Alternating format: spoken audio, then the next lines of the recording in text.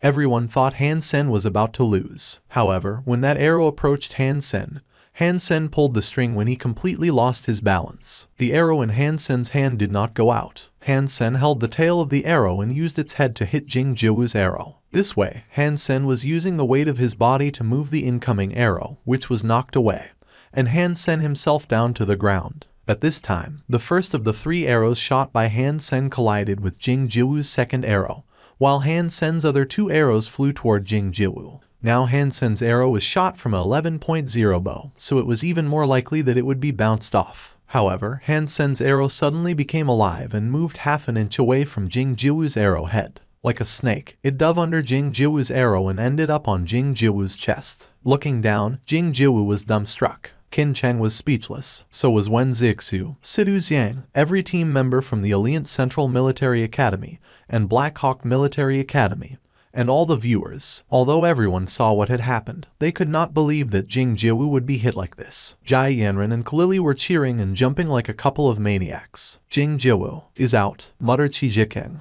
I believe so. Zhang Yang wasn't so sure about it. No one in the Black Hawk team believed it had actually happened. They could not trust their own eyes. The monster, the invincible monster, who had ruled the Military Academy League for 3 years, was hit like this. Alliance Central Military Academy. Jing Jiwoo, out. Archer, Black Hawk, Han Sen. When the voice of the AI ran in the field, everyone came back to themselves. Qi Jikeng hugged Lu Meng, shouting and turning around. We won. Zhu Tianhao was still sitting there. Surprise and joy filled his eyes. Zhang Yang threw away the towel in his hands and jumped over the fence, rushing over to Han Sen, and the other teammates followed him to Han Sen's side. Jing Jiwoo lost. What's that arrow made of? Did I see it right? It dodged Jing Jiwoo's arrow itself. An era has ended. The monster just lost. Unbelievable. Wen Zixu felt that her blood was almost boiling and her voice changing. Disregarding that, she shouted at the top of her lungs, miracle. Black Hawk made a miracle. Han Sen created a miracle. The monster Jing Jiwoo fell under the miraculous shot. Our new emperor has crowned himself with an arrow.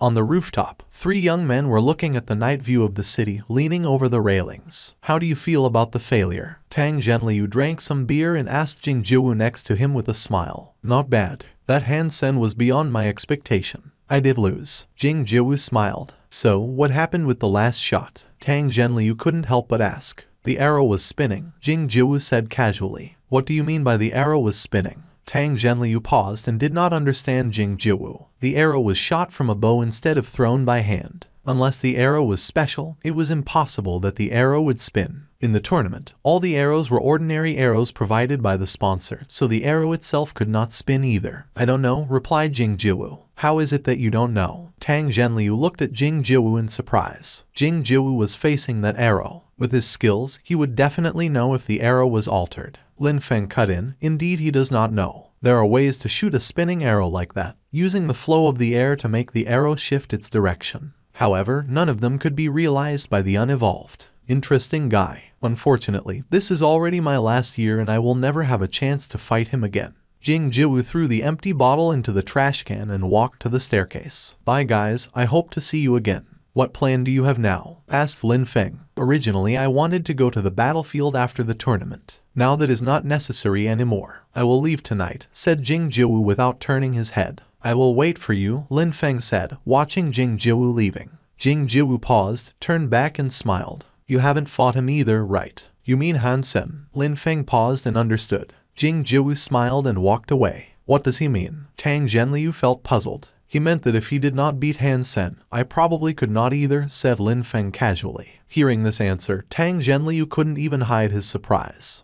The spinning arrow was a creation by Han Sen using the reference of the Beetle Knight's spinning spear and the theory of yin-yang blast. During the 3 months when Han Sen fought the Beetle Knight, he learned nothing other than this skill, which led to his victory in the duel against Jing Jiwoo. Even so, he was very lucky to win. If he were to do it again, Han Sen was not sure if he could still beat Jing Jiwoo. The championship of Black Hawk was the one and only miracle. The sky was blue and the beach was warm. A beauty with skin as fair as milk, long legs and beautiful curves were dipping in the water wearing nothing but bikini. Lying under the beach umbrella, Han Sen could not move his eyes away from Jai Yanran in bikini. Life is good. Watching Jai Yanran's alluring figure, Han Sen felt that God loved him. Jai Yanran really kept her promise and took him on a vacation. which was beyond Han Sen's expectation. Jai Yanran even took care of asking for leave from school. I'm such a charming guy. Han Sen took off his sunglasses and looked at his own reflection in the lens, appreciating his handsome look. Why don't you go swimming? Jai Yanran returned to the beachside and asked Han Sen. Harry pulled her into his own arms, held her tiny waist, and whispered into her ear, we have 4 days and 3 nights, for which I need to save some energy. Jai Yanran suddenly blushed and pinched Han Sen's waist. While Han Sen was complaining, she ran away to another chair. Why is no one here? You didn't rent the entire beach, did you? Harry looked around and was curious why he never saw other tourists here. When have you ever heard such a thing as renting a beach? Jai Yanran rolled her eyes and said, this is a private beach, so of course there is no one here. You own the beach? Han Sen was surprised. I don't. Jai Yanran grinned and said, but this planet belongs to my uncle. Han Sen choked on the water he just drank. He knew that Jai Yanran was from a rich family, but did not imagine they would be so rich. Wonderful. As long as I'm with you, I would not need to work ever. Han Sen smiled and said, you wish. In my family, only sons can inherit family businesses. Now I can still use the family resources, but when I am married, it's all up to you. Jai Yanran curled her lips and said, you have such a strong desire to marry me. I haven't even decided if I want to do that yet. Han Sen pretended to be surprised by her. Jai Yanran suddenly became angry from embarrassment and threw herself at Han Sen. Suddenly, with the sound of a whistle, Han Sen saw an ancient yacht sailing over. Han Sen had only seen such a thing in movies. Jai Yanran immediately stood up from Han Sen's arms. As the yacht came into the pier, a young man of about 25 years old came down with a few bodyguards and walked towards the couple. Smiling, the young man waved to Jai Yanran from afar. Jai Yanran, it's been a while since you visited us. Brother, I'm a military school student now and don't have too much time. Jai Yanran introduced Han Sen to the young man. This is my schoolmate Han Sen.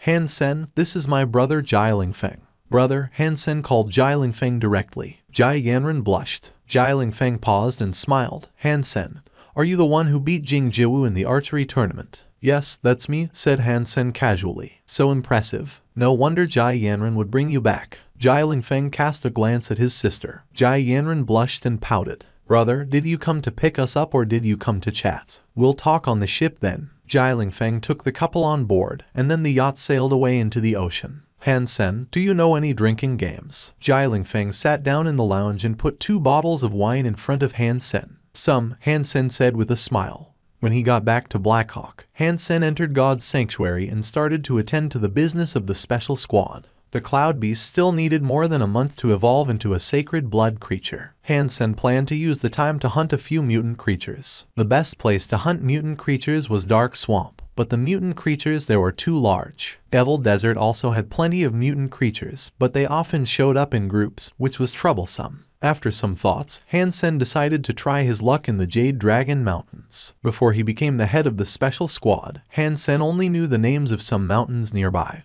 but had no idea about the specifics. After he became the head, Han Sen read many useful insider materials, a lot of which were about the Jade Dragon Mountains. Although the Jade Dragon Mountains were discovered a long time ago, no one really dared to go hunting there. Even the 3 big gangs in the shelter did not dare to hunt creatures in the Jade Dragon Mountains. The main reason was the abundance of advanced creatures in the Jade Dragon Mountains. Han Sen heard that the Bloody Slayer also came from there. According to the materials he read in the accounts of those who had been there, several sacred blood creatures would appear together on the edge of the Jade Dragon Mountains. Most people who had been there had died, and the few who had made it back did not dare to go there again. It was beyond the question of ability. Where there were too many sacred blood creatures, a large group would not even be useful. The survivors had described a 300 feet long gigantic serpentine, a bird as large as a piece of dark cloud, and a giant beast like a hill, among others. What impressed Han Sen the most was that the survivors did not see any ordinary or primitive creatures. The least advanced creatures there were mutant ones. Although it was risky, Han Sen had a sacred blood color shifter beast soul, which could help him sneak in and seek opportunities. As for his scent, Han Sen uses 1 point of his special squad credits and purchased a bottle of vegetation water, which was a tried and true solution to cover up the scent of mankind. At the fringe of the Jade Dragon Mountains, Han Sen became extra careful. He took Meowth away and sprayed the vegetation water all over himself. Wearing his sacred blood armor, Han Sen walked toward the mountains. Although he had wings, Han Sen did not dare to fly around. A sacred blood flying beast soul was fast, but it fell short to a flying sacred blood creature. It would be a suicidal move if Han Sen decided to fly. Traveling for a long while, he eventually saw a creature which was as big as a mammo beast. Just listening to its hoofbeat, Han Sen could feel the earth was shaking. Although he did not know whether the creature was sacred blood or mutant, Han Sen had lost his interest in it just by looking at its size. As the creature ran around in the Jade Dragon Mountains, Han Sen followed it at a distance. With such a large creature in the front, all sorts of other creatures would be alarmed. This way, Han Sen could reduce his risks significantly. After following the creature for a couple of hours, Han Sen did not run into any trouble. Indeed, the creatures in the Jade Dragon Mountains were advanced, but there were fewer creatures here than in other places. Han Sen started to think whether or not he should continue to follow this creature. It was a safe way, but he did not run into any mutant creatures. He wondered whether it was because there were none, or because they were scared away by this giant. As Han Sen was hesitating, he suddenly heard a scream. A huge creature running in front of him was suddenly bit in the neck and dragged away by a creature that looked like a golden lion. The giant body of the huge creature was barely any larger than the head of the lion-like creature. The lion chewed a little and swallowed it down. Han Sen was covered in cold sweats. The golden lion was as big as a mountain.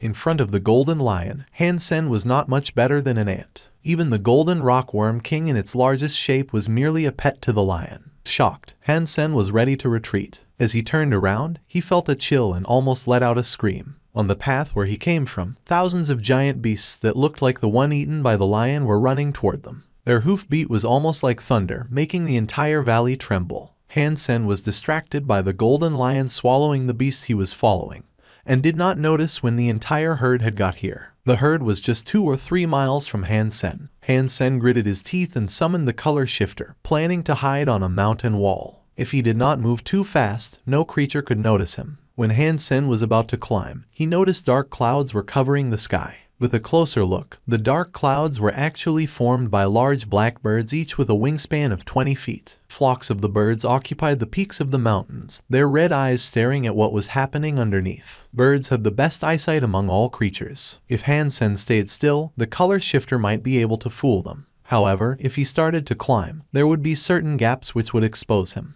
Han Sen felt bitterly disappointed and cursed. Who the F-K said there were few creatures here. They're all acting in groups. Han Sen was running out of time. The herd of beasts were about to arrive, and on the bare mountain walls he had nowhere to hide. Even if he stood clinging to the mountain wall, he was not sure if he could survive the jostling of so many beasts. He did not dare to climb up either with all the birds watching. Suddenly, Han Sen ran toward the golden lion. Although the golden lion was obviously 1,000 times stronger than the herd and flock, it was also so large that Han Sen was merely a bug in its eyes. When using the color shifter, the golden lion would not necessarily notice Han Sen. Instead of risking it climbing the mountain wall, Han Sen decided to try his luck with the golden lion. The birds would not dare to approach the lion, so he could just hide in its fur and try to run away when there was a chance. He tried to move toward the golden lion, which did not notice him. However, the birds on the mountains nearby were flapping their wings and squeaking. Obviously, they had seen him. Many birds were diving to grab him.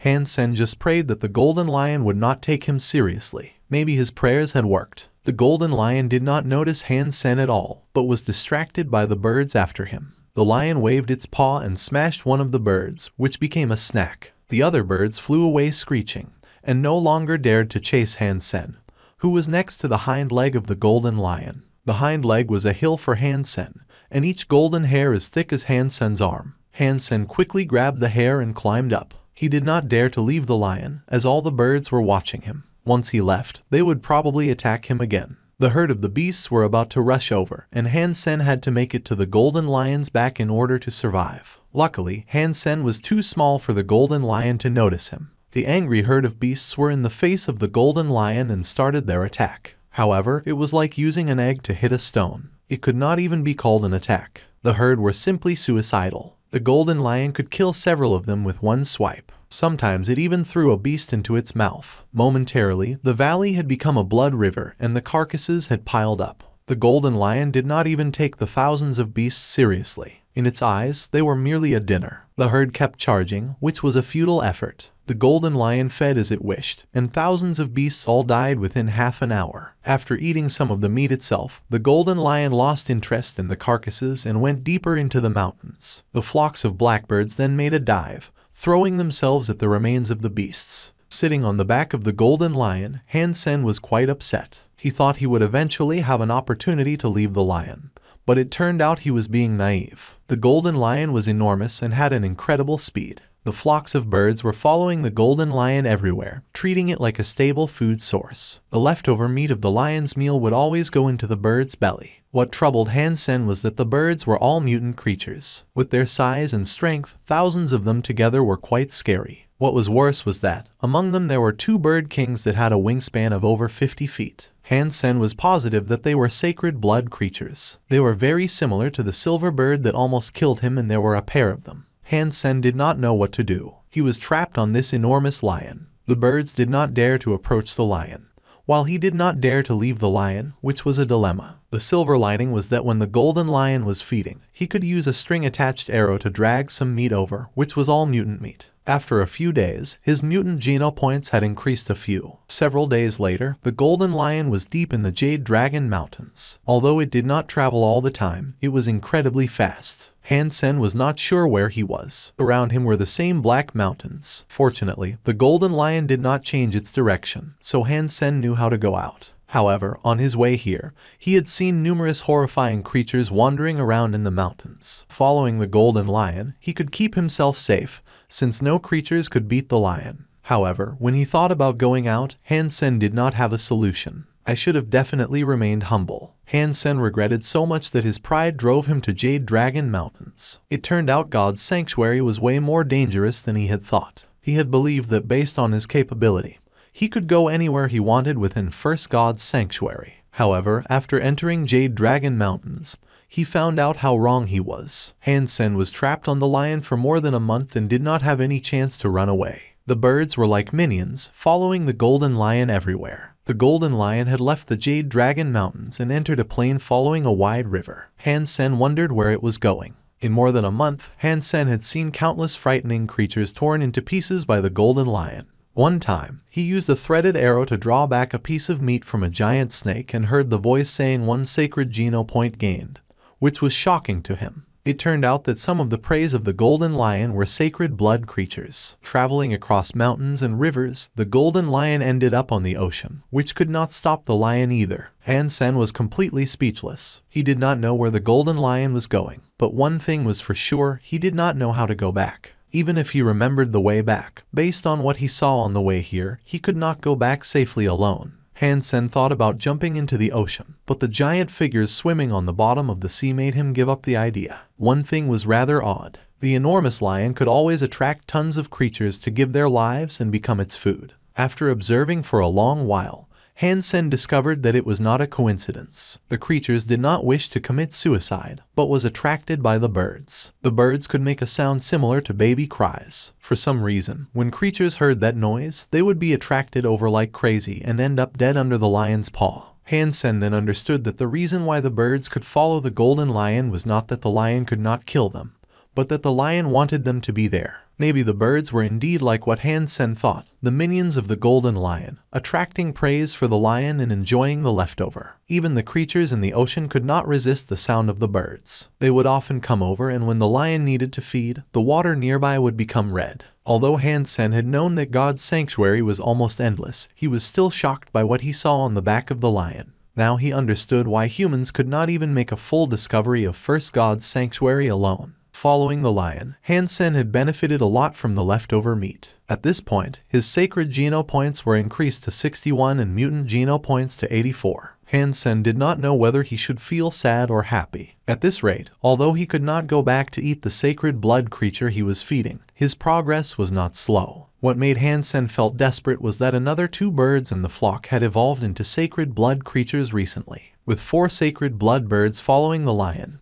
Han Sen felt that he really had nowhere to go. When he was about to give up, the birds suddenly scattered and disappeared. Han Sen thought they would come back, but he never saw the birds again. One day later, Han Sen saw a golden island appearing on the horizon. On the island stood a golden mountain connecting the ocean and the sky. Clouds were halfway up the mountain, and snow was covering the summit. At the foot of the mountain was a sea of red flowers. The entire island was covered by the same kind of flower except for the mountain itself. The golden and red colors together made an astonishing landscape. When Hansen had recovered from his surprise, the golden lion had stepped on the island. Hansen did not know how to describe what he felt at the time. After crossing mountains, rivers, and the ocean, it turned out that the golden lion came to the desolate island just to give birth to its offspring. The golden mountain seemed to be a volcano with a large basin on top. The golden lion was crouching inside the basin, howling. Hansen had got off the lion's back and watched the lion for 7 days. In the beginning, he thought the lion might have gotten sick from eating too many red flowers and wanted to see if the lion was going to die.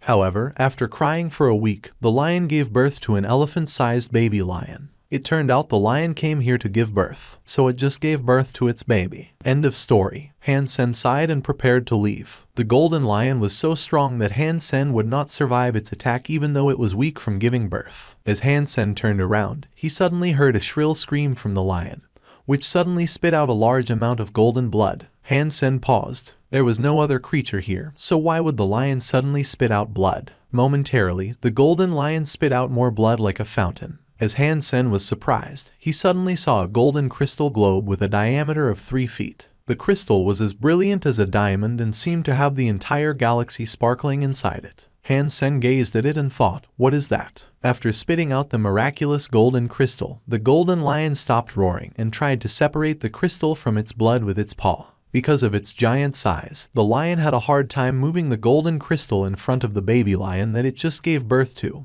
which had not even opened its eyes. Roar. After doing all that, the golden lion regarded the baby lion licking the golden crystal and closed its eyes. It seemed that it had died. Hansen was dumbstruck. He wasn't sure if the golden lion was really dead, but blood kept coming out of its mouth and the basin and became an inch-deep pool. There was no way the lion would live. The baby lion that was just born had no idea what had happened. With its eyes still closed, it was holding the golden crystal with 2 paws and licking it with its tongue. Let's do this. Hansen was good at assassination and was very sensitive about how lively a creature was. It was obvious that the golden lion had died. The golden crystal it spit out seemed to be something quite precious. He drew the Beetle Knight's spear and stuck it between the baby lion and the golden crystal. Using the spear as a lever, he moved the golden crystal away from the baby lion's paws. The golden crystal rolled away toward the wall. The baby lion became upset. Being just born, it could not even open its eyes or stand up, and its paws were still weak. All it could do was to sniff in the direction of the golden crystal and make puerile growling. Hansen had flown into the air, observing the giant golden lion from afar. Seeing it remain completely still, Hansen then felt relaxed and flew toward the golden crystal. He first knocked at it with his spear. It sounded like a stone. Hansen reached out to touch it. It did feel cool. The lion would not do any harm to its baby. Right. Since the baby lion could lick it, there should be no problem. Hansen glanced at the growling baby lion, which was struggling to come over, and made up his mind. He too licked at the golden crystal. As his tongue touched the golden crystal, he felt the crystal melting into liquid. Although there was not much taste, the cooling sense was refreshing. As he drank it, Hansen felt a chill. It felt that all his spores were suddenly opened and that he had more energy than he could use. Amazing stuff indeed. Hansen felt so energetic and overjoyed that he licked the crystal continuously. It was like sucking on an icicle. The faster he licked, the more liquid he got. Very soon, Hansen had licked away a football-sized piece of crystal. As he was drinking the golden liquid, he almost felt reborn. Energy filled all of his cells. What is this? This is much better than Viagra. This must be the life essence of the golden lion. Hansen was overjoyed, as he knew the golden crystal must be something amazing. The baby lion quickly struggled to get up. Hansen pondered and tried to hold the golden crystal up, which was lighter than he had thought, just around 200 pounds. Hansen held it up and flew to the other end of the basin. The baby lion wouldn't give up. Sniffing around, it kept crawling, persistent to get the crystal back. I did not want to kill you because you are just a baby. But since you will not give up, I will have no mercy. Hansen made up his mind and stabbed the spear at the baby lion. Ding! The spear did not even break the baby lion's skin. The spear head was even bounced back by its fur. Hansen widened his eyes and looked at the baby lion incredulously. The spear was from the Beetle Knight and could be compared to any sacred blood beast's soul weapon. Yet it did not even break the fur of a baby lion.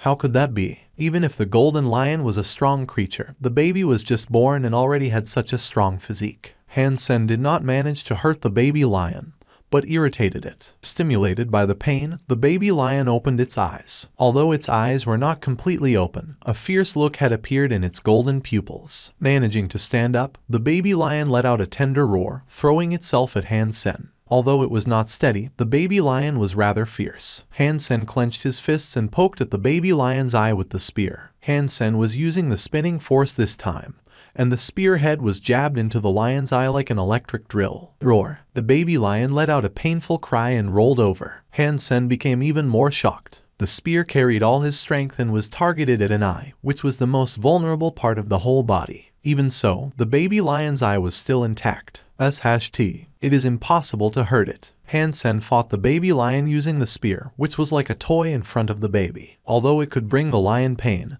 it could not really hurt it. Han Sen almost doubted that the spear was a fake, and changed to the diamond sword and the three-blade harpoon. However, no matter what weapon he used, where he attacked, the golden lion would only suffer a bit pain.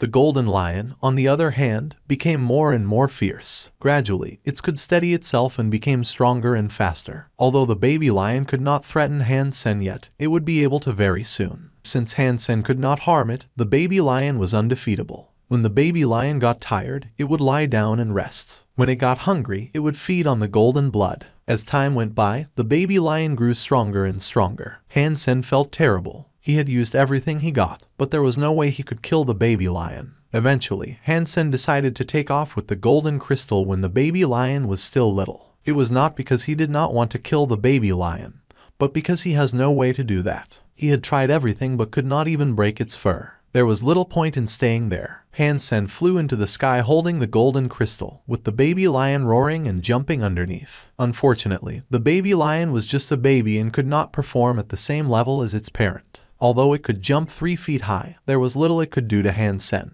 What a freak! Han Sen glanced at the baby lion, left the golden mountain, and landed on the island. There were many creatures in the ocean, so Han Sen could not fly far with the golden crystal. If he happened to encounter some strong creatures, it would be a lot of trouble. On the island, there were just the dead golden lion and the baby lion, so he should be safe temporarily as long as the baby lion could not come down the mountain yet. Han Sen planned to eat the golden crystal first and then leave the island. Racing against time, Han Sen licked the golden crystal the first chance he got. As he drank the golden liquid until he was full, he suddenly heard a voice, life essence of super creature golden growler consumed. 1 super geno point gained. Han Sen suddenly widened his eyes, as if he were struck by a lightning bolt. He almost thought there was something wrong with his ears. As he recovered from his surprise, he quickly checked his own data. Han Sen unevolved. Status none. Lifespan 200. Requirement for next evolution 100 geno points. Geno points gained 100 ordinary geno points, 100 primitive geno points, 84 mutant geno points, 61 sacred geno points,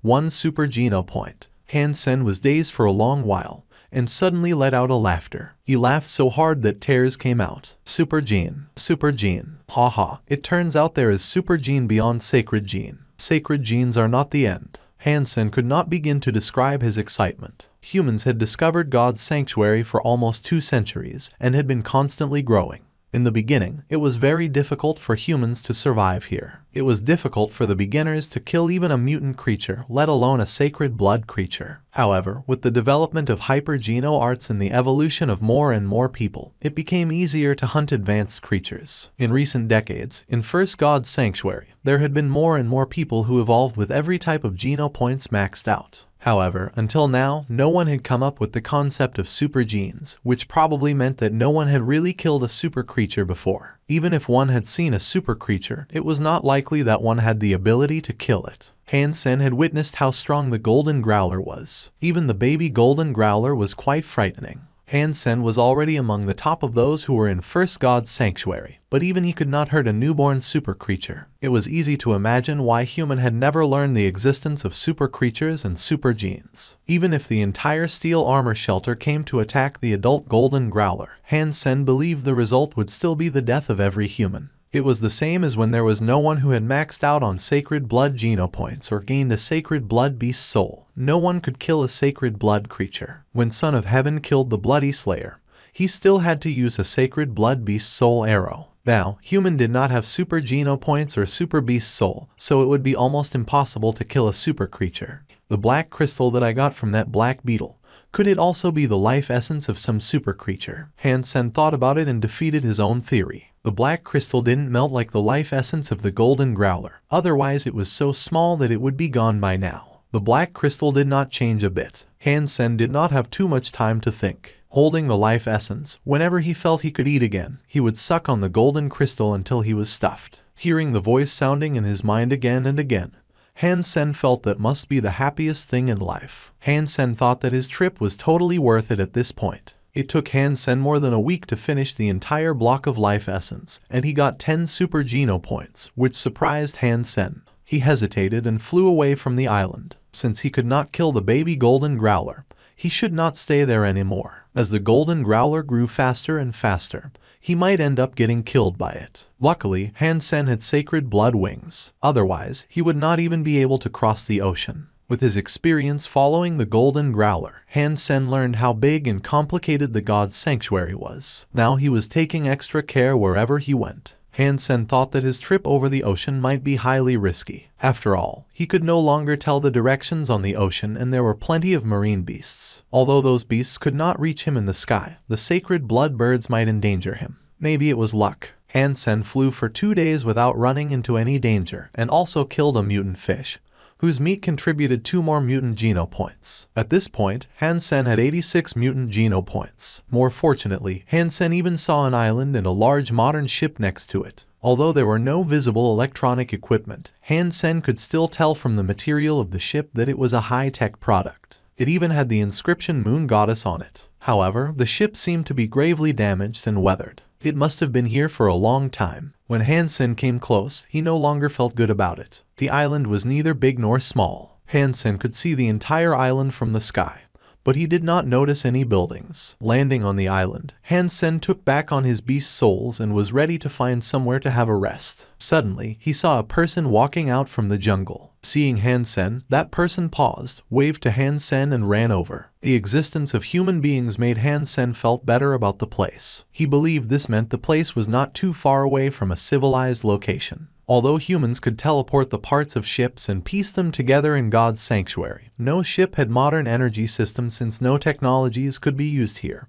which was why all the ships could only sail in a small range. Han Sen regarded the person, who was a 20-year-old young woman wearing a blue beast soul armor. She looked at Han Sen excitedly. "Are you from Green Island?" The young woman asked with a trembling voice. "I'm sorry, I don't know where Green Island is." Han Sen shook his head and wanted to ask the woman where he was. At this time, a few more persons ran from the jungle nearby. They were all about the same age as the woman. They were equally excited when seeing Han Sen. Everyone was asking Han Sen all kinds of questions. But the most frequent one was the woman's question. "Are you from Green Island?" "I am sorry, I am not from Green Island. I came from Steel Armor Shelter, suffered a shipwreck and ended up here. May I ask where I am?" Hearing Han Sen's reply, these people suddenly became extremely disappointed. Very soon, Han Sen followed them through the forest and arrived at a cave. Inside the cave there were many supplies produced in the Alliance. It was a large cave with bonfire inside, so it almost felt like camping. Han Sen could tell that these people had been living here for a long time. They were more than a dozen people of the same age. From Han Sen's perspective, these people were about the same age as Qin Xuan. But Qin Xuan only stayed in First God's Sanctuary for a long time because she wanted to max out her sacred Geno points. These people obviously did not have the same intention. "Newbie, if you want to stay here, you must obey our rules and do your job. Otherwise we do not have extra food to waste on you," said a serious guy to Han Sen. "There are plenty of creatures in the ocean and on the island, so I think I will be able to feed myself," Han Sen smiled and said.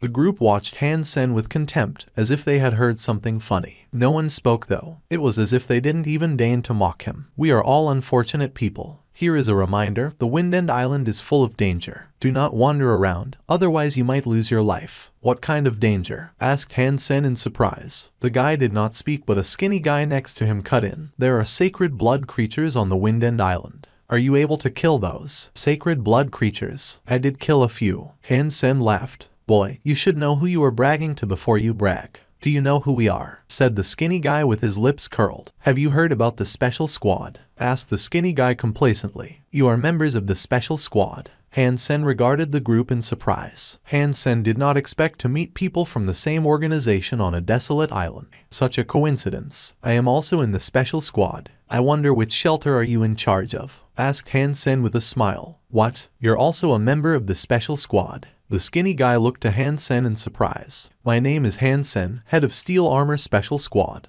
Han Sen told them his identity, which was no secret, so there was no point to hide it from them. Are you kidding me? At your age, you would be lucky to become a member. Head my ass. The skinny guy smirked and did not believe Han Sen would be the head. He then pointed to the guy who spoke first and told Han Sen, boy, see. This is what a head looks like. This is our captain, Fu Shan. Hi, I am Han Sen from Steel Armor Special Squad. Which shelter are you from? Han Sen felt lucky to meet members from the special squad. The skinny guy thought Han Sen was lying and became angry. Before he wanted to say something, Fu Shan stopped him. Fu Shan looked Han Sen up and down and said, as far as I know, the head of Steel Armor Special Squad is Qin Xuan, and her deputy is Yang Manli. They're both ladies and there is no guy in the leadership. I have never heard of the name Han Sen. You must have been trapped here for more than half a year. Han Sen's gaze swept across the group. So what? The skinny guy stared at Han Sen and asked. No wonder you did not know that Qin Xuan had gone to Second God's Sanctuary and I am the new head of Steel Armor Special Squad.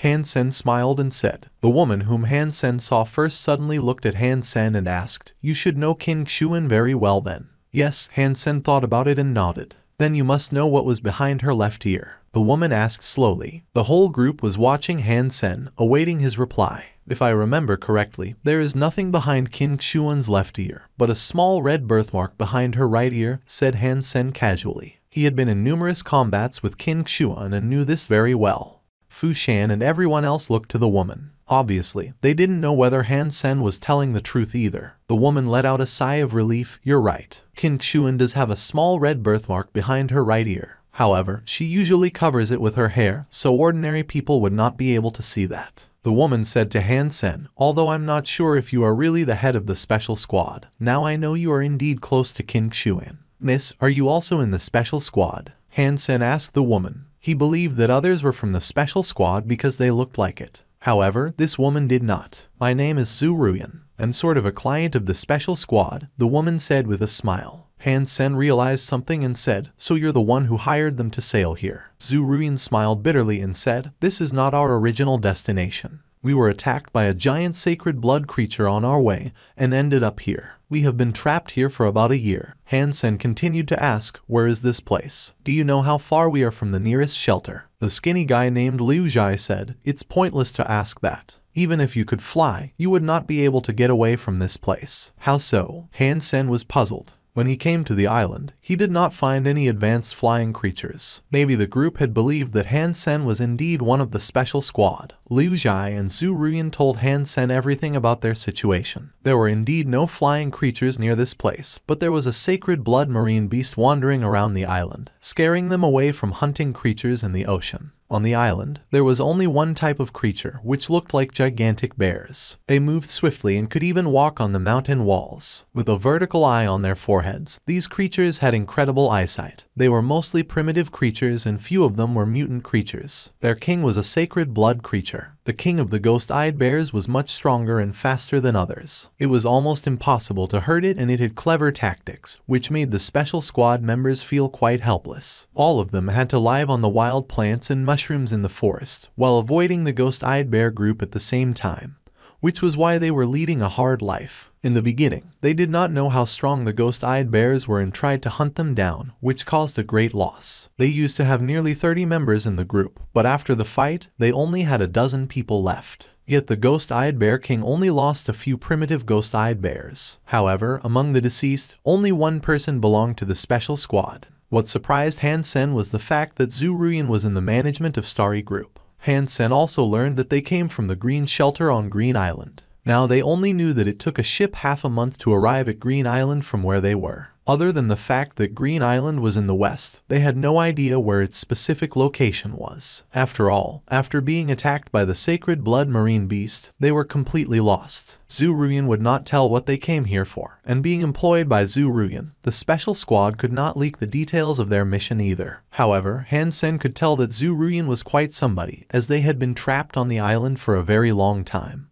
Zhu Ruyan, I am also in the special squad. How about you and I make a deal? Asked Han Sen after learning everything. We have ended up here. What deal can I possibly make? Zhu Ruyan frowned. I mean, while you're waiting on the island, don't you want to eat better? Han Sen asked calmly. You have food. Zhu Ruyan watched Han Sen, unable to see any possibility of him carrying a large amount of food. I don't have any food with me, but there is plenty of food on this island. Han Sen smiled and said, You're thinking about the ghost-eyed bears. I think you should give up. I don't want to see anyone die. Zhu Ruyan was terribly disappointed in Han Sen's idea. If they had any chance at hunting the ghost-eyed bears, they wouldn't wait until this day. Zhu Ruyan did not even believe that Han Sen was the head of Steel Armor Special Squad. Even if he was, that would not change anything. Fu Shan was the head of a special squad and had a whole team with him. He did not have much chance against the ghost-eyed bear either. Being alone, Han Sen had no advantage whatsoever.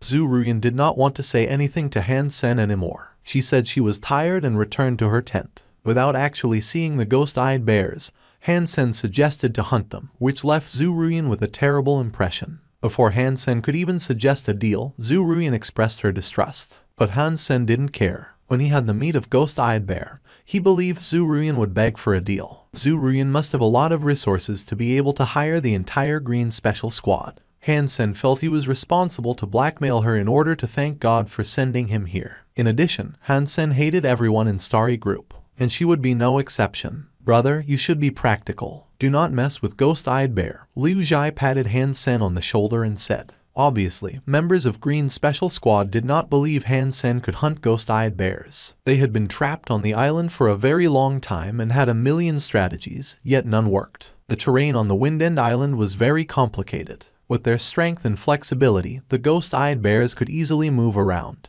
The Sacred Blood Ghost-eyed Bear King and a dozen mutant ghost-eyed bears cost them a lot of good men when they had more people. Han Sen alone would never make it. Han Sen did not answer Liu Zhai but asked Fu Shan. Tell me about it. Out of everyone's expectation, Fu Shan did not turn down Han Sen directly. Captain, what's to talk about with this guy? Do not believe his words, said Liu Zhai hurriedly. Han Sen smiled and said, Fu Shan, since we are all in the special squad, how about we hunt the ghost-eyed bears together? Afterwards, I will take the meat of the Sacred Blood Ghost-eyed Bear, and we can share the rest half and half. What do you think? Fu Shan frowned. Han Sen was being too arrogant indeed. He did believe Han Sen had something special about him.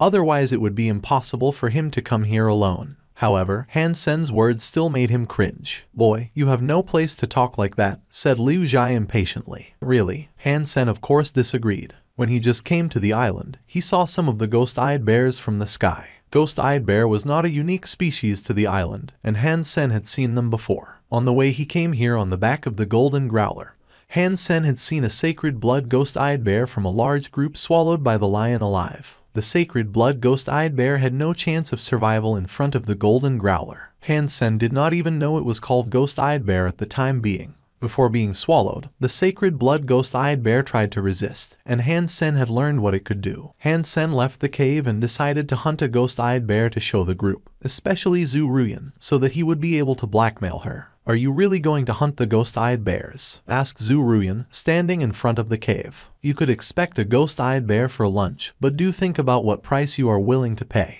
Han Sen waved at Zhu Ruyan without turning back and marched into the jungle. Fu Shan sighed. Although he thought Han Sen was special, it was almost impossible for someone to survive the attack of the ghost-eyed bear group. Once noticed by the ghost-eyed bears, one was unlikely to run away. Last time, they had to sacrifice a dozen lives before they were able to get away. Zhu Ruyan saw Han Sen disappear in the jungle and had complex emotions. She did not believe that Han Sen could really hunt a ghost-eyed bear either. Other people thought Han Sen was either mad or arrogant to hunt the ghost-eyed bear alone. If Han Sen was not killed by the ghost-eyed bear, he would probably ask for food from them.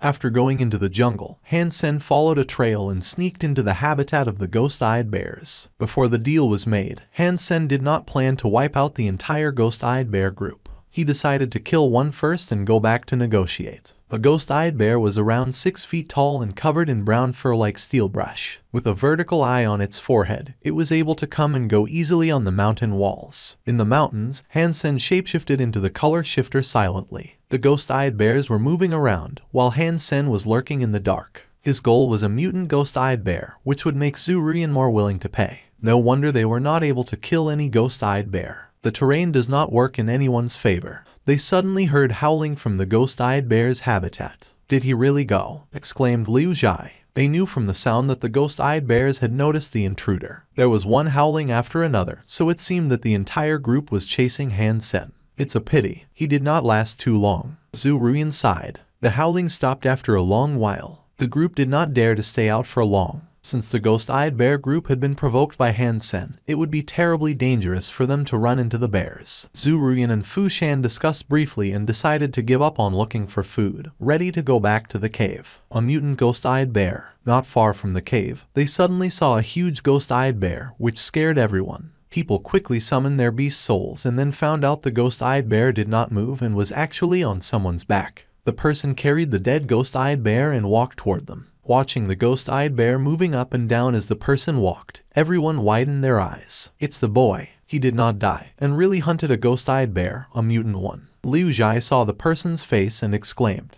The others were also shocked, unable to believe their eyes. Han Sen was really able to hunt a ghost-eyed bear, and the mutant one, which was incredible. The first time they went, half of the people died and they were only able to kill some primitive ghost-eyed bears. Not a single mutant one was killed. The creature had incredible speed and strength. To kill one of them on the cliff was almost impossible. However, Han Sen alone hunted a mutant ghost-eyed bear back. Fu Shan looked Han Sen up and down and did not see a single injury on Han Sen's body, which surprised him even more. It was obvious from the howling that the entire ghost-eyed bear group was alarmed. But Han Sen still came back safe and sound, taking the body of a mutant ghost-eyed bear, which made him wonder how strong Han Sen must be to be able to achieve this. "Miss Zhu, are you interested in a deal now?" Han Sen scanned everyone's face and asked Zhu Ruyan. "Very much so." Zhu Ruyan's eyes lit up. They were all trapped here for more than a year. In the beginning, they had some meat jerky to eat, and after that they had to go vegan. It had been a while since they had any taste of meat. Seeing the body of the dead ghost-eyed bear, they immediately thought of barbecue. Of course, Zhu Ruyan was thinking more than just this mutant ghost-eyed bear. Since Han Sen was able to kill a mutant creature so easily, it meant he could wipe out all the ghost-eyed bears. If he could do that, they could benefit from more than just the meat. In fact, they had been lying to Han Sen from the very beginning. Their destination was always this island because they wanted something here. They did, however, run into an accident on the sea. That part was true. After they got here, they were not able to get what they wanted because of the ghost-eyed bears. Surprisingly, Han Sen was strong enough to wipe out all the ghost-eyed bears, which was fantastic for Zhu Ruyan. Zhu Ruyan believed that someone would eventually come to their rescue. It was just a matter of time for the Starry Group to locate this island. If she was able to get what she wanted before they came, that would be the best. Otherwise, she would be no more than a failure. If she obtained that thing after the rescue team came, the credit would no longer be hers. Zhu Ruyan watched Han Sen with desire. Although she did not know how Han Sen achieved that, she believed his presence would work in her favor. "So, Sen, what's the deal?" Zhu Ruyan looked to Han Sen and softened her voice. "How much do you want for this mutant ghost-eyed bear?" As calculative as Zhu Ruyan, she would not easily expose her real objective. Zhu Ruyan was secretly thinking that it would be fine for her to pay a high price for this mutant ghost-eyed bear. She could even pay more for Han Sen to hunt a few more mutant ones. There were in total a dozen mutant ghost-eyed bears. As long as Han Sen killed them all, one sacred blood ghost-eyed bear would not be such a big threat to the group. "According to market price, you can have it for 100 million, said Han Sen, narrowing his eyes. When the group heard the phrase market price, they were optimistic, because based on the market price, the meat of a mutant creature would be 2 to 3 million. Even he doubled it, that would be a small amount. However, Han Sen's price made her cringe. Liu Zhai opened his mouth wide and thought, a mutant creature for 100 million, what kind of market price is that? Han Sen, this is a bit too high. Even a rare mutant creature would only be marked 2 to 3 million on the market. Even if I am willing to pay you 10 times that price, that would be 20 to 30 million. Don't you think 100 million is too much? Zhu Ruyan frowned at Han Sen. You're right, outside this island, that is the market price. However, we are in a different place, so of course we have a different price. Here, the market price is 100 million each. If you think it's too expensive, that's fine as well. I will just keep it for myself. Zhu Ruyan did not care if she cannot eat the meat. As long as Han Sen could wipe out all the mutant ghost-eyed bears, she would be achieving her goal. Of course, I always have the same and fair price for everyone. Han Sen then looked to the green special squad, and I did invite them to cooperate before. It is not my fault that they turned me down. Liu Zhai blushed when hearing Han Sen's words. He was the one who objected the most and thought Han Sen was a lunatic. Zhu Ruyan heard Han Sen's words and was secretly excited. She kept a straight face and snorted, "Han Sen, aren't you afraid that everyone will turn on you? Or are you not in the special squad at all?" Since Han Sen came back, Zhu Ruyan and her men were circling Han Sen and the mutant ghost-eyed bear. As Zhu Ruyan made a long face, her people were also staring at Han Sen. Obviously, Zhu Ruyan was trying to threaten Han Sen. Originally, she was afraid that Fu Shan and his team might help Han Sen. As Han Sen's answer probably pissed off the entire special squad, she believed that Fu Shan would take her side if there was a fight. After all, they were trapped on an island and had not had meat in a long time. Fu Shan should not reject working with Zhu Ruyan against Han Sen. 200 million. Han Sen came up with a price that doubled the last offer. He did not even raise an eyebrow, as if he did not hear Zhu Ruyan's threatening remark. Fu Shan, this kind of behavior would never come from someone in the special squad. We should control him and interrogate him, said Zhu Ruyan. Zhu Ruyan thought Fu Shan would work with her for sure. After all, the special squad members were also checking out the mutant ghost-eyed bear greedily, and they did not have any affection toward Han Sen either. To her surprise, Fu Shan shook his head and said, "I have no idea whether he is in the special squad, and that doesn't concern me." Fu Shan ordered everyone on his team to step aside. It was obvious that he did not want to meddle in this matter. Although his team members wondered why Fu Shan made the decision, they had a lot of trust in their captain and followed his order. Zhu Ruyan was dumbstruck. Based on her understanding, Fu Shan was a rational person. Even if he did not want to harm Han Sen, he would agree to take the mutant ghost-eyed bear first. Fu Shan's decision forced Zhu Ruyan to reevaluate Han Sen. The only explanation for Fu Shan to make a decision like this was that Fu Shan did not believe they could beat Han Sen. "So, it seems that you do not want to deal with me." Han Sen picked up the mutant ghost-eyed bear. "What are you doing?" Zhu Ruyan did not dare to try to stop Han Sen. "Since I'm not welcome here, I will find a place for my own. I have a mutant ghost-eyed bear anyway. If I eat it slowly, it could last me 3 to 5 months. Han Sen put the mutant ghost-eyed bear on his back. "Fine, 100 million, I will purchase this mutant ghost-eyed bear." Zhu Ruyan gritted her teeth and said, what she needed was for Han Sen to kill the ghost-eyed bears. If Han Sen really hid somewhere and enjoyed the food for himself, that would defeat the purpose. The price is no longer 100 million. It is 200 million now. Han Sen's reply made Zhu Ruyan want to strangle him. 200 million is fine. However, it is impossible for me to bring so much money to God's sanctuary. I can write you a promissory note and the Starry Group will pay you in the alliance. It did not matter how many promissory notes she wrote Han Sen at this point, because the rescue team from the Starry Group would not let Han Sen live. "Sorry, I only take cash." Han Sen turned Zhu Ruyan down and looked her up and down. "Although, you could pay me with beast souls as well. What do you propose?" Zhu Ruyan felt a stronger incentive to kill him. The market price for a sacred blood beast soul would be around 100 or 200 million. "So I would say a sacred blood beast soul for a mutant ghost-eyed bear," Han Sen said to Zhu Ruyan. 5 primitive beast souls for the mutant ghost-eyed bear, suggested Zhu Ruyan. 5 mutant beast souls are more like it, said Han Sen, blinking. After bargaining, Zhu Ruyan was able to trade a mutant beast soul for the mutant ghost-eyed bear, which pleased Han Sen. Both from a mutant creature, a beast soul was worth a lot more than the meat. In other places, this would be an impossible deal. As for the sacred blood beast soul, Han Sen knew that Zhu Ruyan would never give him that in the first place. He left the cave soon after and did not want to stay in the same place with these people. Zhu Ruyan could not help walking toward Fu Shan. "Fu Shan, are you okay with him doing whatever he wants?" She was not trying to blame Fu Shan, but only wanted an answer. "Look closely at the body of the mutant ghost-eyed bear," said Fu Shan calmly. Zhu Ruyan was dazed and walked toward the body of the mutant ghost-eyed bear. The rest of the group also approached the body, trying to understand what Fu Shan meant. Very soon, they all became silent. The ghost-eyed bear was only cut in the throat and was not hurt anywhere else. It was obvious that it was killed with one blow before it could make any struggle. Everyone was shocked. To kill a mutant ghost-eyed bear in such a clean way was something incredible. Going into the ghost-eyed bear habitat alone, killing a mutant ghost-eyed bear with one blow and coming back with the body safe and sound, he is not someone we should view as an enemy, explained Fu Shan quietly. Normally speaking, a mutant ghost-eyed bear would not stay too far away from a sacred blood one. Zuruyan could not imagine how Han Sen managed to do that. So what? He is also trapped on this island now. When the rescue team comes, he will not be able to fly away, thought Zuruyan cruelly. After leaving the cave, Han Sen flew to a high mountain and observed the entire island.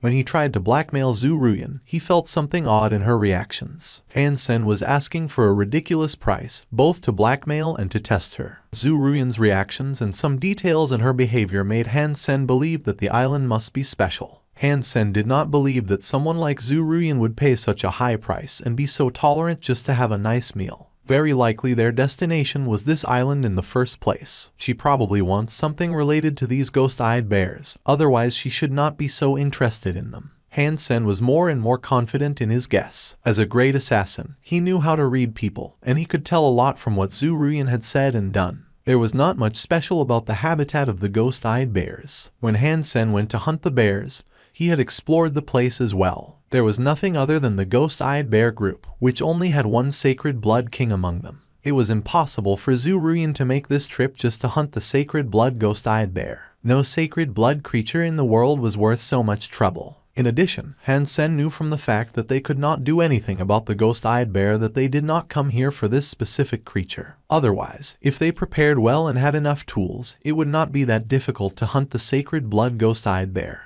If they did not come here for the ghost-eyed bear, but for something related to the ghost-eyed bear. Han Sen pondered, touching his nose. He suddenly thought of something, maybe it's for that. Han Sen flew higher into the sky for an overlook of the bear habitat. Going higher and higher, Han Sen thought he must be right. The mountains on the island were layered. Watching from above, they looked like a giant lotus, with each mountain resembling a petal. The ghost-eyed bears lived in the center. That's it. Han Sen was overjoyed when looking at the odd shape of mountains. The only place that would guarantee a beast's soul in God's sanctuary was the nest of creatures, in addition to the mystery island. The number of creatures in God's sanctuary was almost unlimited. In an area, even if all the creatures were killed, new creatures would appear before long. Humans had done extensive research on this and concluded that most creatures did not come from their own reproduction, but somewhere humans called nests. These nests were usually hidden tens of thousands of feet underground. Once in a while, a large number of creatures would be born from the nest. Humans were still not sure how the creatures arrived at different locations in God's sanctuary. In a random expedition, some people found a nest that was exposed on the ground for some reason. After some exploration, they found that in each nest, there would be an egg. If one were to break that egg, one would get a beast's soul for sure. The egg itself was not dangerous, but normally speaking,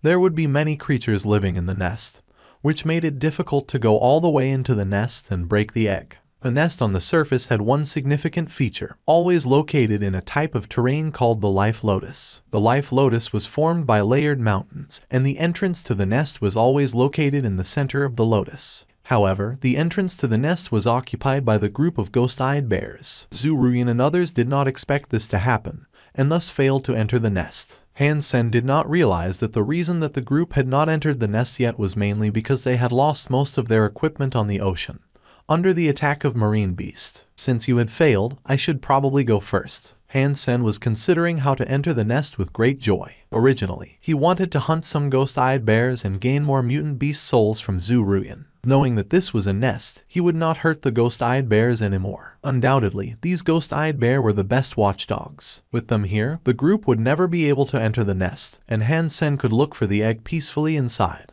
Well done, Zuruyan. You tried to lure me to kill more mutant ghost-eyed bears and you could enter this nest. Han Sen smirked secretly. Unfortunately, I already know your plan and you shall be disappointed. Han Sen landed on the mountain and sneaked toward the center of the life lotus. He had been there once, and would be able to enter the nest without alarming the ghost-eyed bears. As for the sacred blood ghost-eyed bear, Han Sen prepared to kill it after breaking the egg. Obviously, these ghost-eyed bears did not live in the nest. Their occupation of the surrounding area was merely a coincidence. Han Sen used the color shifter to move slowly to the entrance. After more than an hour, he was in front of the nest. Like what was described on the Skynet, the nest was a stone cave going straight down like a well. The stones were black and smooth, and the entrance was so narrow that only one adult could pass at a time. Han Sen did not hesitate before sliding down. With a fall of 12 feet, his feet touched the ground. In front of his eyes appeared a path zigzagging down. Surrounding him were black stones, among which there were many gleaming green crystals. Although they looked dismal, it was still much better than darkness. People called these crystals green gold, which could be seen everywhere in nests. They were not harmful to health, but were not useful in any way either. Hansen decided to be careful and summoned his phantom ant armor, protecting himself thoroughly,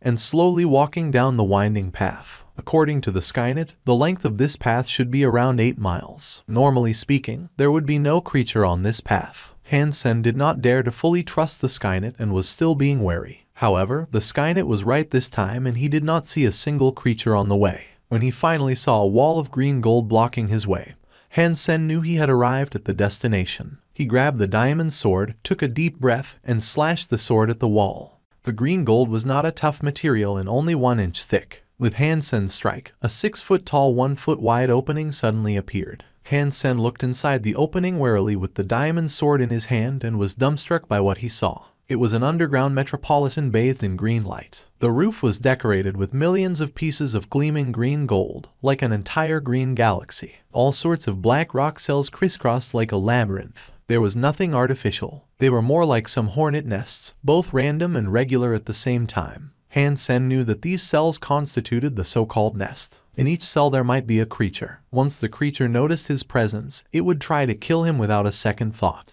Hansen saw that there must be tens of thousands of cells of all sizes, some as small as his hand, while some as large as palaces. They were all interconnected in a strange and natural way. All the deities in this world, please give me your blessings. I wish there would not be too many creatures. Some primitive creatures would do, prayed Hansen as he tiptoed. Although there was enough space for him to fly across the nest, Hansen did not plan to use his wings. When he flew up, all the creatures could see him clearly and would potentially attack him in groups. It was not like the roof was so high he could avoid all the attacks, so Hansen decided against that. Could this nest be empty? Maybe all the creatures had left. Hansen wondered. It should not be. According to what I read, unless the egg is broken, the nest will continue to breed new creatures. Since the wall was still intact, I don't suppose anyone has been here. So, the egg must still be here as well. How come there is no creature? Hansen did not dare to relax. Although it seemed everything was going well, he still remained alert. Every time he passed a cell, Hansen would always stare at it, in case a creature would catch him off guard. However, after seeing tens of thousands of cells, he did not see a single creature. It seemed the nest was really empty. This is so weird.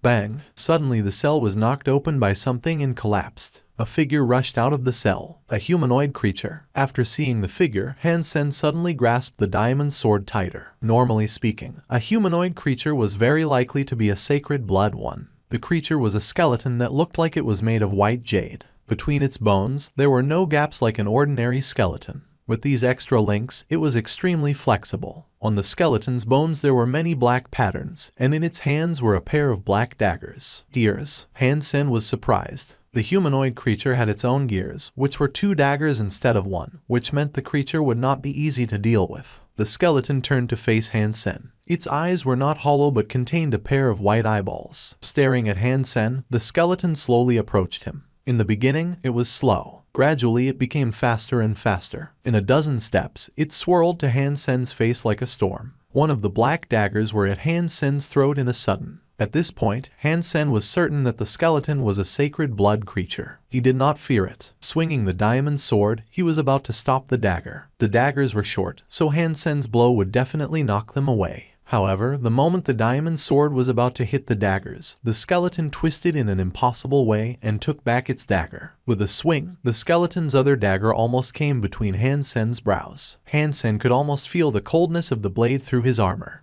Ding! Hansen summoned the 3-blade harpoon in his left hand and blocked the dagger in his face. In the next moment, while the skeleton had it back toward Hansen, it quickly twisted his arm backward and stabbed at Hansen again. The suddenness took Hansen at a disadvantage. He did not have time to take back his sword or swing the harpoon. Whoosh! Hansen used the sparticle and made a crucial step, dodging the dagger by a hair. The phantom ant armor was still scratched by the tip of the dagger and left with a shallow mark. Hansen was shocked by how sharp the daggers were. Instantaneously, the other dagger in the skeleton's hand came from another incredible angle. Hansen was also a master at short blades like these, but he had never seen someone could use these weapons in such a fascinating way. The skeleton's movements were as if they were all wrong. He could never predict the skeleton's next move, which made him feel very uncomfortable. It was like a musician hearing a song with all the wrong tempos. In addition, the skeleton was incredibly fast. Its attacks were almost continuous, making Han Sen almost desperate. This kind of close combat made the diamond sword a burden rather than a help. Han Sen did not even have time to put down the sword, because the skeleton's strikes were dazzling. The skeleton's footwork and dagger skills left Han Sen in a huge disadvantage. Suddenly, he was injured in the chest. If it were not for the sacred blood armor, Han Sen would have been dead by now. With goosebumps all over his body, Han Sen summoned Meowth, which turned into a black tiger and threw itself at the skeleton. The white jade skeleton almost glided on the ground, moved away from the tiger and stabbed at Meowth with its dagger. Meowth turned back and snapped at the skeleton, which quickly took back the daggers and moved away. With its back toward Meowth, the skeleton turned its arm around in an impossible angle and stabbed at Meowth's stomach. Han Sen seized the opportunity and slashed the sword at the skeleton, his other hand grasping the harpoon to block the attack toward Meowth. Fighting a man and a cat, the white jade skeleton still seemed effortless and constantly made threatening attacks at Han Sen and Meowth. Very soon, Han Sen discovered that it was not a great idea to summon Meowth, as the skeleton actually used its miraculous footwork to confine their movements. This creature is rogue. Han Sen cursed secretly. When Meowth was attacking the skeleton, he quickly ran away. At this point, both he and Meowth were injured, while the skeleton remained unharmed. There was no point in continuing the fight. Han Sen decided to retreat and think of a different method. Luckily, Meowth was distracting the skeleton so that Han Sen could run far enough before he took Meowth back. The white jade skeleton would not leave Han Sen alone and quickly ran after him. Han Sen did not dare to hesitate anymore and dashed toward the path where he came from. The skeleton would not give up. It was even faster than Han Sen. With Meowth's help, Han Sen retreated while fighting, eventually arriving at the broken wall. Han Sen quickly crawled through the opening, and the skeleton followed him. Drop dead, Han Sen was happy to see the skeleton moving into the narrow path, where its footwork would no longer work that well. Han Sen quickly drew the Beetle Knight's spear and stabbed it at the skeleton. In such a small space, a longer weapon was a lot better than a shorter one. The skeleton's daggers could not even reach Han Sen, and the skeleton had nowhere to hide. It had to cross the daggers in front of its chest to block the incoming spear. However, Han Sen's spear carried a strong spinning force, and the skeleton failed to stop it. Han Sen thought he must have been successful, but the skeleton quickly glided back like a phantom, faster than Han Sen when he used Sparticle. The skeleton seemed to be quite intellectual. Knowing it would not be Han Sen's match in the narrow path, it no longer tried to follow him, but chose to stay and guard the wall. Han Sen had to leave the nest. He had to think of a way to get rid of this white jade skeleton. Otherwise he would never be able to reach where the egg was. Damn, there just happens to be a powerful sacred blood creature in this nest. Han Sen felt quite upset. He quietly crept out of the nest and killed a primitive ghost-eyed bear for food. Han Sen looked for a safe place in the mountains and collected some branches to make a fire. He then barbecued the primitive ghost-eyed bear, the paws of which were delicious. However, Han Sen's thoughts were on how the white jade skeleton fought. The skeleton had incredible techniques with the daggers, which mimicked assassination skills in a way that the opponent would not be able to predict any attack. Han Sen could tell that these techniques were still somewhat different from assassination.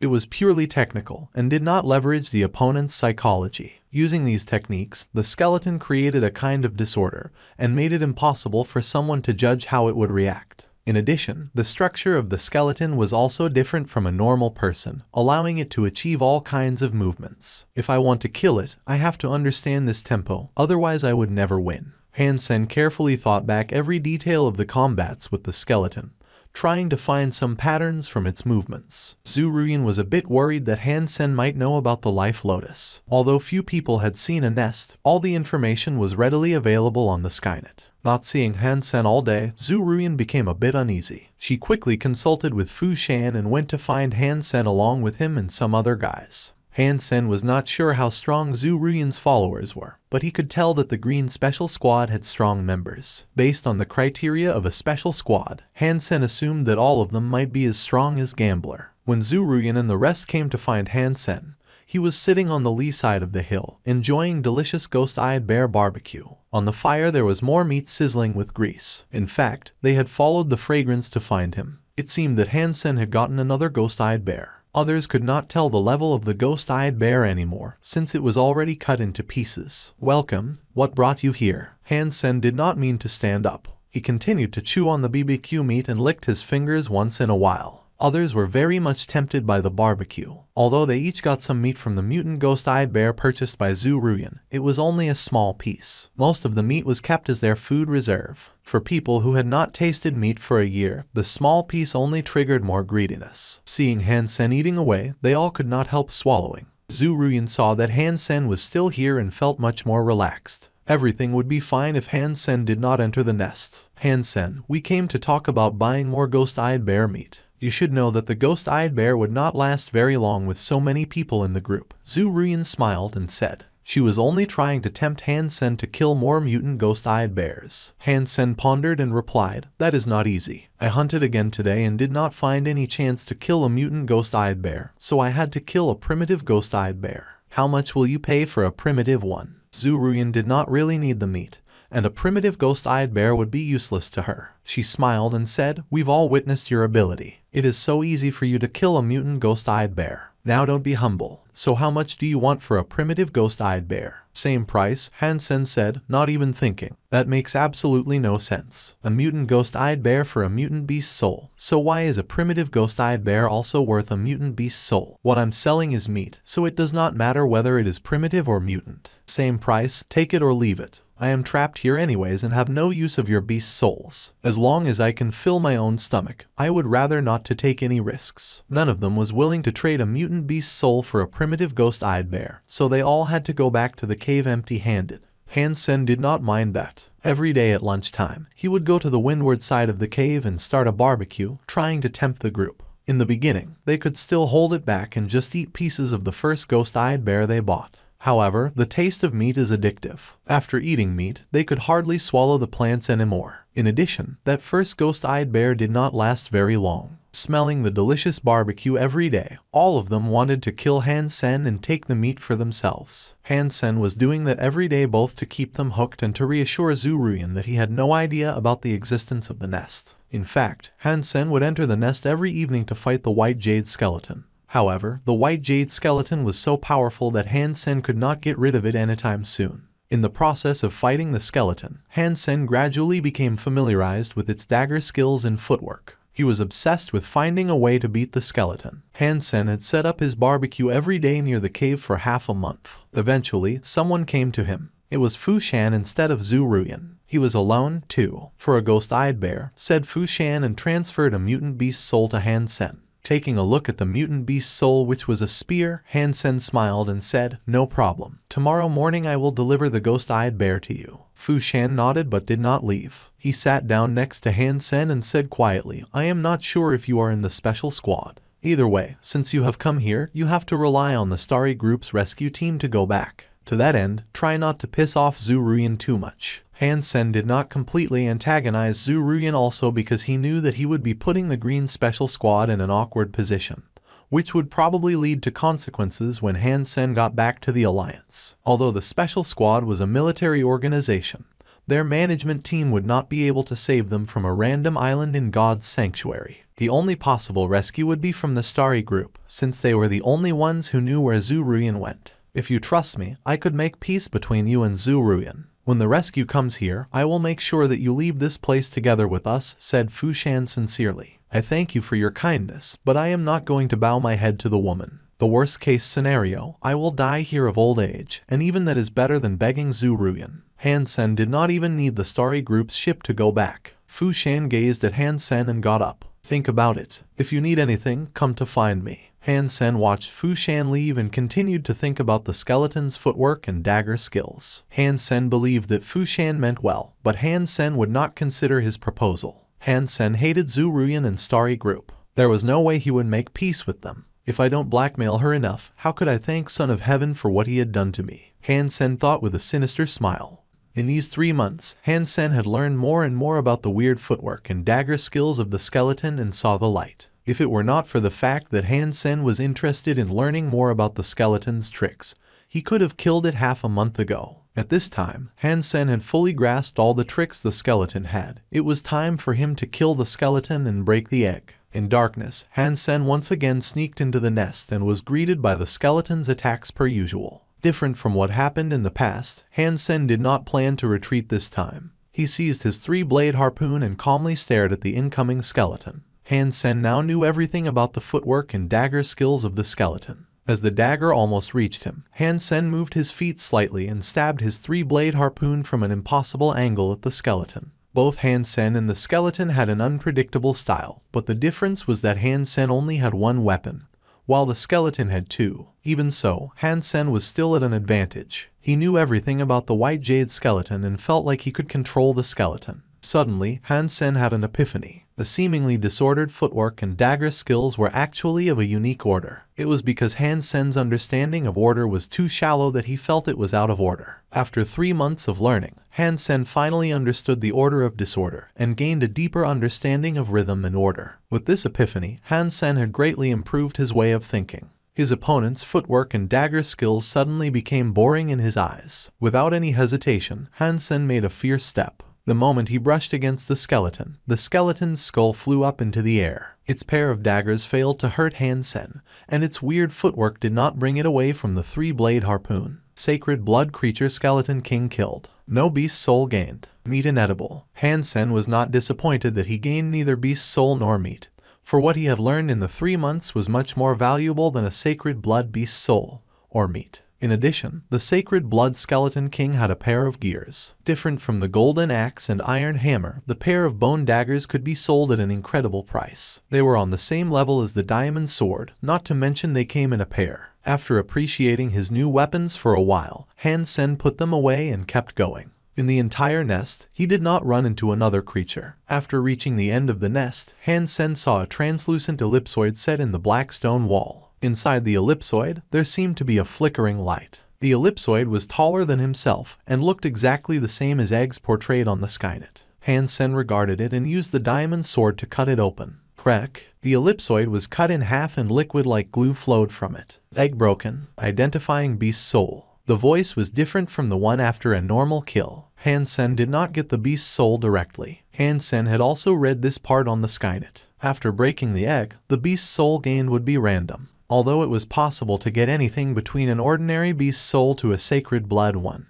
Based on other people's experience, most people got sacred blood beast souls, except for a few poor devils. God bless. Don't make me one of the poor devils. Tell me this is a sacred blood beast soul. After praying, Han Sen paused as he suddenly thought of one thing. If the beast soul gained from breaking an egg was random, would it also be possible for him to gain a super beast soul from it? In the past, Han Sen did not know the existence of super creatures, but now since he had discovered a super creature, there must be a corresponding super beast soul. Since it was random, Han Sen might as well get a super beast soul. God, forget about my prayer just now. Let's do it all over again. Give me a super beast soul. This might be the very first super beast soul gained in human history. You have to help me, and other deities as well. I will be so pious to all of you if you grant me a super beast soul. Han Sen quickly took back his own request and prayed some more. The liquid from the broken egg started to glow and gradually condensed into something like a holographic image. Han Sen watched the beast soul formulating in front of him without a blink and kept praying, Super Beast Soul. It has to be a Super Beast Soul. Boom. The moment the beast soul was officially formed, it turned into a shadow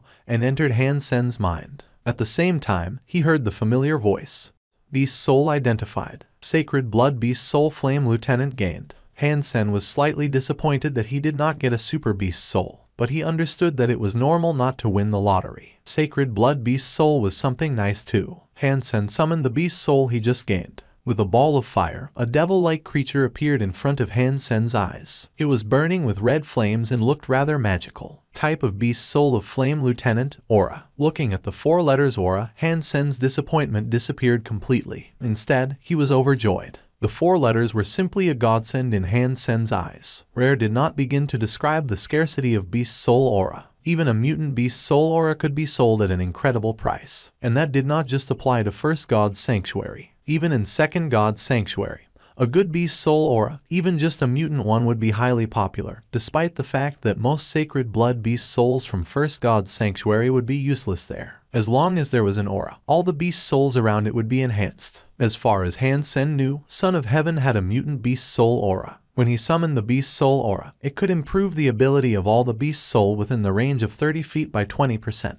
Beast Soul weapons would become sharper, armor and shields would become tougher, and even shapeshifting Beast Souls would bring the users more power. For a team, a Beast Soul aura was definitely a core strength. When a team went hunting, if they had a Beast Soul aura, their efficiency would be multiplied. Since a Beast Soul aura could empower all the Beast Souls within a certain range, if there were several Beast Soul auras in the same team, then the enhancement would be enormous. Unfortunately, aura Beast Souls were so rare that in the entire Steel Armor shelter, only Son of Heaven had a mutant Beast Soul aura. Even Huanfu Pinking, who had a company dealing Beast Souls, did not have Beast Soul auras for sale. Since there was nothing left in the nest, Hansen could now kill the mutant ghost-eyed bears and sell them to Zhu Ruyan. In the mountains that formed the Life Lotus, there was no real path to walk on. They had to climb the rocks to get through many places. At many places where there were paths, it was also incredibly scary to go through. The paths were less than a foot wide, and with a slip, one would fall and die. For humans could not do the same as Ghost-Eyed Bear. In addition, on the ocean, the group had lost their climbing equipment and one of the team members who had sacred blood wings, which made their situation extra hard.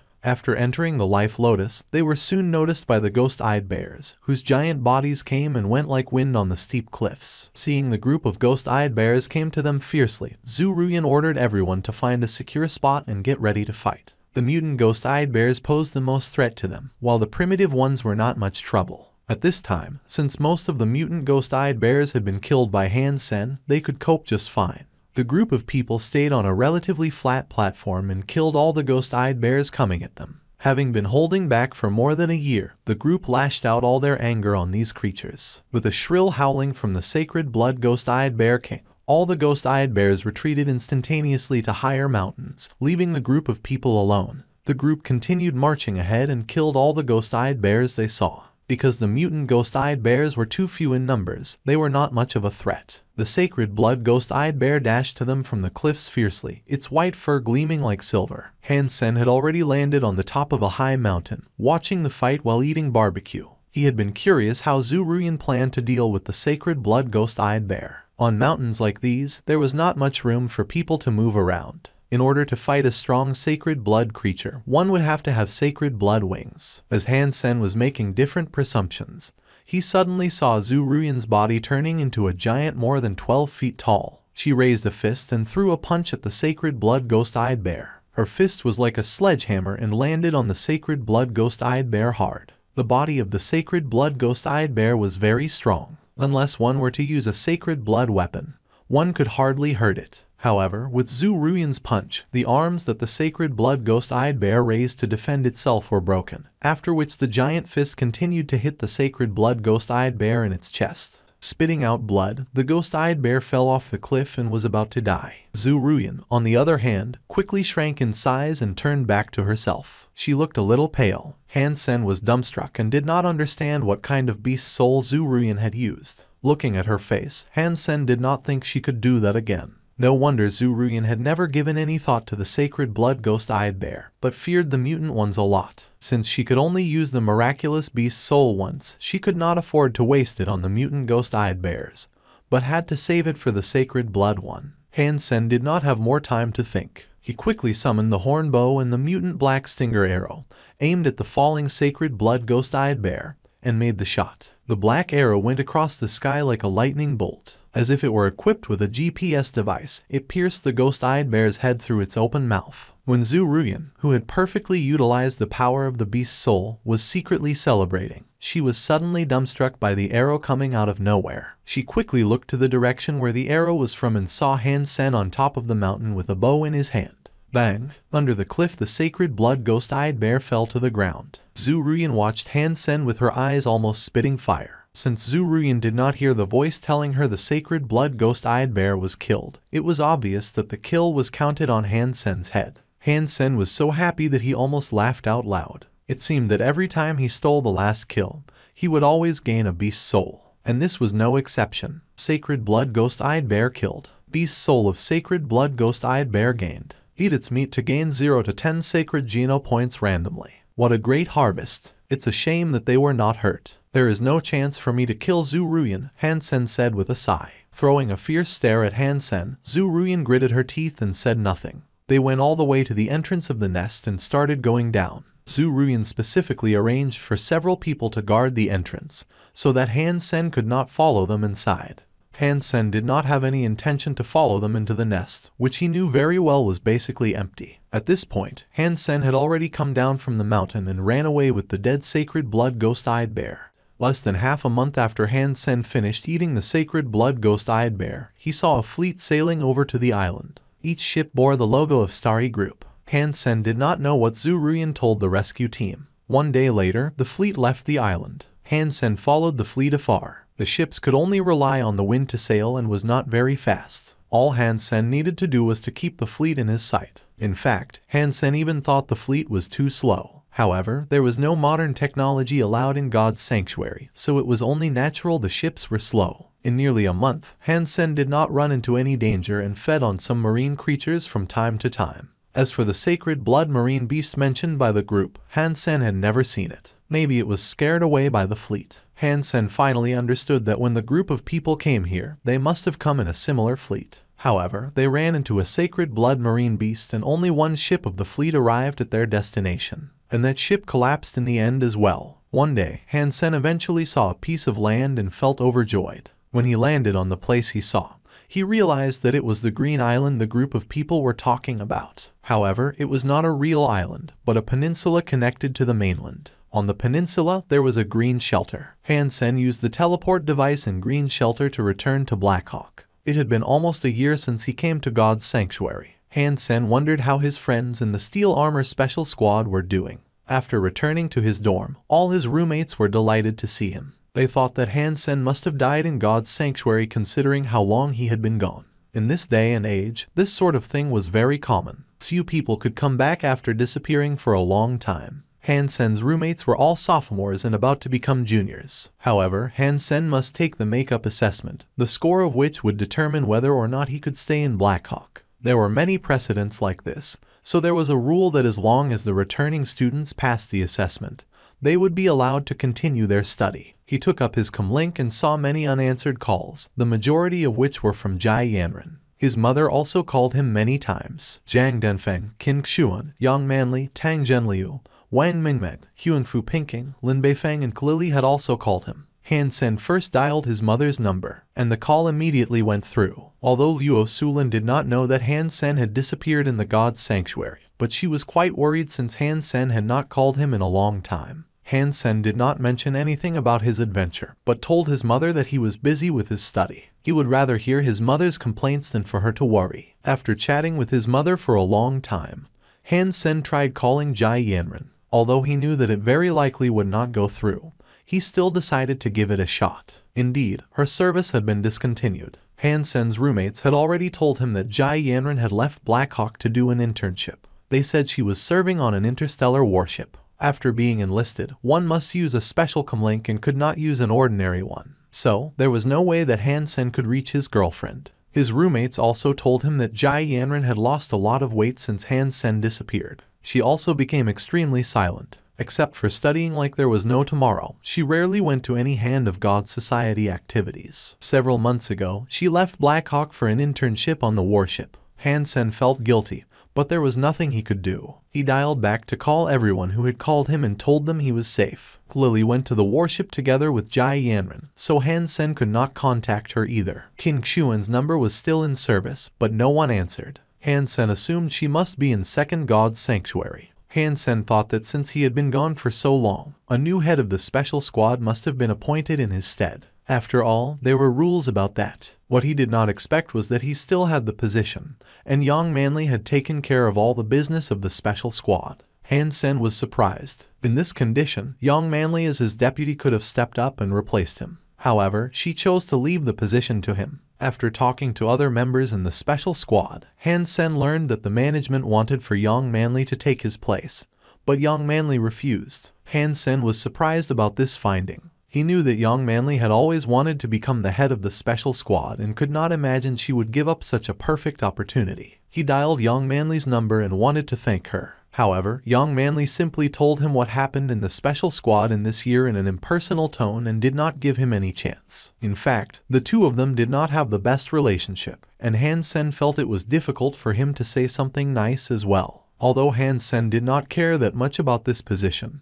he still needed to thank Young Manly for helping him. "Brother, why didn't you inform me when you came back?" "Because I'm scared," said Han Sen with a smile. He had blackmailed Zhu Ruyan in the worst way possible and of course had offended the Starry group. Hyun Fu Pinking was Son of Heaven's cousin, so Han Sen was not sure if he should call her. Ares Martial Hall had always been conducting business among different shelters, so no one would know better how to go back to Steel Armor Shelter from Green Shelter than Hyun Fu Pinking. "Haha, how did you dare to blackmail Zhu Ruyan like that since you're scared? If my cousin Son of Heaven is still in Steel Armor Shelter, I would advise you never to go back." However, he had evolved and gone to Second God's Sanctuary, and you wouldn't have any chance to see him there again. Obviously, Hyun Fu Pinking had learned what Han Sen had done on Wind End Island, and she was rather shocked. Son of Heaven became an evolver. Han Sen was dazed, but that made a lot of sense since Son of Heaven had about the same geno point count as King Xuan, and it was about time that he evolved. "Do you want to go back from Green Shelter?" asked Hyun Fu Pinking seriously. "Of course I do. Do you have any good ideas?" Han Sen did not expect Hyun Fu Pinking to bring this up first. "Of course. However, it could be very costly." Hyun Fu Pinking grinned and said. "How much?" Han Sen had blackmailed a lot of mutant beast souls from Zhu Ruyan and had gained a lot of other stuff. At this point, he could afford spending some money. "If it were anyone else, I would not go through such trouble no matter how much I could earn. However, in your case, as long as you're willing to become a member of Ares Martial Hall, I would make sure that you go back safely." "Please name the price first," Han Sen frowned and said. He did not want to be regulated. In addition, since seeing the super creature Golden Growler, Han Sen had a different mindset. At the time being, his goal was to hunt super creatures and gain super geno points. Becoming a part of an organization would only slow him down. "How about the sacred blood beast soul you gained from the nest?" Hyun Fu Pinking was quite flexible. "This price is too high, isn't it?" Han Sen frowned. "You know that from Green Shelter to Steel Armor Shelter, you have to go through more than 5 other shelters. The trip would be highly unsafe. I will have to dispatch our guys in each and every shelter to take you back safely. The difficulties and costs were beyond your imagination. If it were not for you, I would not even do it for 2 sacred blood beast souls. How about you give me a map, and I can travel on my own?" Han Sen pondered and suggested. "Without someone leading the way, you might easily run into troubles. Think again before you choose to do this," advised Hyun Fu Pinking. "That's fine. I just need a map," insisted Han Sen. There was no way he would give her the sacred blood beast soul. However, the map, which was not even very detailed, was a trade secret. Han Sen used 5 mutant beast souls to buy all the data and map from Hyun Fu Pinking. There was not anything about super creatures on the Skynet or the special squad insider materials. It was very likely that humans had never killed a super creature so far. Maybe some people had encountered super creatures, but since they were not able to kill one, they would never know that it was a super creature, but took for granted that it was an especially strong sacred blood creature. When Han Sen first saw the Golden Growler, he also thought it was just a strong sacred blood creature and did not realize there was a higher level. Without any data, Han Sen had to rely on himself to kill super creatures. Without any way to gain a super beast soul, Han Sen had to practice some stronger hyper geno arts. Han Sen would max out on his sacred geno points one day, which was bound to happen. However, even with all 4 types of geno points maxed out, Han Sen did not believe he could be a threat to any super creature.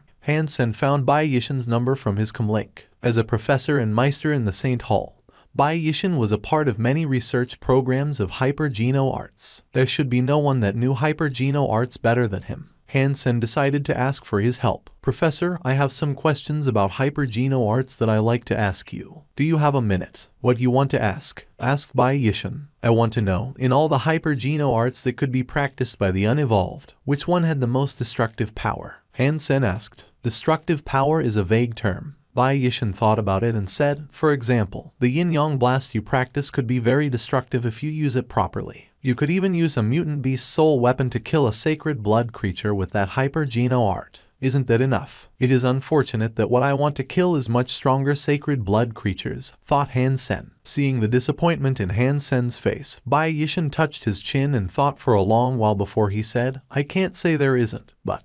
Bai Yishin paused and did not continue. Han Sen, on the other hand, was overjoyed. He thought there was no hope and did not expect to get a positive answer. You know that hyper-Geno arts all came from ancient martial arts. More than 20 years ago, an incomplete version of Heresy Sutra was unearthed. Since it was incomplete, most ancient martial arts recorded in the book are no longer suitable for practice. Only an ancient martial art called Heresy Mantra was relatively complete. If you could practice this ancient martial art to a certain level, it would be easy for you to break gold with bare hands. Is the Heresy Mantra in the S-Class section of the Saint Hall? Asked Han-sen excitedly. Bai Yishin shook his head and said, although many authoritative professors had done research about the Heresy Mantra and wanted to modify it into a hyper-Geno art, they had discovered its problems after many experiments. So, is the Heresy Mantra not as powerful as they thought it would be? Asked Han-sen. Bai Yishin replied, it's not that. After practicing Heresy Mantra, the volunteers did experience incredible enhancement in their physique.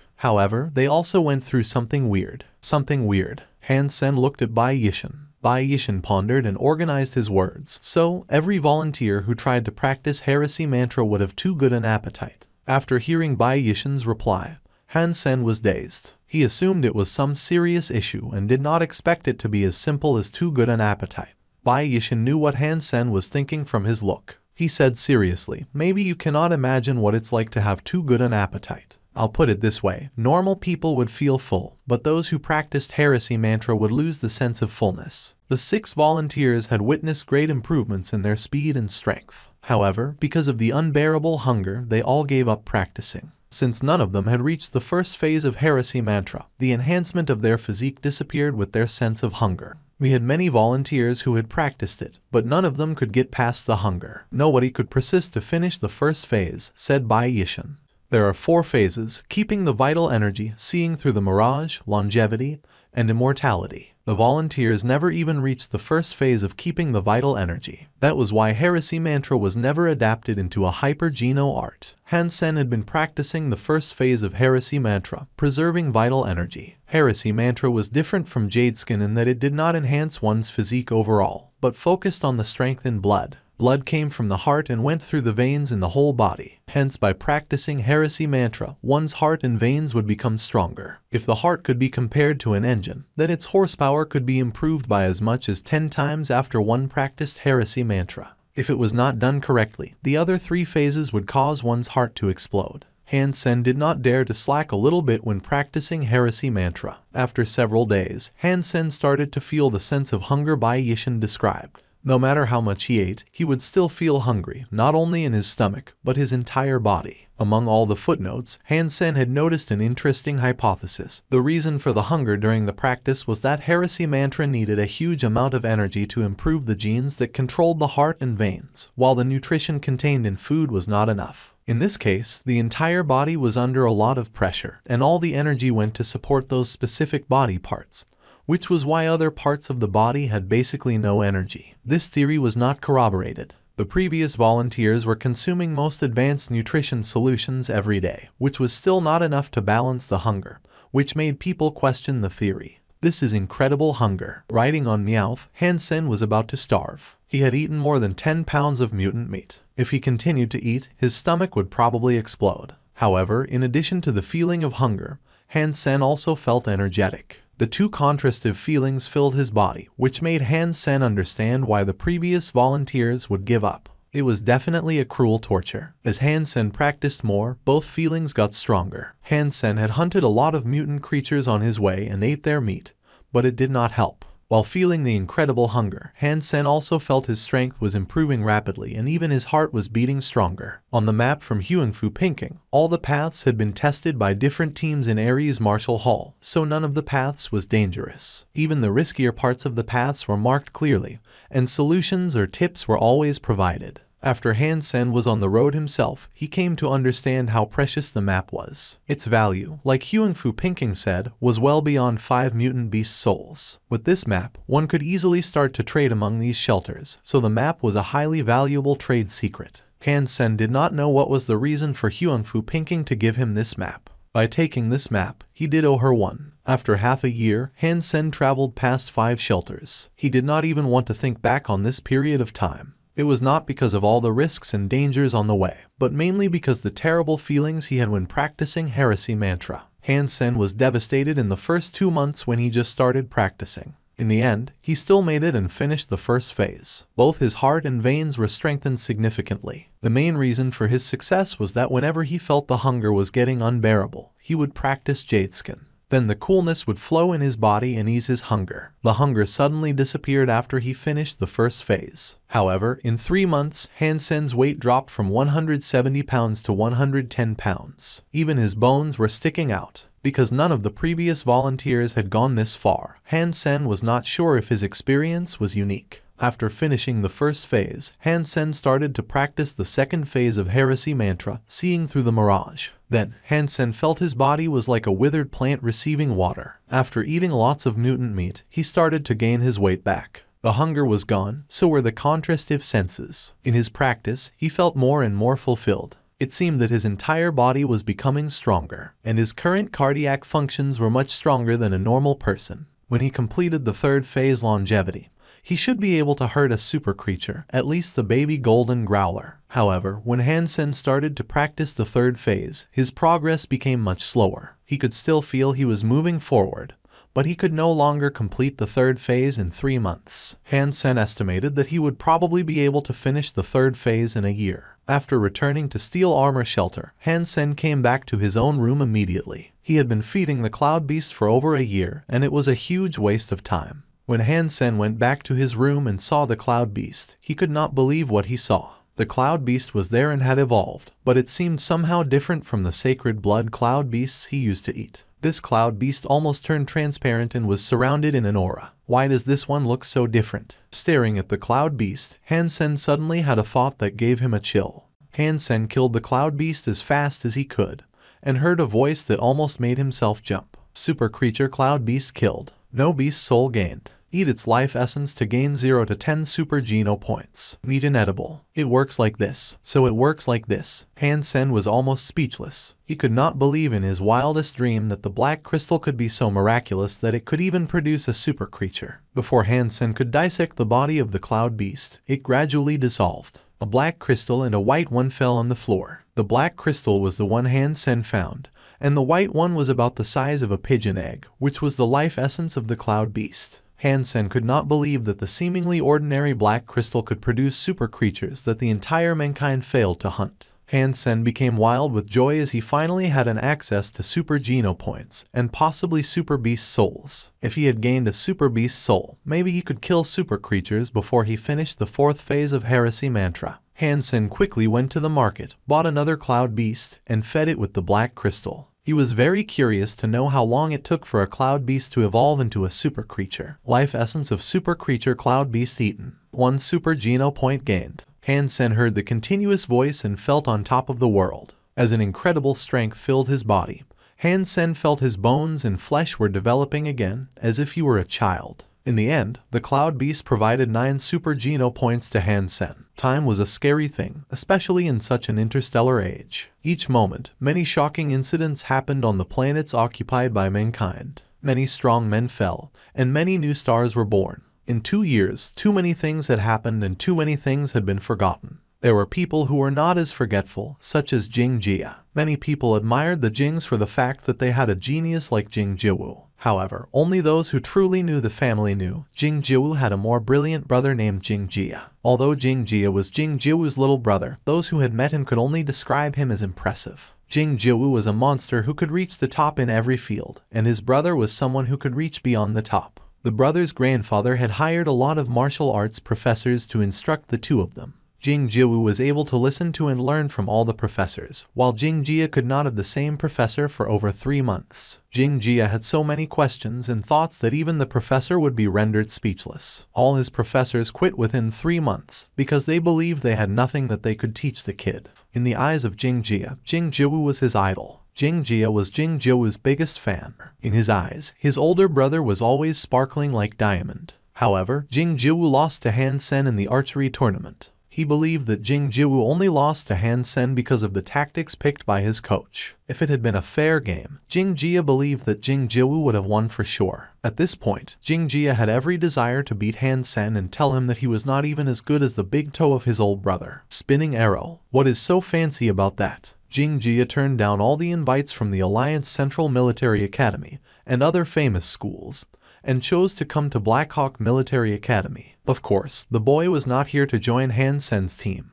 but wanted to beat him and tell him he was not nearly as good as Jing Jiwoo. Jing Jia was an elegant young man. When he was enrolled, no one knew that he was the brother of Jing Jiwoo, but a lot of girls had already fallen in love with him for his looks. Soon, Jing Jia proved that he was not just a pretty boy. Wanting to compete with Han Sen, Jing Jia participated in every item that Han Sen was once in, including Warframes, black and white boxing, archery, and Hand of God. Jing Jia won the championship in all these items and became the brightest star in Blackhawk. Since Han Sen was already a senior student, he no longer needed to participate in different societies, which was why he had quit the school archery team. In fact, since Han Sen came back to Blackhawk, people could barely see him. Jing Jia wanted an opportunity to beat Han Sen, but found that he could barely find the guy. Han Sen was spending a lot of time in God's sanctuary, and seldom appeared on campus. Han Sen, when the figure came closer, Jing Jia asked, "Yes, you are." Han Sen regarded Jing Jia and was sure that he did not know this boy. "My name is Jing Jia, a freshman in the archery department. I hope you could teach me a thing or two in archery when you have time," said Jing Jia with a smile. "Brother, I am so sorry, but I haven't really had much time recently." Han Sen had not heard the name Jing Jia and thought Jing Jia was one of his fans. Han Sen patted Jing Jia on the shoulder and left. Seeing Han Sen brushing past him, Jing Jia suddenly said, "Jing Jiwoo is my older brother." Han Sen stopped and turned around. He looked at Jing Jia in surprise and asked, "You are Jing Jiwoo's little brother." The reason that Han Sen was surprised was that he remembered Jing Jiwoo as a strong opponent. At the time being, Jing Jiwoo was indeed much stronger than himself. Han Sen did not expect that Jing Jiwoo's little brother would be a Blackhawk student. "Do you think we can compete in archery now?" Jing Jia asked Han Sen with a smile. He did not take Han Sen lightly but was confident that he could beat Han Sen. Without thinking, Han Sen grinned and said, "That sounds boring. Let's just forget about it. Give my best to Jing Jiwoo." Han Sen left without a second thought, leaving Jing Jia dumbstruck and a bit humiliated. Han Sen talked to him like talking to a child. Jing Jia felt like he wasn't even taken as a deserving opponent of Han Sen's. However, Han Sen did not mean to make Jing Jia feel this way. He did treat Jing Jia like a boy, because in fact, Jing Jia was 3 or 4 years younger than himself. Among the unevolved, few deserved his time. Many people who could match him such as Lin Feng and Qin Xuan had all gone to Second God's Sanctuary. At this point, Han Sen was not at all interested in people remaining in First God's Sanctuary. "I hope I can win once today." Han Sen chose a holographic device in the training hall on campus and logged in an online combat platform. The combat platform that Han Sen entered was named Gladiator. As an unofficial combat platform, it would not categorize the players based on their status like an official one would. On the Gladiator platform, players were able to choose to enter the unevolved section or the evolver section. Since it was not operated by the Alliance, personal information was unknown to the operator. Since entering Gladiator half a year ago, Han Sen had won 4 times in total. The first time, he encountered an unevolved person who clicked into the wrong section.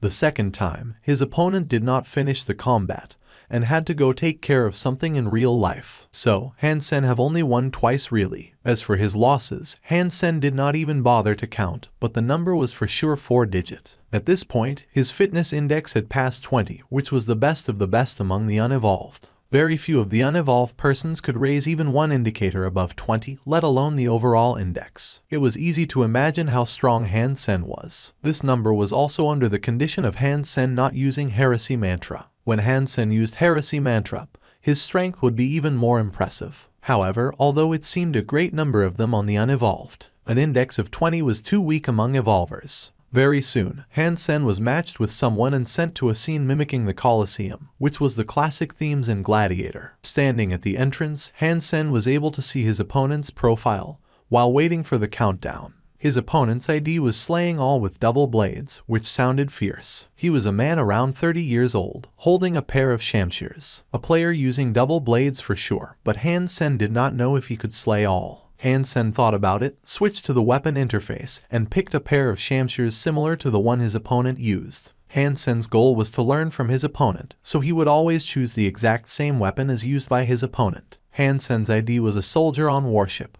because he would give anything to work on the warship where Jai Yanran served. even just as a soldier. However, his opponents would often think that he was really a soldier serving on a warship. Slaying all with double blades thought the same and scoffed. 4 wins and more than 1,000 losses. How dare you, a mere soldier, despise me? I will teach you a lesson soon. Slaying all with double blades was very confident in his shamshir skills. Having practiced since childhood, he was especially good with double blades. Although he had not been an evolver for long, his weapon skills were among the top among evolvers. Even in Ares Martial Hall, not many could reach the level he did with double blades. Slaying all with double blades was holding one shamshir in each hand with one facing forward and the other facing backward. This unique gesture made his technique stand out. Without saying anything, Slaying all with double blades rushed toward Han Sen as fierce as thunder. Han Sen regarded him curiously. It was the first time Han Sen had seen someone holding weapons this way. Han Sen did not understand such techniques and was still holding his shamshirs the ordinary way.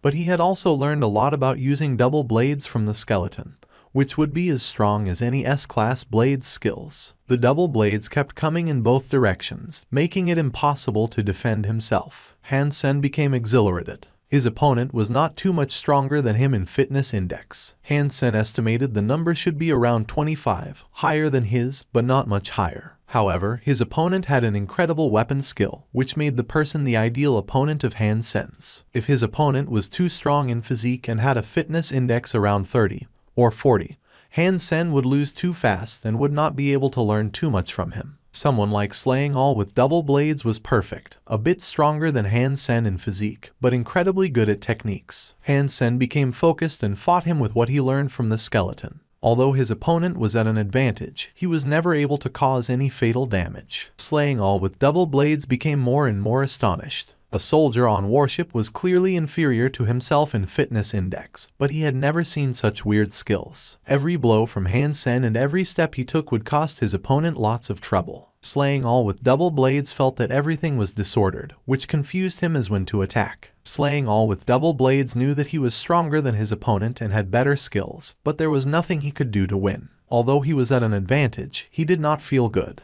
I can't continue like this, otherwise I will really lose. I can't imagine how strong people are in Gladiator. Even someone with only 4 wins and more than 1,000 losses had such awe-inspiring skills. I have to show all I have now. Feeling shocked, Han Sen's opponents did not dare to reserve anything and turned the tips of both his shamshirs backward. 13 slashes were one of the hardest techniques to learn. Very few people could actually use 13 slashes, which was one of the secret skills in Ares Martial Hall. The reason that Slaying all with double blades could learn 13 slashes was that his father worked as one of the administrator of Ares Martial Hall. As he used 13 slashes, Han Sen was suddenly under a huge crisis. The 2 shamshirs kept getting faster and weirder. After fending off 7 blows, Han Sen could not block the 8th slash. He stepped forward and dodged the slash, but the 9th attack cut his skin open. They were both in a simulated system, so there was no blood. The system notified that Han Sen's health went down by 27%. If the health went down to 0, then the player would be kicked out of the game and deemed the loser. Unless the player was beheaded or driven through the heart by weapon, the game would end when one's health was drained. If it were in real life, Han Sen would have been killed by now. Han Sen's eyes lit up and used Sparticle to avoid the next attack from his opponent. The shamshirs were like devil's fangs, dancing away in his opponent's hands, leaving one injury after another on Han Sen's body. However, his opponent did not even feel good about it. Although he had injured Han Sen, he still felt incredibly constrained. Each time he thought he was going to finish Han Sen off, he merely left a small cut on Han Sen. Holding the shamshirs backward, Slaying all with double blades again used the secret skill, 13 slashes. Han Sen's eyes were as calm as a deep pool, reflecting each and every move of his opponent. The first time he used 13 slashes, he managed to cut Han Sen on the 9th blow. However, this time, only the 10th slash started to leave a small cut on Han Sen, and the last 3 slashes did not work too well either. After the 13 slashes, Han Sen still had 11% of his health remaining, much more than his opponent thought. Slaying all with double blades could not understand why the second round was so much less effective. However, all he could think about at this point was to get rid of Han Sen as soon as possible. No matter what, after a 3rd round, Han Sen would be out for sure. In the 3rd round, Han Sen was able to block the first 11 slashes, and only 2 out of 13 slashes managed to hurt Han Sen,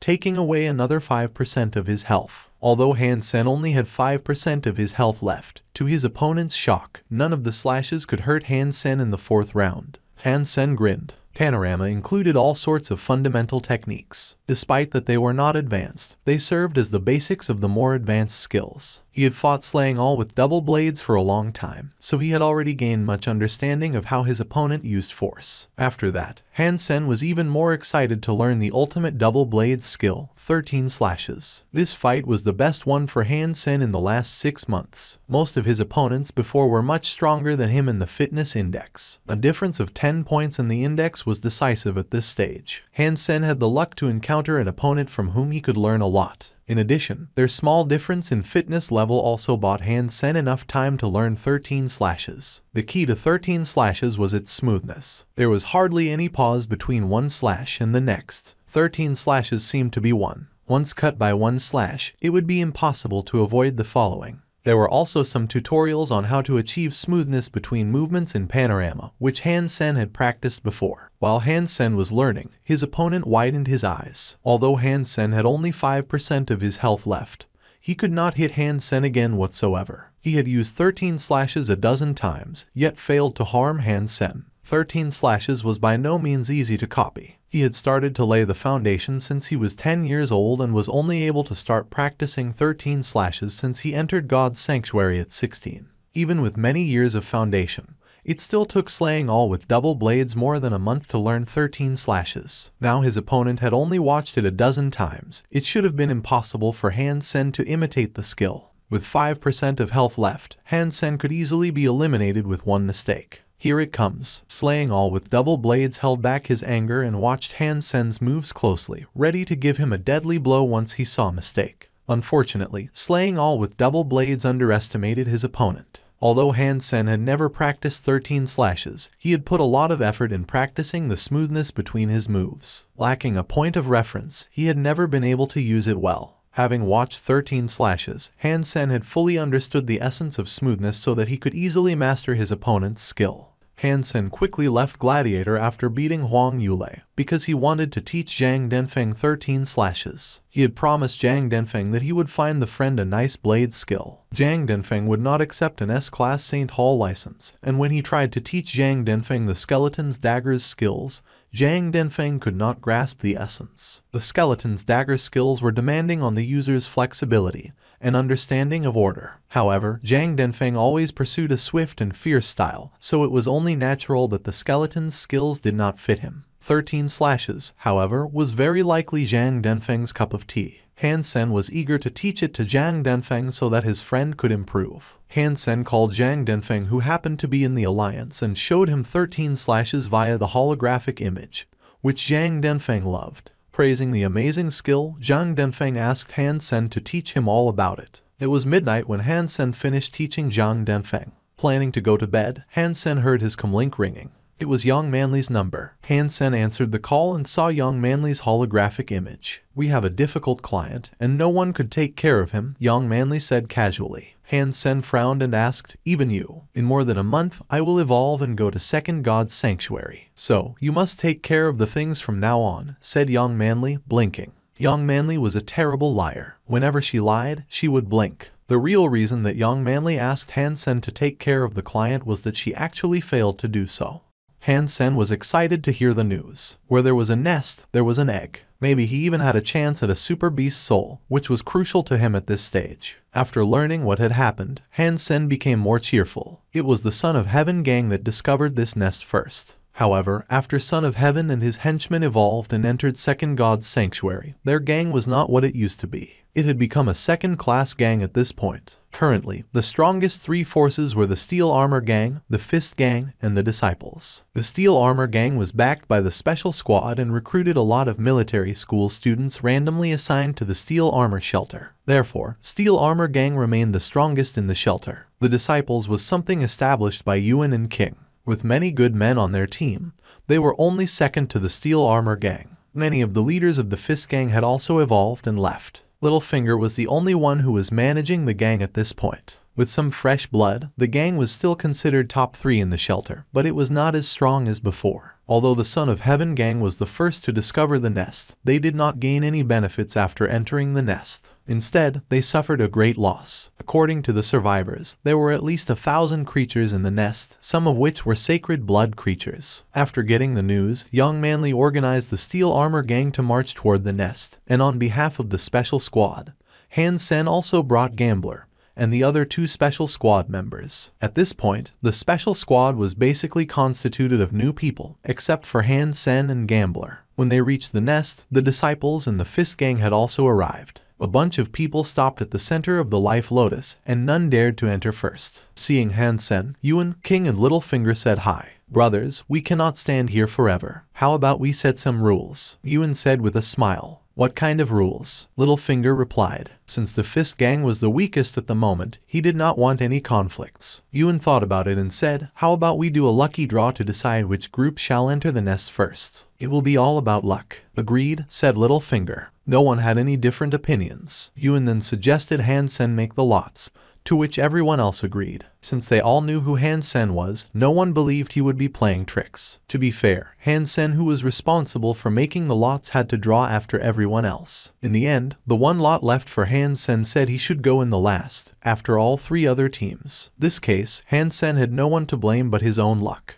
The other teams thought Littlefinger would spend at least hours in the nest. However, their team emerged from the entrance with several people hurt and several people missing. The rest looked at the team in surprise, and King asked Littlefinger what happened. Littlefinger cursed, "The Sons of Bitch gang are horrible people. They attracted the attention of God knows how many creatures. A whole lot of mutant creatures and sacred blood creatures are blocking the way. Since it was very narrow, we could only go one at a time, and no one could fight off so many advanced creatures alone, so we had to come back. What bad luck. It is blocked. Let's go and have a look." Yuan did not believe the creatures were so strong that people could not enter. Yuan and King's team went back even faster than the Fist gang. However, they were clearly in better shape. Everyone was back, and they were only slightly injured. "Damn the sons of bitches. It is completely blocked. We can't even tell how many creatures are inside. And the path is so narrow," muttered King after he came back. If the nest had never been entered before, they could still choose to slowly kill off the creatures. However, at this point thousands of creatures were blocking the path, which meant the first person going down would walk into an ambush. Everybody looked to Han Sen. Han Sen had the least people, only 3 team members and himself. "Let's go there and check it out," Han Sen smiled and said to Gambler. Gambler and the other teammates nodded and followed Han Sen down the nest. After going through the winding path, the special squad soon arrived at the wall of green gold, which was already broken. Several Z-steel shields were put up to block the broken part of the wall. The thick fields were all deformed from attacks, which looked frightening. Through the gaps, they could still see lots of creatures jostling. Many claws had reached out from the gaps. Seeing the 4 people, all the creatures near the shields started to screech and knock on the shields, which were about to be shattered.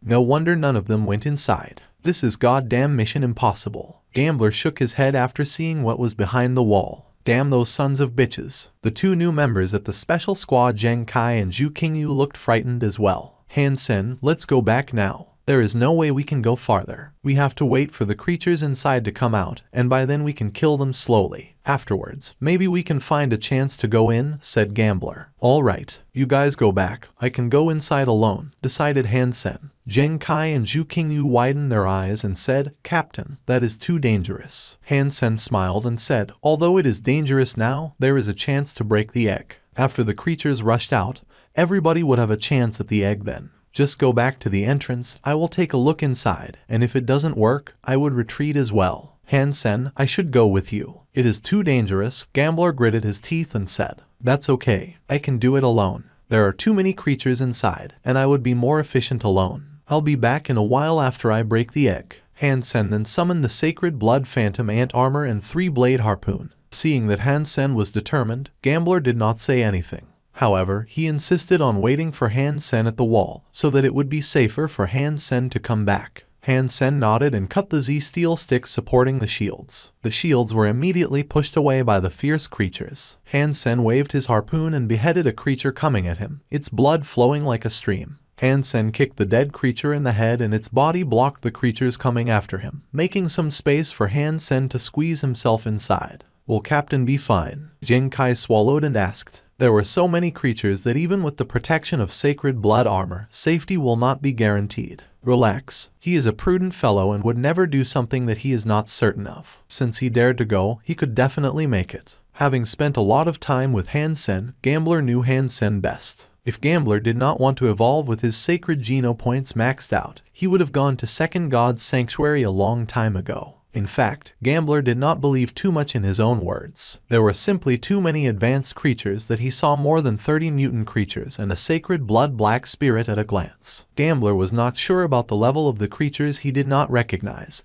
so there might be more sacred blood creatures. Seeing Hansen besieged by sacred blood creatures, Ju Qingwu said with his voice shaking, "It is too risky." Captain did not even know what was going on inside. No one could tell how many sacred blood creatures there were. As they spoke, Hansen had already disappeared in the group of creatures. His team members could only tell their captain was still fighting from the roaring of the creatures. "Don't just stand there. There are creatures coming out, fight them off." Gambler exclaimed and slashed his weapon at a creature coming toward the path. The risky situation in others' eyes was like a walk on the beach for Hansen. Wherever he went, blood would bloom like flowers. One creature after another fell under his three-blade harpoon. Nothing could touch him other than the splashing blood. Golden Rockworm King was summoned by Hansen, which was already as large as a tank. Opening its mouth, the worm swallowed all the creatures Hansen killed. Although the Golden Rockworm King had not transformed yet, its shell was so hard that even a mutant creature could not hurt it. Except for its bean-sized eyes, it did not have any Achilles heel. It could only get hurt when a sacred blood creature launched an attack directly at it. In the beginning, Gambler, Jin Kai and Ju Qingwu felt some pressure trying to stop the creatures from coming at the path,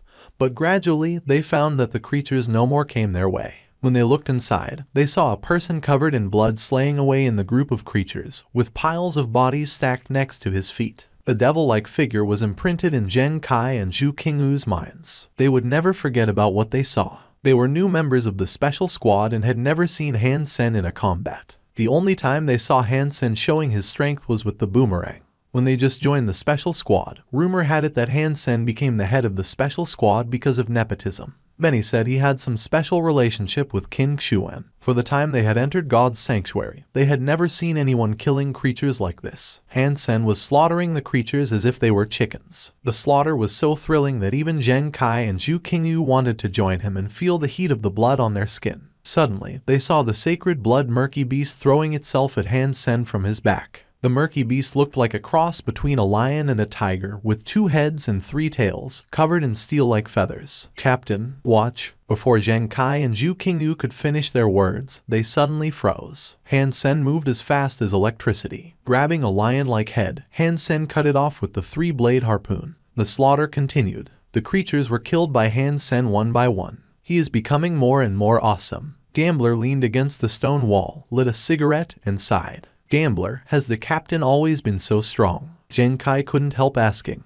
What should I say? I used to teach him things. Gambler inhaled deeply and blew a cloud of smoke. For real. Both Jin Kai and Ju Qingwu widened their eyes and could not believe that. Look at how he draws his weapon. You can't even tell where the weapon was hidden. This is called Sleeveblade, passed down in my family. If Hansen were not a genius in martial arts, I would never have taught him my family secret. Luckily, he did not let me down, bragged Gambler, enjoying the worship in Jin Kai and Ju Qingwu's eyes. Gambler would never admit that he only taught Hansen Sleeveblade for some dirty moves. Eventually, Hansen had come to the egg. Looking at the giant egg, Hansen slashed at it without hesitation, identifying Beast's soul. As Hansen cleared away the remaining creatures absent-mindedly, he again witnessed the formation of a beast's soul, which turned out to be a long sword burning with black flames. Beast's soul identified. Sacred blood beast's soul devil sword gained. Others might celebrate this result, but Hansen was slightly disappointed. Despite that a sacred blood beast soul was precious, what Hansen needed was a super beast soul. Since he had come thus far, Hansen decided to wipe clean all the remaining creatures. For once, the Golden Rockworm King could not eat anymore. Although there were mutant creatures left, it stopped moving around. Hansen had been feeding the Worm King for a long time, but it was the first time he had seen the Worm King stopped eating, which amazed Hansen. Huang Yulei and Zuzhu had waited for him for 2 days. They were about to give up since Hansen was never online. This day when Zuzhu logged in, he sent another invite to a soldier on warship. This time, he did not hear the prompt tone of the system. Zhu quickly sent a voice message to Huang Yulei. Huang Yulei, the soldier is online. Where are you? Did he agree to fight? This time we must teach him a lesson, said Huang Yulei hurriedly. Zhu quickly sent Huang Yulei an invite to observe. Huang Yulei clicked yes and found himself on the stands of the Colosseum, and he was not alone. Huang Yulei was surprised to find someone else there, and he knew that person as well. Desperado, how come you're here as well? Huang Yulei quickly asked the person next to him. I was about to ask you the same thing, said Desperado. Zhu did not invite me. A soldier on warship is in my friend list. I saw him entering a fight and chose to watch. Huang Yulei was shocked and asked, how come you are his friend? Do you know him? Desperado was one of the more advanced evolvers in Ares Martial Hall. He was only second to Queen. If Desperado was the soldier's friend, then it was very likely that the soldier was also a big shot in Ares Martial Hall. No, I do not know him. I was only randomly matched with him a couple times. I added him because I found him interesting. Desperado then asked Huang Yulei, so what is this about? Huang Yulei did not answer but asked, this person is on your level. No wonder Huang Yulei was surprised. No evolver could beat Desperado in Ares Martial Hall, except for Queen. Desperado said he had fought the soldier several times, which meant the soldier was on the same level as Desperado. In this case, there was no way that Zhu could beat him. He is not. I was able to beat him each time in a very short amount of time. His fitness is just so-so, but... Desperado paused. But what? Asked Huang Yulei hurriedly. This person gave me a strange feeling. Even I was able to beat him easily. I did not feel good about the win. So I added him as a friend and wanted to see his other fights. Just now, I saw him entering a fight and chose to watch. I didn't realize that I would meet you guys here, said Desperado. With some reluctance, Huang Yulei explained his encounter with the soldier. What are you saying? He learned 13 slashes after watching a dozen times. Desperado regarded Huang Yulei incredulously. I suspect that he was hiding his real ability in the beginning. He must have always known 13 slashes, otherwise it was impossible for him to learn in such a short amount of time, said Huang Yulei. That is very likely. Desperado nodded and looked to the Colosseum. The fight had begun. Zhu had a special way to twist joints. Once grabbed by him, his opponent would immediately be put out of action because of the pain. Of course, in a simulated fight there was no pain involved. However, Zhu's grappling was still very handy on someone weaker than him. As the fight began, Zhu immediately approached Han Sen. The reason why Huang Yulei asked Zhu to kick Han Sen's ass, in addition to their close relationship, was that Zhu's specialty allowed him to disable Han Sen and force Han Sen to surrender. The most humiliating way of losing in a simulated fight was undoubtedly to surrender. After all, one could never die in the simulated fight, so everyone would want to fight until the end instead of giving in. Crack! Han Sen's right hand, which was holding Zhu's wrist, was immediately dislocated by this flick. Zhu's left hand then wound around Han Sen's right arm and put his shoulder out. With his wrist and shoulder both dislocated, Han Sen had lost all movability of his right arm. If they were in reality, only the pain would make Han Sen scream. However, this was just a simulated fight. Han Sen was not significantly hurt and was only taken off 7% from his health.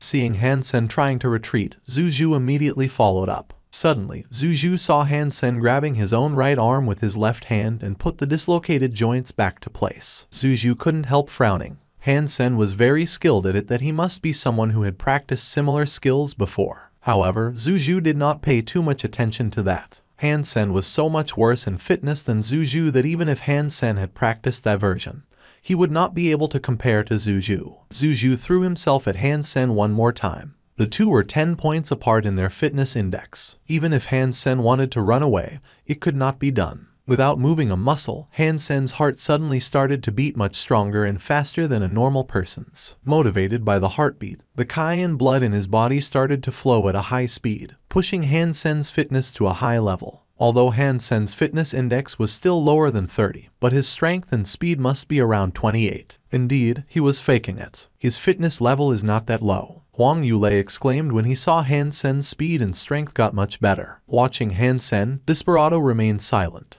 He felt Han Sen's behaviors were strange, but he could not tell how so. Han Sen and Zhu were once again at each other's throat. Although Han Sen had used heresy mantra to enhance his fitness level, he was still much less stronger than Zhu. In addition, Zhu's grappling and diversion techniques were both much better than Han Sen's. Therefore, Han Sen was still at an absolute disadvantage. Han Sen's arms were dislocated by Zhu a couple more times, but he survived each time using Ghost Haunt and the disordered footwork of the White Jade Skeleton. No way. There is no way he could learn diversion from Zhu. Huang Yulei shook his head and denied his own speculation. Diversion was much more demanding on the user than 13 slashes. One must lay the foundation since little. He had hardly heard someone could succeed starting as an adult. Huang Yulei did not believe that Han Sen could learn diversion during this fight, as he did not even believe that Han Sen learned 13 slashes on the spot when fighting himself. As the fight continued, Huang Yulei's face became stiff. Indeed, Han Sen was making incredible progress. He could clearly sense that his opponent was getting better at grappling so fast that it frightened him. Zhu found that there was little he could do against this opponent. Although he was still at an advantage, it was hard for him to beat Han Sen. A soldier on warship was like a soldier in opponent's territory, fighting fearless and looking death calmly in the face. And he could do nothing to the soldier, but watch him getting stronger and stronger. Huang Yulei's pupils contracted as he saw Zhu's arm broken at a flick of Han Sen's wrist. Zhu was shocked as well. He did not expect his opponent could really use diversion well. Zhu still did not believe Han Sen could have learned everything in such a short amount of time. "I know why I would feel bad when beating him," exclaimed Desperado suddenly. "He was copying my moves. When he fought me, he did the same thing. No wonder I felt bad. He wanted to beat me with my own techniques." After watching Zhu and Han Sen's fight, Desperado finally understood why he had that feeling. When he was fighting Han Sen, although Han Sen used a seemingly disordered footwork, it was not the root of his discomfort. He was upset because Han Sen wanted to use his own moves against him.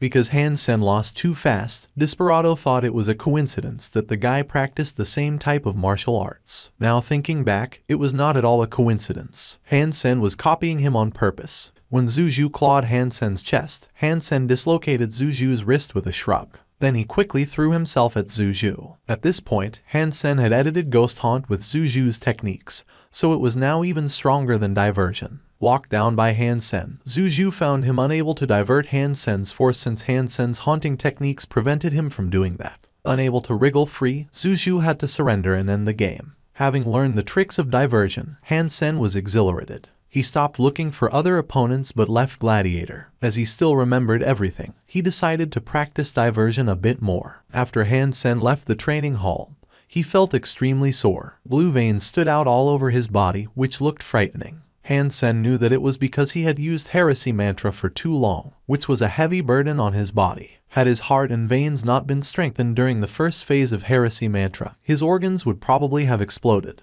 Even after the enhancement, his body still couldn't stand the tremendous burden. At this time, Han Sen became so exhausted that he could barely stand. He originally wanted to practice diversion a bit more, but could no longer do that. News was playing in the training hall, most of which was about God's sanctuary, such as someone had gone to the fourth God's sanctuary, someone had become a demigod, and someone had become a sacred blood aristocrat. After watching a while, Han Sen's attention was suddenly caught by a specific message. It was a short story read by the anchor, which was soon drowned in many similar stories. However, Han Sen suddenly became excited. The news was about the glory shelter in First God's Sanctuary. Someone found a strong sacred blood creature in the mountains near Glory Shelter. Almost the entire Glory Shelter teamed up to hunt the creature, but they were not even able to hurt it, even at the cost of many lives. Han Sen found the comments on this matter from people in Glory Shelter. Because many of them had seen the sacred blood creature, their description of it was rather clear. It was a turtle-like creature, dark as ink and large as a car. Its body was so stiff that even sacred blood weapons could not scratch its shell. Many people died in its teeth. The huge turtle was not fast, otherwise more people might have died.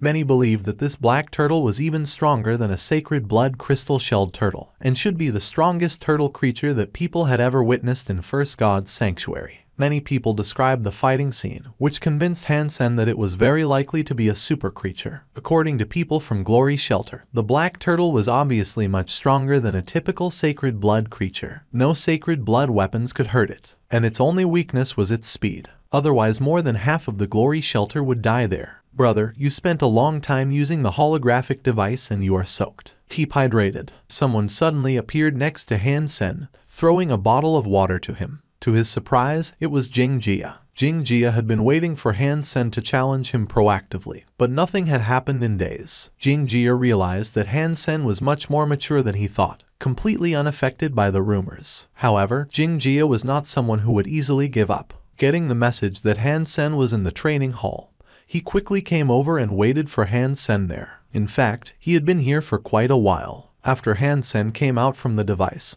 he was sitting near Jing Jia, but Jing Jia did not come to him right away. The freshman first went to purchase 2 bottles of water before he sat down next to Han Sen. Relax, I did not poison the water, said Jing Jia with a smile. The younger brother of Jing Jiwoo would not use that kind of scheme. Han Sen's words made Jing Jia pause. The freshman did not realize that Han Sen would have such respect for his older brother. If you are not willing to accept my challenge, then I will have to use some dirty tricks even if I don't want to. Such as? Han Sen took another sip of water and asked, I know that your mom's name is Luo Sulan and the shelter she belonged to in Second God's Sanctuary. And you have a sister named Han Yem. She is very cute and studies. Jing Jia always had a faint smile on his face and looked harmless. When girls saw him, their hearts would race. Hearing Jing Jia's words, Han Sen smiled and patted him on the shoulder. Jing Jia, if you want to threaten someone, you'll have to be smart. When you speak, try to act like a tough guy so that I might be scared. Jing Jia's face became grim. He said, Brother, I am not joking.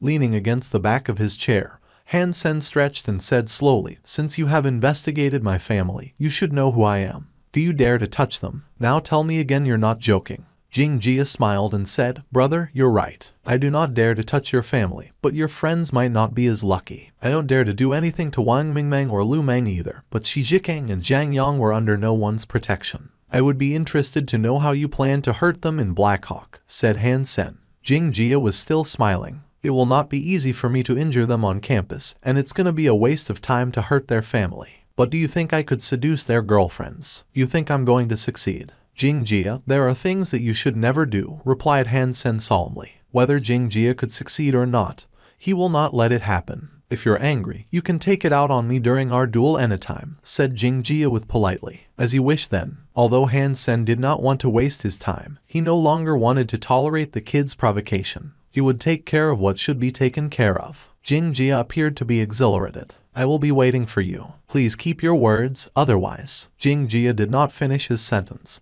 but even an idiot could understand him. Han Sen smiled and said, Jing Jiwoo did not teach his brother well, so I will be a good friend and do that for him. Jing Jia was a bit upset hearing that, but he did not talk back. Since Han Sen had agreed to his challenge, all he needed to do was beating Han Sen. The next morning, before Han Sen and Jing Jia got there, the stands around the archery range was packed with audience. Ms. Chen, you're also here to see the duel. Sidu Xiang looked at Chen Ling in surprise. Yes, Han Sen once represented the Martial Arts Society, and I have come to support him, said Chen Ling with a smile. Come and join me. The view is better here. Sidu Xiang brought Chen Ling to the coach's bench. Coach, who do you think he has a better chance, Han Sen or Jing Jia? Chen Ling asked. It is very hard to say. So many things had happened to Han Sen in the recent 2 years, and I can say that Jing Jia has even surpassed his brother, replied Sidu Xiang with a bitter smile. Chen Ling knew what the coach was saying, so she nodded and did not speak again. Han Sen's roommates also came to cheer him up, and Wang Mingmeng came with them as well. However, the stands were so full they had to watch on their feet. Can Han Sen win? That Jing Jia kid is quite something, said Shi Jikang with his brows knitted. He had seen Jing Jia's match and the kid was indeed quite talented.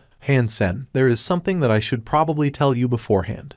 Jing Jia walked over to Han Sen and said with a smile. If you want to tell me, then tell me, said Han Sen casually. Jing Jia smiled and said nothing. He walked to the bow rack, took a 16.0 practice bow, and a quiver full of arrows, and returned to Han Sen. The next second, Jing Jia straightened his back, knocked an arrow, and made a shot casually. That was only a start. He then quickly shot 9 more arrows, between which there was almost no gap. The 10 arrows were like a straight line, flying toward the target 60 feet away. Students were dumbstruck. If it was very hard to believe that with a 16.0 arrow, Jing Jia was able to shoot a succession of 10 arrows. His strength was beyond their imagination. He is indeed even stronger than Jing Jiwoo at his age, mumbled Sidu Xiang.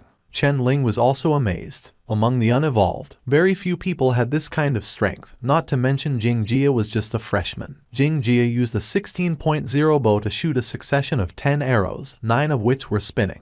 Judging from the way that the arrows were aligned, she knew that Jing Jia was already an archery master. A monster more formidable than Jing Jiawu was, lamented Sidu Xiang. She had hoped that Han Sen would win, but did not have much faith after watching Jing Jia's performance. Han Sen's most impressive skill was spinning arrow, with which he beat Jing Jiawu. However, Jing Jia seemed to be even better at that, and he even had a higher fitness index than his older brother. "What do you think my spinning arrow, brother?" Jing Jia asked, amused. "Jing Jia, it is quite impressive for your age." "Good job," said Han Sen in appreciation. He did appreciate what Jing Jia could do. Although Jing Jia had not practiced Yin-Yang Blast, he managed to achieve the effect of the spinning arrow by practicing archery techniques alone. Hearing Han Sen's words, Jing Jia felt belittled. "At your age," it sounded like he was a kid trying to impress his parents with a golden star awarded by school. The students were surprised by Han Sen's choice of bow. He picked an 11.0 practice bow, which was too weak for any archery student. Anyone could easily use a bow like this. Han Sen seems to be overly confident. Seeing Han Sen's bow, Jing Jia's face darkened. He could no longer keep up his good manners and asked sharply, "Brother, are you really going to use the bow?" "Can't I?" Han Sen said quietly. "Sure." Jing Jia took a deep breath and tried to calm himself down. He walked away from Han Sen and stopped when they were 220 feet apart. Jing Jia turned back and said to Han Sen with a smile, "You beat my brother at this distance. How about we have the duel under the same condition?" Jing Jia had thought about this a long time ago. He wanted to avenge his brother at the same distance. "As you like," said Han Sen indifferently. "Coach Sidu Xiang, would you do the honor and blow the whistle?" Jing Jia asked Sidu Xiang with a smile. Sidu Xiang nodded, gave a pause,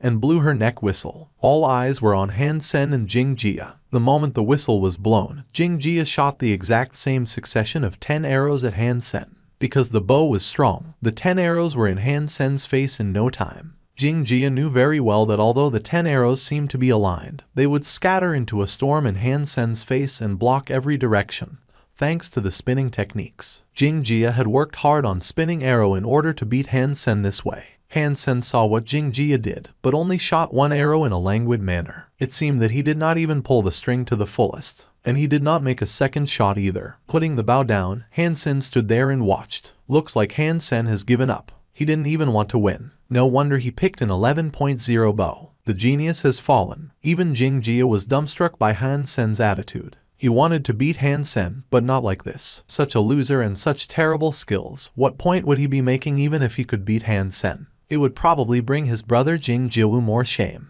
If Jing Jiawu had lost to a genius, Jing Jia could accept it. However, it seemed that Jing Jiawu had lost to a scum. Han Sen, on the other hand, was very satisfied with the shot he made. The power of the spinning arrow did not lie in its speed or strength, but how it span. Although Jing Jia's spinning arrow seemed impressive, in Han Sen's eyes, those arrows were barely spinning. Jing Jia's arrow did not move aside, but was leaning toward Han Sen's arrow like it was a magnet. Bang! The two arrows clashed. Han Sen's slow arrow knocked Jing Jia's away and then became faster. Bang bang bang. Han Sen's arrow clashed successively with all 10 arrows shot by Jing Jia and knocked all 10 away. Its strength was not weakened but enhanced after the cracking sounds. Whoosh! The arrow ended up on Jing Jia's chest. Taking the hit, Jing Jia staggered back a few steps and fell to the ground. Jing Jia looked down at the arrow on his chest incredulously with his mouth gaping. Silence fell on the entire range. No one anticipated this result. No one could believe that an effortless shot made by Han Sen using an 11.0 practice bow could carry such miraculous power. Han Sen walked to Jing Jia, patted him on the shoulder and said, "Jing Jia, if you want to learn the real spinning arrow, come find me when you have time. I'll teach you." Then Han Sen took down the practice arrow on Jing Jia's chest and put it back in the quiver. Putting the bow back on the rack, Han Sen left the range. Jing Jia watched Han Sen leave and sat there like deaf. The genius is the genius. This is what spinning arrow really looks like. I know it was not that easy to mimic the genius. It seems Jing Jia just learned some tricks and did not master the skill. Awesome. Han Sen never took Jing Jia seriously. He did so well with just an 11.0 practice bow. Imagine what he can do if he had picked a 16.01. Once again, Han Sen entered the dark swamp. Last time it took him half a month to travel from Glory Shelter back to Steel Armor Shelter by way of Dark Swamp. Last time, he only had the mutant three-eyed beast as his mount and needed to fly on his own over Dark Swamp. This time, he could just use Meowth all the way as the mount, and no mutant creature could stop it. Han Sen tried to kill as few creatures as possible. Except for sacred Geno points, he did not need anything. The second day he spent in Dark Swamp, Han Sen saw from afar that an island was floating in the sky. He was suddenly thrilled and thought, there is a mystery island in Dark Swamp. A mystery island meant a sacred blood beast soul. In the past, Han Sen needed a sacred blood ghost butterfly boomerang to kill the holy angel, but now he no longer needed that. In the entire First God's Sanctuary, there was hardly any sacred blood creature that he could not kill. Dark Swamp was remote and dangerous. It is not very likely that someone happened to be here. Therefore, Han Sen believed he would not have a lot of competitors. Having summoned his sacred blood wings, Han Sen flew toward the mystery island. The strong wind could not stop him at all. This time, Han Sen only used the wings of the purple-feathered dragon. He did not look exactly like Dollar, but he did not mind either. No one had seen the wings without the black beetle armor. In addition, all those who had seen these sacred blood wings had evolved, including Son of Heaven. When Han Sen landed on the mystery island, he frowned as he heard noises of a combat. Someone still beat him to the mystery island in Dark Swamp. Han Sen saw that it was a man and woman fighting a giant wolf with silver fur. Han Sen thought the wolf must be the sacred blood creature on the mystery island. Han Sen could not tell who the man and woman were. It seemed that they were not from Steel Armor Shelter. Maybe they are from Glory Shelter. Both the man and woman had a fabulous set of beast souls. They not only had sacred blood wings, even their weapons and armor were sacred blood beast souls. In addition, the two of them had both shapeshifted with sacred blood humanoid beast souls. The level of the beast souls they used were shocking even to Han Sen. However, with their luxurious beast souls, they were not able to beat the silver wolf. The silver wolf was so fast that when it ran, it became a blur. Han Sen could tell that the silver wolf was a huge threat to the man and woman. After watching for a while, Han Sen smiled and did not hurry to go over. Standing afar, he decided to watch them fight. At this point, he was able to tell that the man and woman were not the wolf's match. He had no intention to fight with them and wanted to kill the wolf after they retreated. Indeed, a man and woman found it was more and more difficult to parry with the wolf. They also seemed to have noticed Han Sen and did not want to fight anymore. Fighting while retreating, the man and woman approached Han Sen. "Friend, I am Ma Mingjun from Glory Shelter Gang. How about we work together to strike down this sacred blood creature?" exclaimed the man when he approached Han Sen. "If we work together, Hole gets to keep the meat and beast soul," Han Sen asked. "Whoever makes the fatal strike gets to keep them." Ma Mingjun was 150 feet from Han Sen. "All right." Han Sen smiled and joined the two. The spinning spear and the diamond sword were both kept in Han Sen's backpack. Of course, Han Sen will not use them. He summoned the three-blade harpoon and threw himself at the silver wolf. Ma Mingjun and Su Xinmei exchanged a look and quickly joined Han Sen.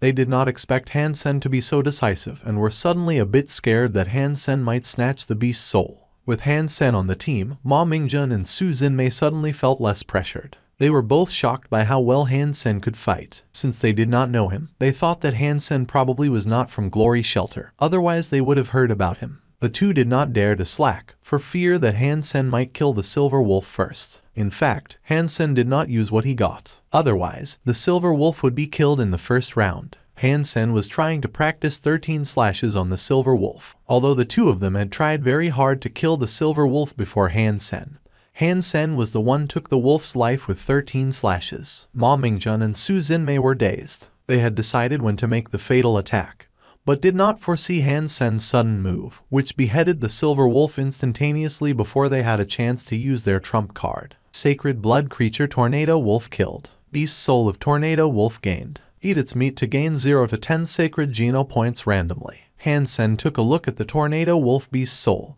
and discovered it to be a beast soul mount. Han Sen was pleased as he eventually gained his first sacred blood mount. Meowth was not a mount per se, because despite its speed, riding on that was a terrible experience. "Thank you," Han Sen said and went to pick up the Tornado Wall's body. 1 second. Ma Mingjun suddenly stopped Han Sen. "Are you going back on your words?" Han Sen asked calmly, without getting upset. "Friend, we don't mean to do that. We just wanted to ask whether you are willing to sell the meat and beast soul." Ma Mingjun asked Han Sen. "No." Han Sen rejected Ma Mingjun without a second thought. He still needed some sacred Geno points himself. Even if he did not, his holy angel needed it. "Friend, if you are willing to sell, we can make you a very generous offer." Ma Mingjun exchanged a look with Su Xinmei and said to Han Sen, I'm not interested in cash, but if you have a sacred blood beast soul from second god's sanctuary, I could consider a swap, said Han Sen quietly. From his last cooperation with Lin Beifeng, Han Sen earned a cut of 700 million. Plus the mutant beast souls he gained from Zuruyan and the nest. Han Sen was quite a rich man at this point. He had used some connections to buy a few mutant beast souls and second god's sanctuary for his mom to use,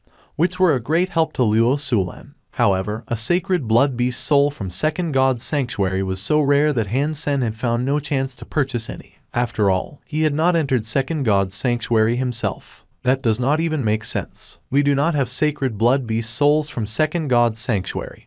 Even if we do, it is impossible that we exchange them for something in first god's sanctuary, said Ma Mingjun with his brows knitted. The sacred blood beast souls in second god's sanctuary were much harder to come by than those in first god's sanctuary. However, an unevolved person could not receive any beast soul from second god's sanctuary. If Han Sen was to purchase a beast soul from second god's sanctuary for his mother would have to receive the beast soul from the other party directly. Otherwise, a primitive beast soul from second god's sanctuary would easily beat most sacred blood beast soul from first god's sanctuary. Because the beast souls from a higher phase could not enter a lower one, the sacred blood beast souls of first god's sanctuary were still very valuable. However, using a sacred blood beast soul of first god's sanctuary to exchange for one in second god's sanctuary was still out of the question. Forget about it then. Han Sen was very casual about the deal. Since Ma Mingjun was from Glory Gang, it was very likely that his gang was like Steel Armor Gang and had military affiliations,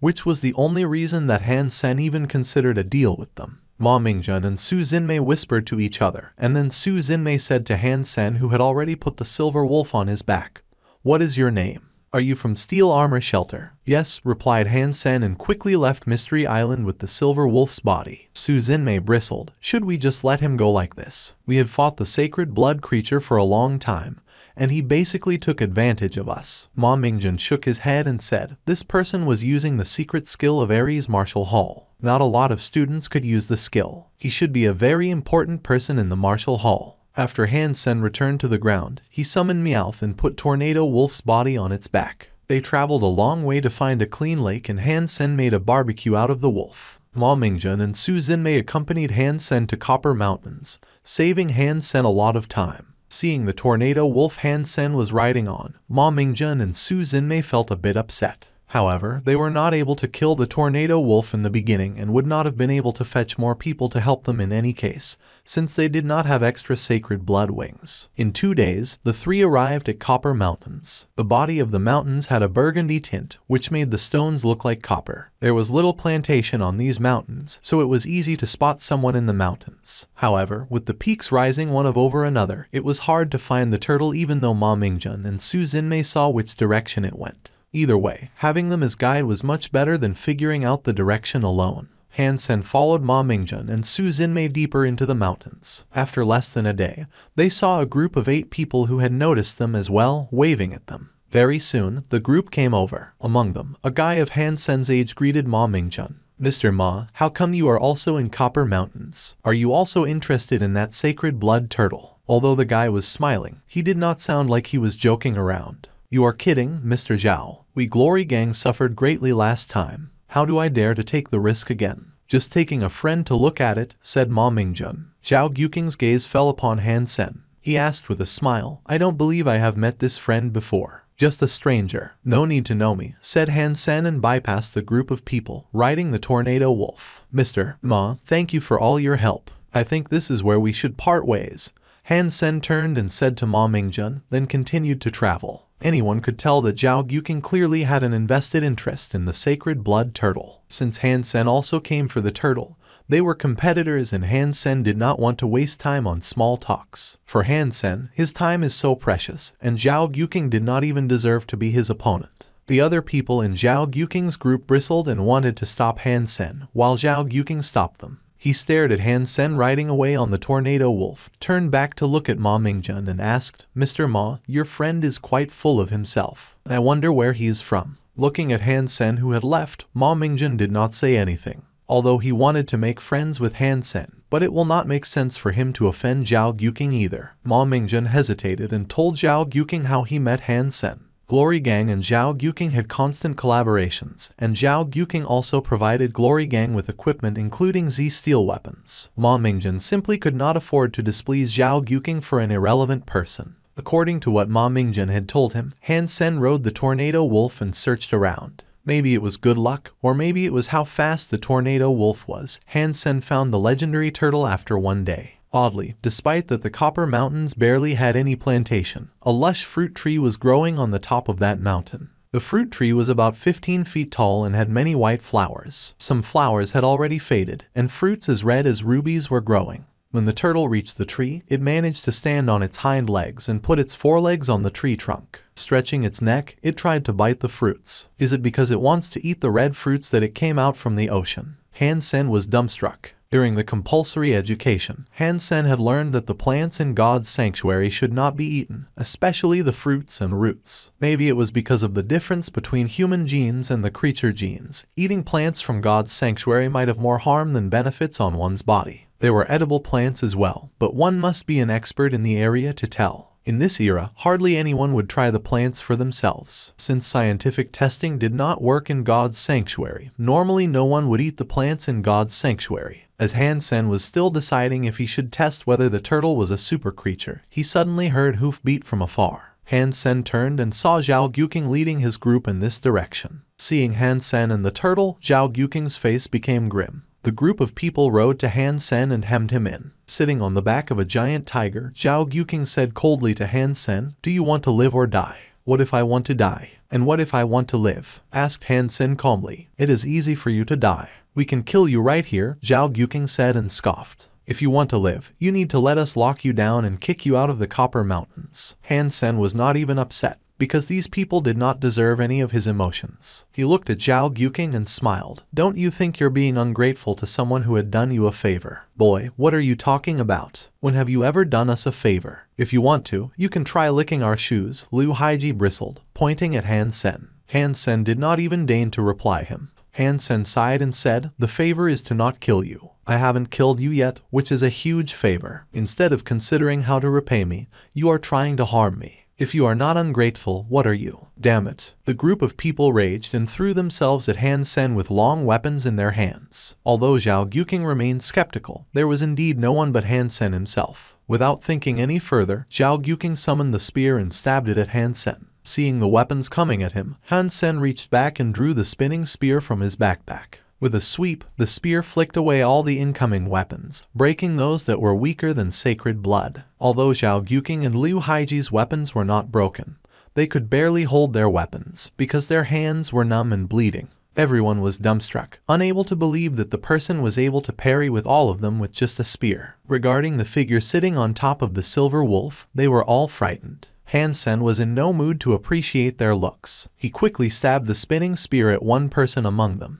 Those who were still alive suddenly thought of what Han Sen said, but it was too late for their repentance. Han Sen was like Apollo. Wherever he struck, lives would be taken. Run in different directions. We can't all die here. Zhao Gyuking turned and rode away on his mount, sick with terror. Having spotted a lot of strong men in First God's Sanctuary, Zhao Gyuking had never seen a monster like Han Sen. If he had not seen Han Sen with his own eyes, Zhao Gyuking would not believe that such a person was in First God's Sanctuary. Since he started running, his sacred blood mount only made it to 30 feet away, while all his 7 brothers were killed. Zhao Gyuking could not even imagine what a formidable person this must be. Urging the sacred blood mount, Zhao Gyuking thought his only hope was that he had a head start. In addition, his mount was a sacred blood beast soul, so it would not be that easy for Han Sen to catch up with him. In the blink of an eye, the man with a calm look was only 10 feet away. "Please." Before Zhao Gyuking finished his sentence, Han Sen and Tornado Wolf brushed past him and the black spear run through his head and stuck out from his mouth, silencing Zhao Gyuking forever. Without looking at the dead bodies, Han Sen followed the turtle on the Tornado Wolf. These people did not deserve any of his attention. It was like killing chickens to him. The favor is not to kill you. However, that group of people failed to understand what Han Sen meant. A few days later, someone found the dead bodies in Copper Mountains, which shocked the entire Glory Shelter. The group of people represented a large gang in Glory Shelter. However, all 8 of them died in Copper Mountains, each with only 1 strike, without any exception. Everyone else thought it must be a gang that killed Zhao Gyuking's group. However, Ma Mingjin knew it was Han Sen alone. Thinking of what might have happened, he felt a shiver down his spine. Suzinmei nodded and was too shocked to speak. She was also glad that she did not try anything stupid with Han-sen when they were on the Mystery Island. In Copper Mountains, Han-sen was chasing the turtle. Feeding on the roots or fruits of certain plants, the turtle continued its way in Copper Mountains. Sometimes, where there were no plants at all, the turtle still managed to dig out some mushroom-like stuff to eat. Han-sen became more and more shocked. Most creatures did not need to eat, while those that did eat were always extraordinary. Among all the creatures that Han-sen had seen, the most extraordinary one must be Golden Growler, and the second would be the turtle. In a way, the turtle was even more odd. The golden growler would only feed on creatures of other species. However, the turtle would find plants to eat in the mountains, and it was obviously selective about what to eat. Following the turtle into a valley, Han-sen decided it was time to test whether the turtle was a super creature. There was only one way into the valley. Han-sen took back the tornado wolf and put on the black beetle armor. He then drew the diamond sword and summoned Devil Sword to strengthen it. Han-sen also summoned the Flame Lieutenant, which floated next to Han-sen and added a red tint to all Han-sen's beast souls. Shapeshifting into the Bloody Slayer, Han-sen used Heresy Mantra and turned his heart into a strong engine, pumping blood fast and fierce. This was the best Han-sen could do at this point. Facing a turtle that was possibly a super creature, Han-sen did not dare to slack a little bit. Even a newborn golden growler could fight him, let alone an adult super creature. Holding his sword with both hands, Han-sen rushed to the turtle. The turtle was vigilant and had noticed Han-sen a long time ago. It suddenly turned to him, with its emerald-like eyes fixed on him. Roar! Han-sen made a slash with the diamond sword in an incredible speed. This was the best Han-sen could do so far. Even if Qin Xuan was here, she would not be able to parry this strike. However, halfway through Han-sen's attack, the turtle had suddenly stretched out its neck like a dragon left its lair. Instantaneously, the mouth of the turtle bit at the diamond sword. Han-sen lost his color and tried to draw the diamond sword back. However, he could not move the sword either way. The mouth of the turtle was like a wrench, holding the diamond sword in place. The next second, Han-sen heard a crack. The diamond sword that could match any sacred blood beast soul weapon, with the enhancement from both the Devil Sword and Flame Lieutenant, was crushed under the turtle's bite. To Han-sen's shock, the turtle started to chew on the broken sword and swallowed it. Super creature. It is definitely a super creature. Han-sen was dumbstruck and quickly turned to run. This creature King treated a sacred blood gear like candy. How could Han-sen ever beat that? The turtle suddenly moved its four legs as if it was stepping on wheels, rushing toward Han-sen fiercely. Its speed was even faster than Tornado Wolf. Damn it. Who said the turtle was slow? Seeing the turtle was almost behind him, Han-sen believed if the turtle was going to make another bite, Han-sen could not dodge even with Sparticle. Han-sen threw the remaining diamond sword at the turtle, spread his wings, and quickly flew to the sky. The turtle quickly caught the incoming broken sword with its mouth, chewed on it, and then swallowed the pieces. Regarding Han-sen, who had flown away for a few minutes, the turtle then slowly turned back to the valley to look for food. Flying in the sky, Han-sen was relieved to see the turtle leaving. Then he discovered that he was covered in cold sweat. Fortunately, the turtle bit the diamond sword instead of his body the first time. Otherwise he would be broken in half even with his sacred blood armor. It is definitely a super creature. Han-sen watched the turtle in the sky with complex feelings. It was fine that he had lost the diamond sword. However, Han-sen saw no hope after witnessing the turtle's strength and speed. A super creature like the turtle was much stronger than the baby golden growler. People from Glory Shelter said the turtle was not very fast. Han-sen believed it was because the turtle did not even bother to chase those people down. It seems that my strength is not enough to kill a super creature presently. Even if I use sneak attacks, without enough force to penetrate its body, it would still be useless. There was fire burning in Han-sen's eyes. Although he was not able to kill the turtle, he confirmed that it was a super creature, and learned how strong it was. Since Han-sen had already recognized its strength, what was left to do was to figure out how to kill it. Han-sen now knew that unless he had Super Beast Soul Armor, any defense was useless in front of the turtle. Two conditions must be satisfied if he wanted to kill the turtle. First, he must be able to use a footwork that allowed him to dodge the formidable bite. Second, he must have enough strength to drive a weapon through its body. Since Han-sen did not have a Super Beast Soul weapon, Han-sen must focus on enhancing his own force. Otherwise, it would be impossible for him to pierce the turtle's body, even the weakest part, the neck. As for footwork, although Sparticle was quite fast, it was much slower than the turtle's bite. To Han-sen's surprise, after checking the footwork all afternoon, he found a super Geno art called Overload which brought him some hope. The theory of overload was to make one's body work under extreme conditions that went beyond one's limits. It was to burn one's energy to tap into one's potentials. The more burden one's body could handle, the stronger one's force would be. It was somewhat like an overlock of the processor or graphics cards in ancient computers. It was to reset some computer components so that it ran faster than the manufacturer's specified speed. Undertaking the overload, the body would be inclined to collapse. Technically speaking, overload could increase one's abilities without limit. However, if the body could not take it, one would die from using overload. The better the fitness, the greater the potentials. In addition, one must control the level of the overload, otherwise one's body would be destroyed. Han Sen did not have too much time to consider. Overload was the most effective way for him to improve at this time. It was even more direct than heresy mantra. Overload could increase the speed and strength greatly in a very short amount of time. However, heresy mantra had no side effects, while overload was dangerous to practice. With overload, Han Sen did not need to learn another footwork. When he used both overload and sparticle, he could probably dodge the turtle bite. Han Sen entered the evolver section, because he was not the least interested in the unevolved opponents. As soon as possible he received an invite to fight. Han Sen thought it was those who had lost to him, but was dumbstruck by the ID name. The ID looked very familiar, but it was not the two persons that he had beaten before. It was a one-word ID, Queen. Han Sen had never seen such an ID, but he remembered this name. A while back, Huangfu Pinking had taken him to a restaurant named Queen Restaurant once, which was the property of Ares Marshall Hall. Han Sen saw an evolver with the nickname Queen there in the restaurant, who destroyed an evolver opponent momentarily with incredible skills and power. Is this the same Queen? With some doubt, Han Sen clicked yes and entered a fighting scene.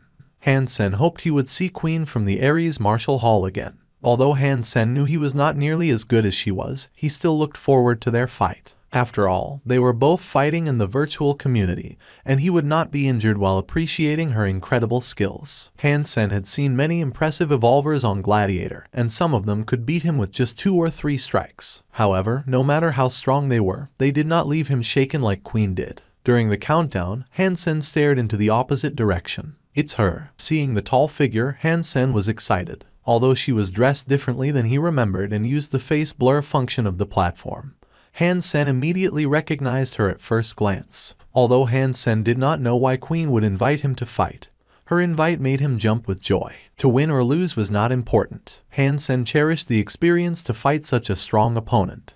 After the countdown was over, Han Sen entered the arena. Without any hesitation, Han Sen used heresy mantra to strengthen the functions of his heart, blood, and kai. His fitness level was increased substantially. Without a word, Han Sen threw a punch at Queen. He was afraid that if he did not make a strike soon, he might never have an opportunity to do so. Queen was definitely much stronger than most super creatures in First God's Sanctuary. Therefore, Han Sen's punch almost carried all his strength, and would take most people by surprise with his sneak attack skills. Originally, Han Sen thought Queen would fight back fiercely, which was her style. However, Queen simply dodged Han Sen's punch and did not fight back. Han Sen was dazed. Without much time to think, he threw a second punch. Facing such an opponent, it would be ideal if he could survive more rounds. The punch that cost all his strength only took Queen 1 step to avoid. None of his skills worked. Han Sen decided to use the skeleton's disordered rhythm. He summarized Queen's rhythm and hit her when her defense was down. However, she suddenly changed her rhythm and made his attack end up in vain. Han Sen had never met an opponent who could change her own rhythm as abruptly as this, which surprised him. Normally speaking, evolvers of her level would not accept his invite.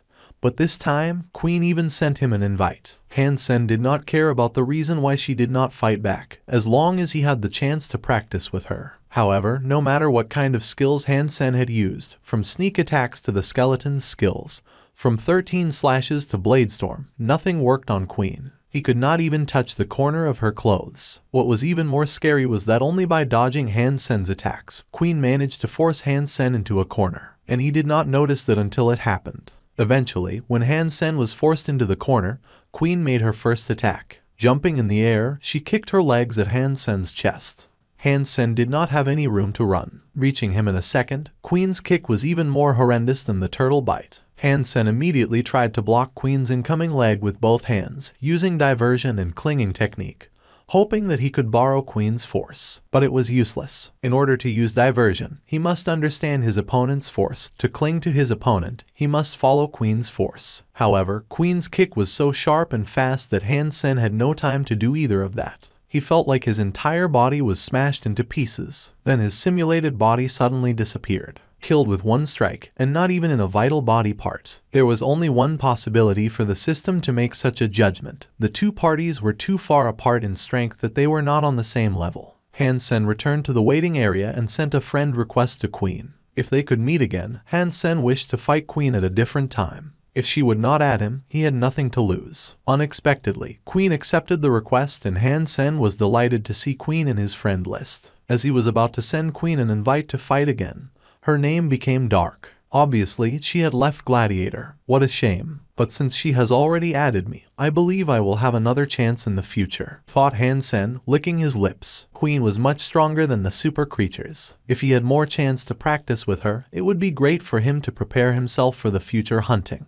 Han Sen decided to study the video and find out how Queen managed to force him into the corner. After leaving Gladiator, Queen dialed a number and made a short call. She reported to Huang Fuxingcheng her conclusion, which was she believed a soldier on warship was a suitable opponent for Cayenne Hezhen. Although she beat Han Sen with only one strike, Han Sen's performance was out of her expectation, which was why Queen agreed to add him. In fact, Han Sen was the only person in Queen's friend list. She did not even add any student in Ares Martial Hall. In fact, in Gladiator, Queen never chatted with anyone or added anyone. Queen did not even use any footwork intentionally, but the spots he decided to go to when avoiding Han Sen's attacks made Han Sen feel threatened and unintentionally end up where Queen wanted him to go. That is to say, although Queen did not launch any strikes, she was able to put tremendous pressure and threat on Han Sen so that he would want to run. Therefore, although Han Sen was making all the attacks, he ended up in the corner. Another thought made Han Sen sweat. Every spot Queen chose to go to was a spot that could threaten Han Sen, which meant it was a defect in Han Sen's movement.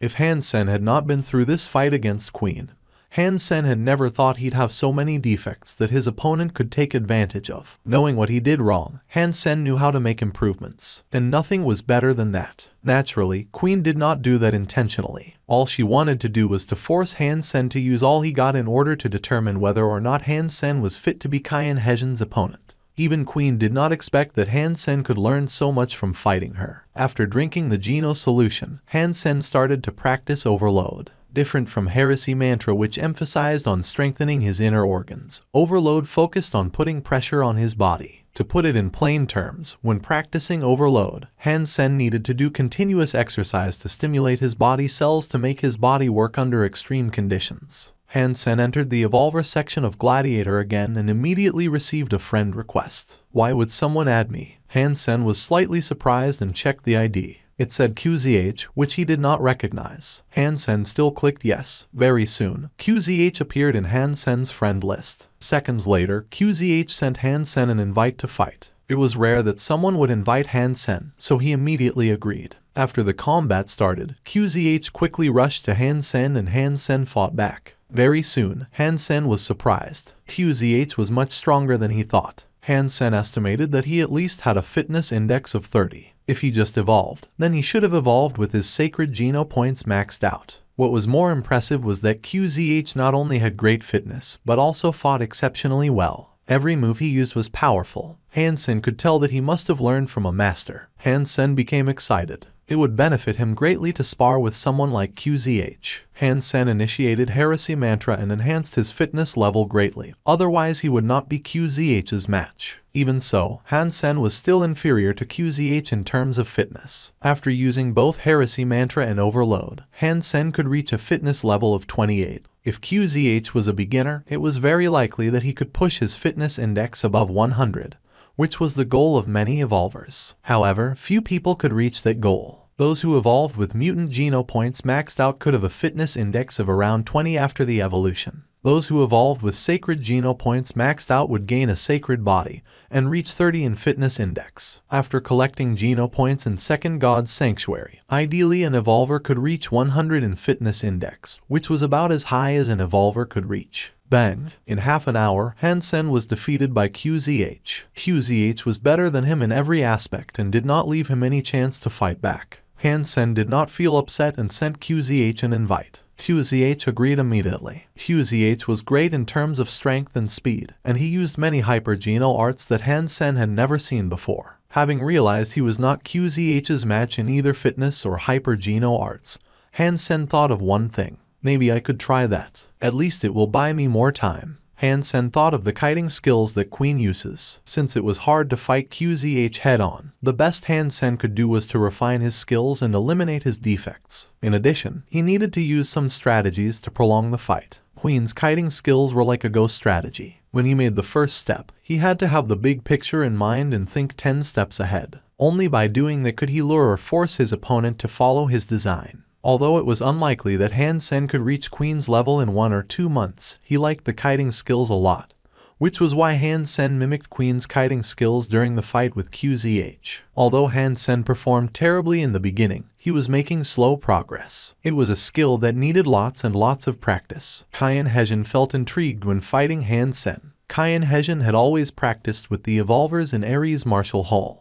Even though those evolvers had many skills, Kian Hejin would gradually get to know their movement patterns. However, the combat against Han Sen was different. Han Sen had shown him different things, such as disordered rhythm and weird strikes, sometimes even Kian Hejin's own tricks. Kian Hejin thought Han Sen was an odd fellow. Kian Hejin considered what he learned was eclectic enough, while Han Sen never ceased to surprise him, which provided him with many inspirations. Kian Hejin and Han Sen did not communicate at all, and always started the combat the minute they saw each other, which continued for days. Without any conversation, the two persons were immersed in their own practice, and thought of each other as a sparring partner. No, not fast enough. This speed is not enough for me to dodge the turtle bite. Han Sen's body was moving at a dazzling speed and his feet almost became a blur with sparkle deployed. Although Han Sen spent most of his time on Gladiator, he would train 1 hour per day without the holographic device. In the virtual combat, he could not sense every single detail, which made the 1-hour training a must. The location Han Sen chose to use for his training was the venue of Heavy Warframe Society, which continued to be an unpopular society. After Fatty and Skinny graduated, only Han Sen and his friends remained in the society. Jing Jia watched Han Sen train with complex emotions. Since he lost to Han Sen last time, Jing Jia had studied the spinning arrow even harder for a long time. However, no matter how hard he tried, he could not be as good as Han Sen. Hearing about Han Sen's training, Jing Jia decided to wait for Han Sen there and talk to him. However, Han Sen directly started training since he came here, so Jing Jia watched and waited. After watching for a while, Jing Jia's look had changed. Although Han Sen was simply doing a shuttle run practice, Jing Jia was shocked by Han Sen's speed. He had only seen such speed among evolvers. In all the unevolved person he knew, Jing Jia had never witnessed such speed, not even with his big brother Jing Jiwoo. Do you need me for anything? After training, Han Sen sat down on a chair, wiped his face, drank some water, and looked to Jing Jia. He had noticed Jing Jia since the beginning. You said you would teach me spinning arrow. Is that true? Said Jing Jia, chewing on his lips. For someone as proud as Jing Jia, it was not easy to plead. Of course, if you want to learn, all you need to do is to pay me tuition, and then I would feel happy to teach you, said Han Sen with a smile. Aren't you afraid that I will learn from you and then defeat you? Jing Jia stared at Han Sen and asked. Han Sen had finished the bottle of water, threw the empty bottle into the trash can, and said, as long as it is something I have learned, I will be the best at it. If you want to learn, I could teach you any time, but you will never be able to beat me. Looking at Han Sen's expression, Jing Jia gritted his teeth and said, I want to learn. When can you start to teach me? If you pay me, we can start now. Han Sen smiled and said. Jing Jia immediately paid Han Sen what he asked. He did not believe he would lose to Han Sen. With his talent, all he lacked was Han Sen's tricks. As long as he learned Han Sen's tricks, he would never lose to Han Sen again. After returning to his dorm, Han Sen received a call from Gambler, who told him that there was a new mission assigned by the management. After reviewing the information Gambler sent him, Han Sen was surprised that there was such a person in God's sanctuary. Han Sen pondered and told Gambler that he would like to take on the mission himself. On one hand, the mission was too dangerous for most of the other members in the special squad. On the other hand, Han Sen wanted to meet that person himself, which was why he decided to take on the mission. More importantly, that person was currently in Glory Shelter. Han Sen arrived at a room in Glory Shelter at the agreed time and saw Sun Minghua himself. Because he had maxed out on all Geno points, Sun Minghua did not look like an old man 80 years old. He seemed to be around 40. In addition to Professor Sun Minghua, Han Sen also saw the 3 members of Glory Special Squad who were responsible for the professor's safety in Glory Shelter. Han Sen, is it? Looks like I will become your problem soon. Professor Sun Minghua greeted Han Sen warmly. Your safety is my duty, said Han Sen. However, the 3 members in Glory Special Squad were not as friendly to Han Sen. It was still in their shelter, while a stranger, Han Sen, was intervening in their mission, which was upsetting to them. Lu Mingda was quite a hunk and carried a huge sledgehammer that looked familiar to Han Sen.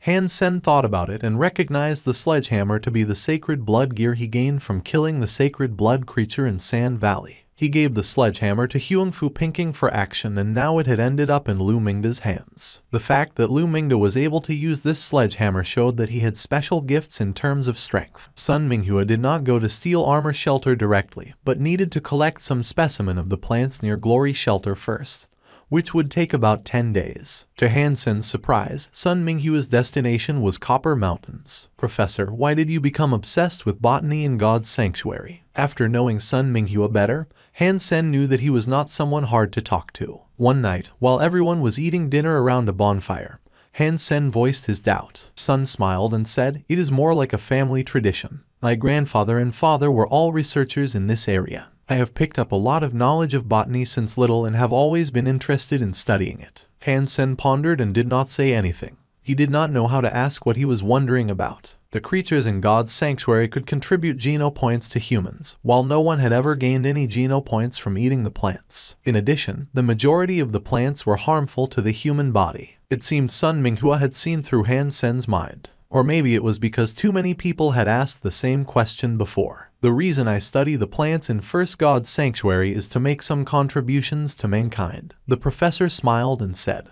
the creatures in God's Sanctuary could provide geno points, but the plants could not do the same. They were all living things, so why would they differ so much? Han Sen shook his head, as he did not have a clue. In fact, my family used to be in the study of medicine, and had a focus in the ancient herbal medicine. My grandfather and father believed that since all sorts of herbs had medical values, we could also take advantage of the plants in God's Sanctuary. In fact, we all know that many plants were harmful to the human body, but this further proved that these plants were effective. Sun Minghua went on and on with his explanations. Han Sen described the fruit tree to Sun Minghua, while Sun Minghua did not know what plant it was, let alone its effects. However, after hearing about the turtle from Han Sen, Sun Minghua said, "In my decades of research, I have witnessed a lot of creatures consuming plants, despite that the majority of them did not need to eat plants. According to my observation, the creatures did not consume plants to maintain life like we do. Then what do they eat the plants for?" Han Sen couldn't help asking.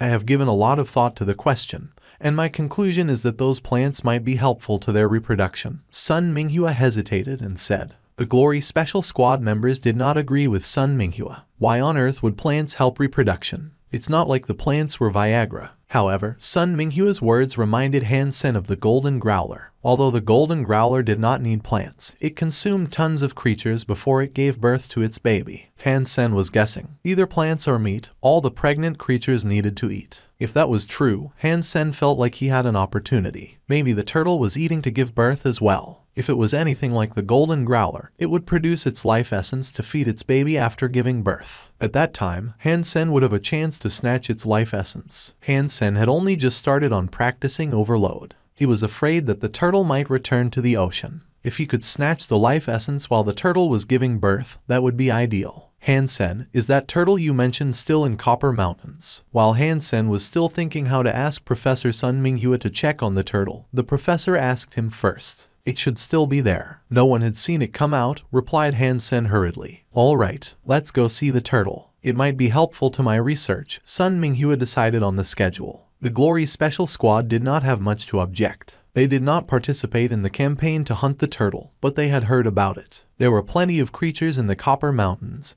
but none of them was scary. In their opinion, the turtle should not be too dangerous since it was not fast. Only Han Sen knew that the turtle had an unbelievable speed. Han Sen did not say anything about it and only wanted to check on the turtle from afar. In addition, Han Sen would like for the professor to determine whether the turtle was actually giving birth. Sun Minghua should be an authority in that. The group of people marched into Copper Mountains. Sun Minghua had a great physique and a sacred blood mount, so they had a smooth trip. Hansen did not have much to do and kept chatting with Sun Minghua. Sun Minghua had spent decades doing research in First God's Sanctuary, while all his friends had left sooner or later. It was rare that a young man would listen to him like Hansen. Since Hansen was interested, Sun Minghua had shared a lot. Sun Minghua did his research for his interest as well as to benefit mankind, so he had nothing to hide and taught Hansen a lot of practical knowledge, such as how to determine which plants were edible and which plants were toxic. Hansen memorized all the information, which might be life-saving in the future. After traveling on the back of the Golden Growler,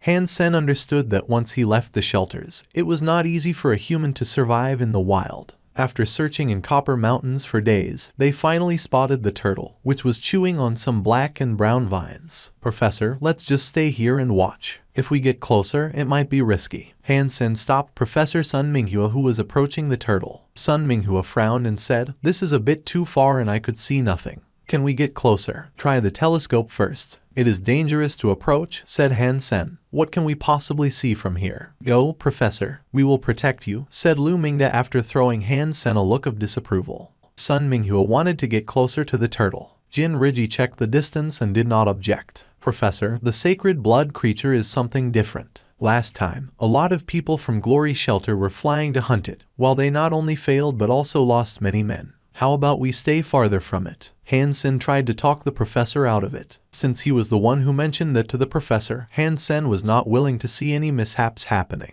"Hansen, do you doubt the ability of Glory Special Squad?" said Lu Mingda, displeased. Jin Riji and Jin Kilai couldn't help frowning. Hansen had been a good fellow so far, but now he was trying to intervene in their mission. Sun Minghua quickly said, "Hansen, don't worry. We are not trying to approach it, just get a bit closer. It will be fine." Hansen did not know what to say to them. He could not tell them that he was not a sacred blood creature, but a super creature. The professor had already moved and got closer to the turtle under the protection of the Glory Special Squad. "Professor, stop right here. We really cannot go any farther." Being just 1,000 feet away from the turtle, the voice of Lu Mingda alerted the turtle, which turned around and had its eyes fixed on them. Hansen felt a chill down his spine. He remained still and watched the turtle. Lu Mingda was still upset and wanted to add something, but Jin Riji had also noticed the turtle's movements and stopped him. Suddenly, the turtle moved all its 4 legs and rushed to them as fast as a bird. Feeling worried, Hansen quickly yelled at Sun Minghua, "Professor, run." Although Sun Minghua had maxed out on all his Geno points, he did not spend any time practicing martial arts and did not react fast enough. "It's just a turtle. I will smash it right now." Lu Mingda yelled and smashed at the turtle with his sledgehammer.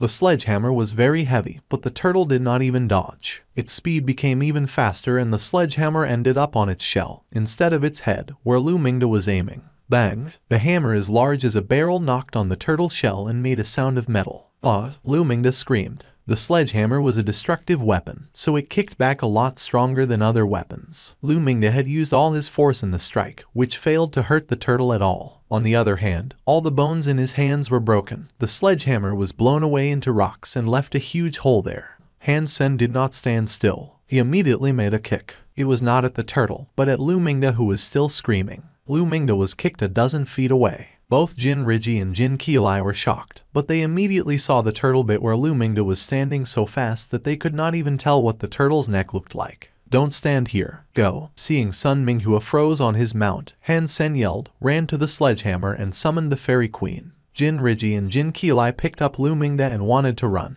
while the turtle made another bite at Jin Riji, who was the closest to it. Jin Riji did not have any time to dodge, but he was fast enough to block the turtle bite with his sacred blood knife. Crack! The turtle bit the sacred blood blade and broke it in half. A sacred blood weapon was destroyed like that. The Glory Special Squad were almost scared to death. The knife was a sacred blood weapon and was broken under the turtle bite easily. It quickly reached out its neck and bit toward Jin Riji, who was empty-handed. Jin Riji had used all his energy and there was no way he could avoid this bite. Damn it! Jin Riji quickly stepped back, but he knew he could not make it. Lu Mingda and Jin Kilai did not even have any chance to save Jin Riji, given how fast the turtle was. Bang! Something giant and black suddenly fell on the turtle's head and knocked its head down.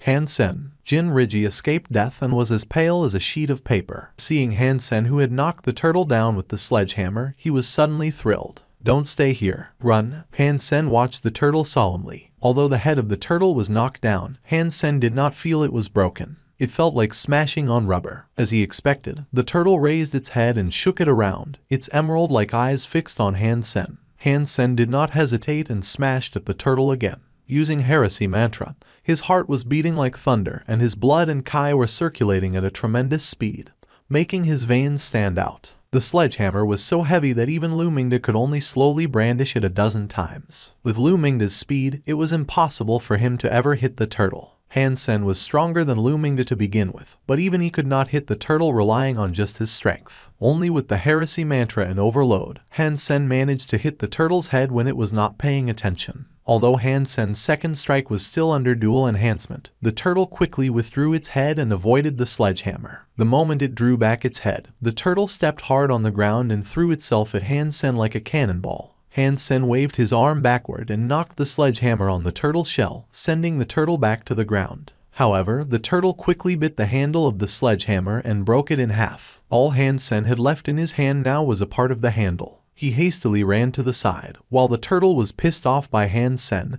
and decided to throw itself again at him. "Hang in there, we're here to help." Jin Riji summoned another weapon and was ready to help Han Sen. Han Sen felt almost depressed. "What the heck are you doing staying here? Are you trying to get killed by the turtle? This is a super creature and none of you would be alive if you stay. Help my ass. Run, I'll be right after you," Han Sen exclaimed at Jin Riji. Jin Riji paused and quickly ran away with the others, looking back at Han Sen while running. Han Sen quickly dodged the turtle and rolled toward the sledgehammer with its handle broken. Although the handle was broken, there was still a part of it attached to the hammer. Han Sen grabbed the sledgehammer and smashed at the turtle again. The three united with Sun Minghua and then stopped, watching Han Sen fighting the turtle alone. The sledgehammer was like a toy in Han Sen's hand, moving as fast as lightning bolts. The three of them were all dumbstruck. They knew very well how heavy the hammer was. "It's all me. If it were not for me, the turtle would not have noticed us. I will apologize to Han Sen, and I will fight the turtle myself. I will not let him sacrifice himself for us," said Lu Mingde with his face flushed.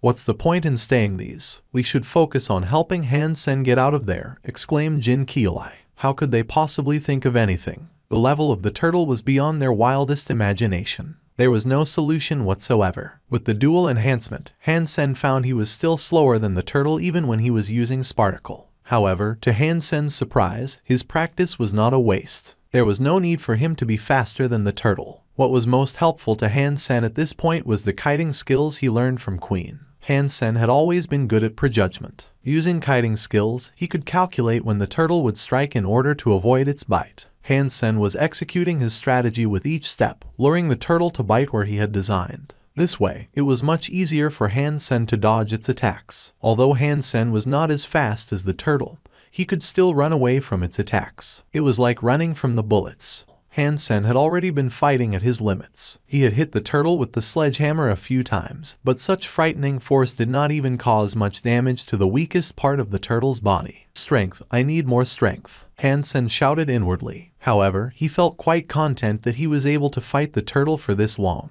Avoiding the turtle bite one more time, Han Sen had come to a cliff, from which he jumped without hesitation to avoid the turtle's attacks and the gaze of his company. After some discussion, the group decided to return to Glory Shelter for maintenance before they came back for the turtle. Han Sen took the opportunity to go back to Blackhawk. He quickly logged in Gladiator, opened his friend list and found Queen online. Han Sen was overjoyed and hastily sent her an invite. The kiting skills he learned from Queen were still faulty. There were many things that he failed to understand. If he could actually learn the kiting skills from Queen, maybe he could fight the turtle without relying on speed. Therefore, Han Sen wished to fight her another time and observe her kiting skills. However, Han Sen did not know whether Queen would agree to fight him. After all, the two of them were too far apart in strength. Han Sen estimated that a super creature should have a fitness level around 40, while the strongest humans in First God's Sanctuary could only reach 20 in some aspects. Most good men usually had an average fitness index of 15.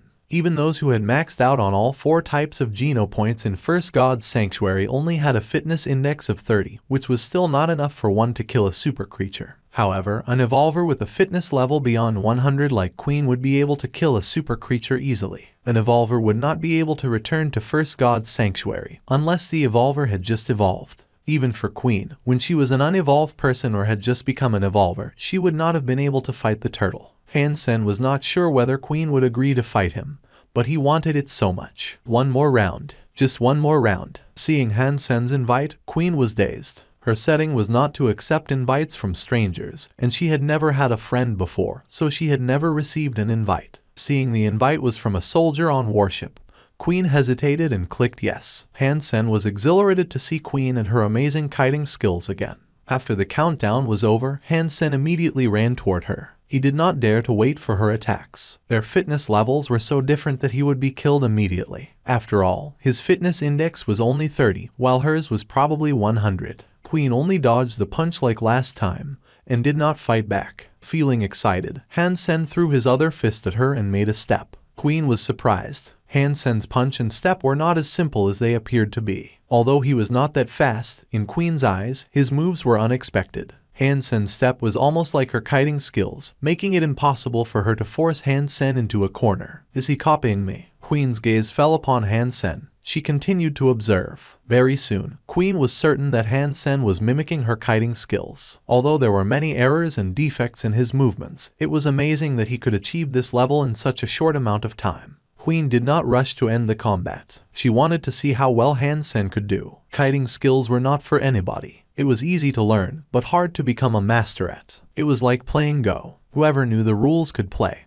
but it was extremely difficult to excel at Go. Queen was good at kiting skills. At least among the opponents that she had met, no one could match her level. Han Sen's performance more or less surprised her. He was a bit green and was still making mistakes, but in her eyes, he had his own understanding of the skills. Very soon, Han Sen was pushed to the corner like last time. Bang! With another kick, Han Sen was eliminated. When he returned to the game, Queen had already gone offline. However, Han Sen did not feel upset, but more excited than ever. He was not sure if Queen was intentionally teaching him. Her last few steps were indicating the weaknesses in his kiting skills, which was why he felt terrible toward the end. This was not a bad thing for Han Sen, but a good thing. Queen was like a teacher, helping him find his mistakes. Whether she was intentional or not, Han Sen was grateful to Queen. Kiting skills were crucial for him to hunt super creatures, and kiting skills like this could not be practiced through tutorials like Hyper Geno Arts. Han Sen had gained an incredible asset through fighting Queen. Jin Riji asked Han Sen to return to God's Sanctuary, as everyone was prepared to observe the turtle again.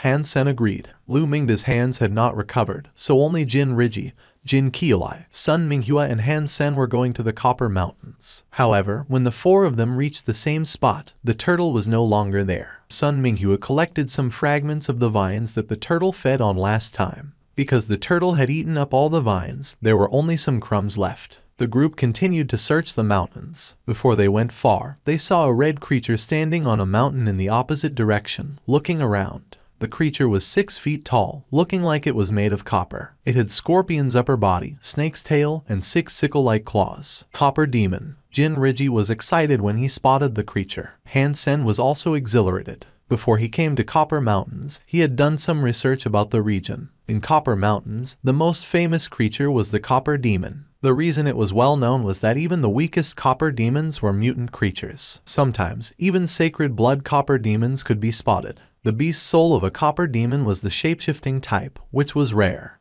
Let's go and try our luck. Maybe there is a chance for us to gain the beast soul, said Jin Qiulai excitedly. No one had any objections. It was rare that they had a chance to see such a famous creature. Even if it was just a mutant one without wings, they could find their luck. When the four of them went up the mountain, the thing they saw made them gasp. Where the copper demon was standing was a stone platform, behind which was a cave. At this point, many copper demons were creeping out of the cave, swaying their snake tails, their claws making sounds of metal. Among them, one was especially tall and had a deeper color than others. It also had red metal wings. The copper demon they saw in the beginning had already spotted the group of people and started to hiss. Shortly, dozens of copper demons flooded from the cave. It seemed that there were still more in the cave. The first sacred blood copper demon flapped its wings and dived at the group of people like a bomber. Damn it, cover the professor. Jin Riji became pale and summoned a beast soul knife, trying to block the sacred blood creature's attack. Han Sen, however, was overjoyed. He was just wondering where to find a sacred blood creature, and one threw itself at them. What a pie in the sky. Han Sen directly summoned his horn bow and mutant black stinger arrow and made a shot at the sacred blood copper demon.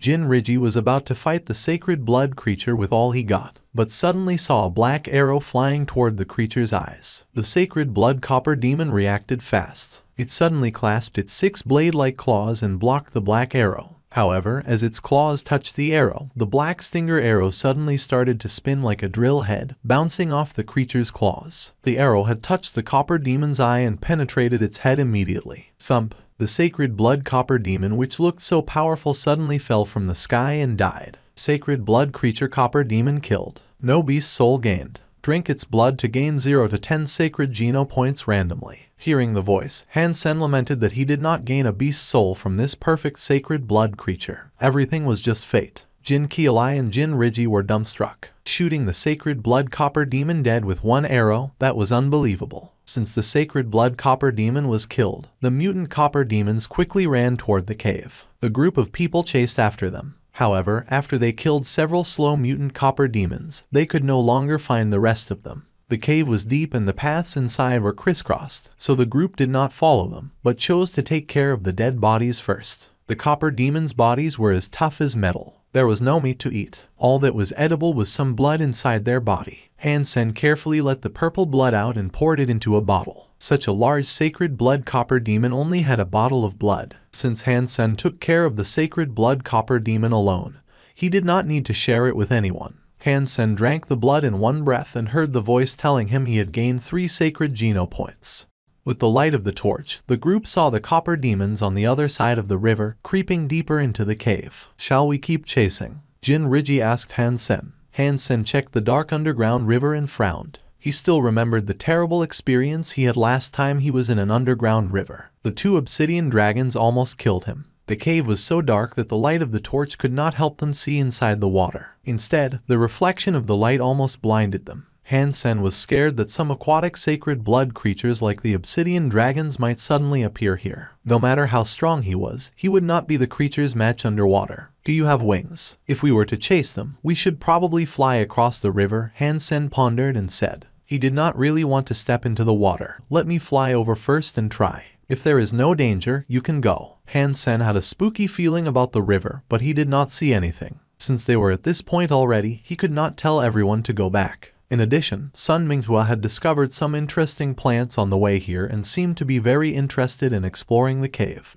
Standing on the bank, the rest of the group watched Han Sen fly nervously. Darkness and water naturally brought fear to humans. When Han Sen reached the middle of the river, he suddenly felt something was odd in the river. A chill went down his spine. Boom! With a huge splash in the water, a giant creature sprang out of the river with its mouth wide open, trying to swallow Han Sen as a whole. I knew something was wrong. Han Sen stared into the creature's mouth. From the underground river emerged a head that was somewhat like an alligator's. With its mouth wide open, it looked like the monster could easily swallow an entire cow, let alone a human. There were thousands of teeth in its mouth, which looked like a meat grinder. Even a body made of steel would be minced instantaneously. Han Sen was not sure what the status of this creature was, so he dared not fight it head-on. If it was a super creature, Han Sen would probably get himself killed. Without saying anything, Han Sen flapped his wings and shifted his body to the side. Pushing on the tip of the creature's mouth, Han Sen returned to the bank. The creature roared and followed Han Sen.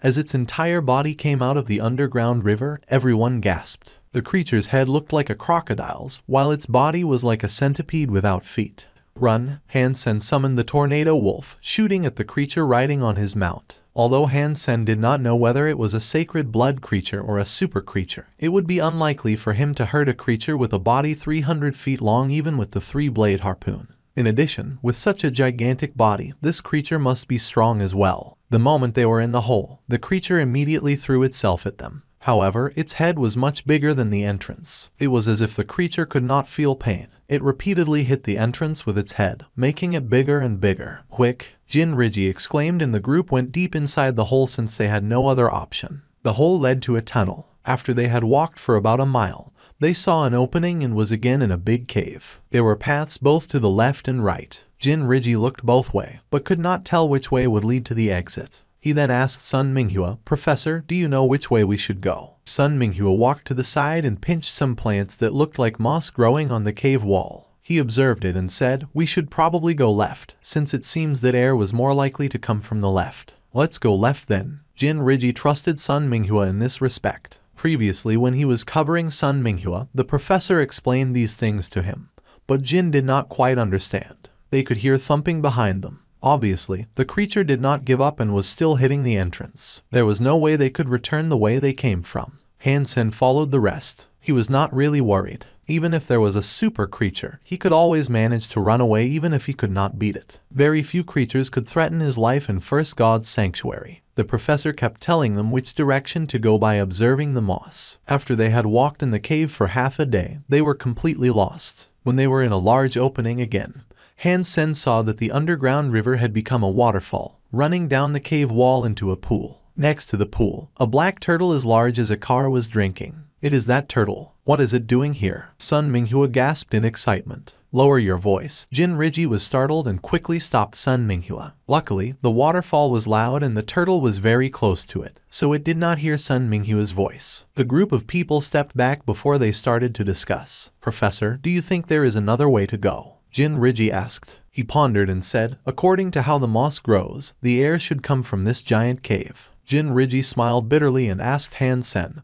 what do you think, Sen? Han Sen hesitated and said, it is very likely that the turtle had come here to eat. After eating, it should be going away. If we follow it closely, we might be able to get out of here. True. Why did I fail to see that? Sun Minghua said gladly. This way, we can observe the turtle and find a way out in the same time. Great idea, Han Sen. Jin Riji and Jin Qilai did not have other ideas. The four decided to follow the turtle. They did not dare to approach the turtle, but observed it from afar. Although it was dark in the cave, the red patterns on the turtle shell were glowing in the dark like lava. The group did not need anything else to see the turtle. After the turtle had finished drinking, it slowly waddled to the cave next to it. The four exchanged a look and followed the turtle from afar. With the glowing patterns on the turtle, they would never lose sight of it. They had followed the turtle for 2 days, which had gone deeper and deeper. They felt something must be wrong. They were already on the cliff. Under the cliff was a gushing lava pool, and the turtle crawled into the pool as if it were water. The group did not see the turtle emerging again. Was it killed by the heat from the lava? Jin Riji guessed. Although creatures were not as smart as people, I have never seen a suicidal one. Jin Qilai shook his head and said. Sun Minghua suddenly said excitedly, I know. You should remember I've told you that the creatures normally eat plants in order to give birth. After leaving the ocean, the turtle had consumed lots of plants in Copper Mountains. Maybe its goal was to give birth here, said Sun Minghua in excitement. Giving birth here? Jin Qilai pointed at the lava pool incredulously. Although lava is fatal to humans, maybe it is not to the creatures. Did you notice the red patterns on the turtle's back? They look like lava. Maybe the turtle was born here in the lava. You know, some turtles in our world also give birth in the sand despite that they live in the ocean, explained the professor. Han Sen watched the lava pool as he listened to the professor. He thought the professor's explanation made a lot of sense. The behaviors of the turtle was much like the golden growler. Maybe it was indeed giving birth here. However, if it was really like the golden growler, then it would die after spitting out its life essence. No matter how powerful Han Sen was, it was impossible for him to jump into the lava for the life essence.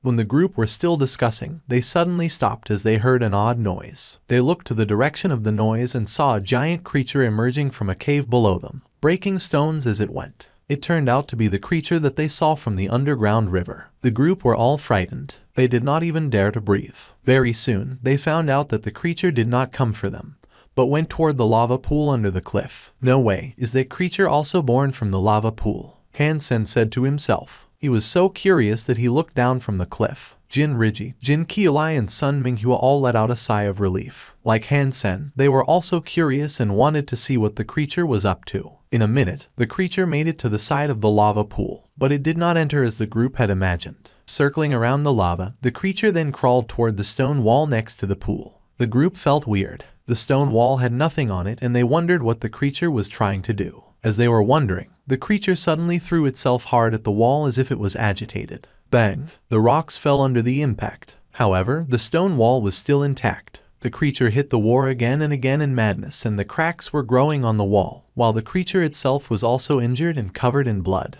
However, it did not stop ramming against the wall, as if the wall had killed its parents. Han Sen gazed at the cracked stone wall. Initially, he thought the wall was red because of the creature was bleeding. However, with a closer look, it was more than the creature's blood. There seemed to be liquid infiltrating through the cracks from the other side. Under the glow of the lava, the liquid also seemed to be red. However, Han Sen could tell that it was not blood, but more like water. Water. Han Sen suddenly understood what the creature was going for. Behind the stone wall, there was very likely a branch of the underground river. The creature was trying to break the stone wall in order to feed water into the lava pool. Damn it, this creature is treacherous. It is trying to lead the water into the lava, Han Sen thought. In the alliance, when water met heat of the lava, one possibility was that the water would evaporate. However, if there were enough water, the lava would be turned into a piece of rock. Even if the turtle could survive in the lava, it didn't mean that it could survive in the rock. If the turtle was sealed in the rock, Han Sen did not know if it was still feasible for him to obtain the turtle's life essence. Put on gas masks, Han Sen exclaimed at the rest and quickly slapped a mask on himself. Although Sun Minghua, Jin Riji,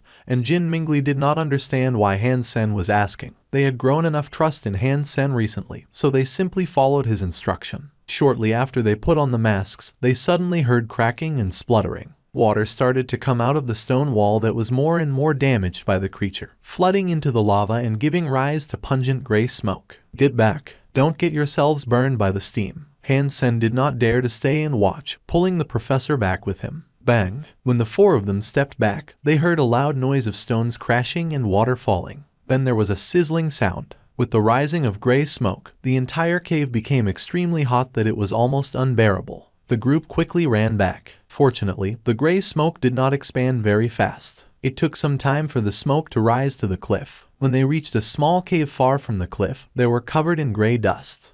I will go have a look. Han Sen did not want to let go. He had prepared so long to kill the turtle and would hate to see it killed in the lava. The giant creature rolled around in the lake in excitement, screeching cheerfully. The turtle died just like that. Han Sen could not believe that a super creature was killed so easily. It was unlikely, Han Sen decided. This creature is so devious to think of such a strategy. I wonder what's its grudge against the turtle, said Jin Mingli, walking over and joining Han Sen. When Sun Minghua was about to say something, they suddenly heard rocks broken. The fresh rock ground started to crack. The giant creature was also alarmed by the sound, and straightened its back like a cobra in attack mode, staring at the broken basalt vigilantly. Boom! The basalt suddenly burst. A huge black turtle rushed out from underneath with splashing lava like a returning demon. The moment the turtle came out, it screamed at the giant creature and threw itself at the creature with its head hidden inside the shell. The creature twisted its huge body and dodged the turtle. However, the turtle reached out its head and bit the creature in the air. The creature screeched and curled its body around the turtle, biting at the turtle's neck with its crocodile-like mouth. The two creatures were at each other's throat, rolling around in the lake, breaking rocks as they went. The group were dumbstruck by the monsters' fight and felt like watching a movie. Han Sen was secretly exhilarated. Since the creature was able to match the turtle, it was very likely also a super creature. If that was the case, maybe he could get really lucky. As Han Sen was imagining killing two super creatures at once, gobbling on their life essence and becoming a super aristocrat,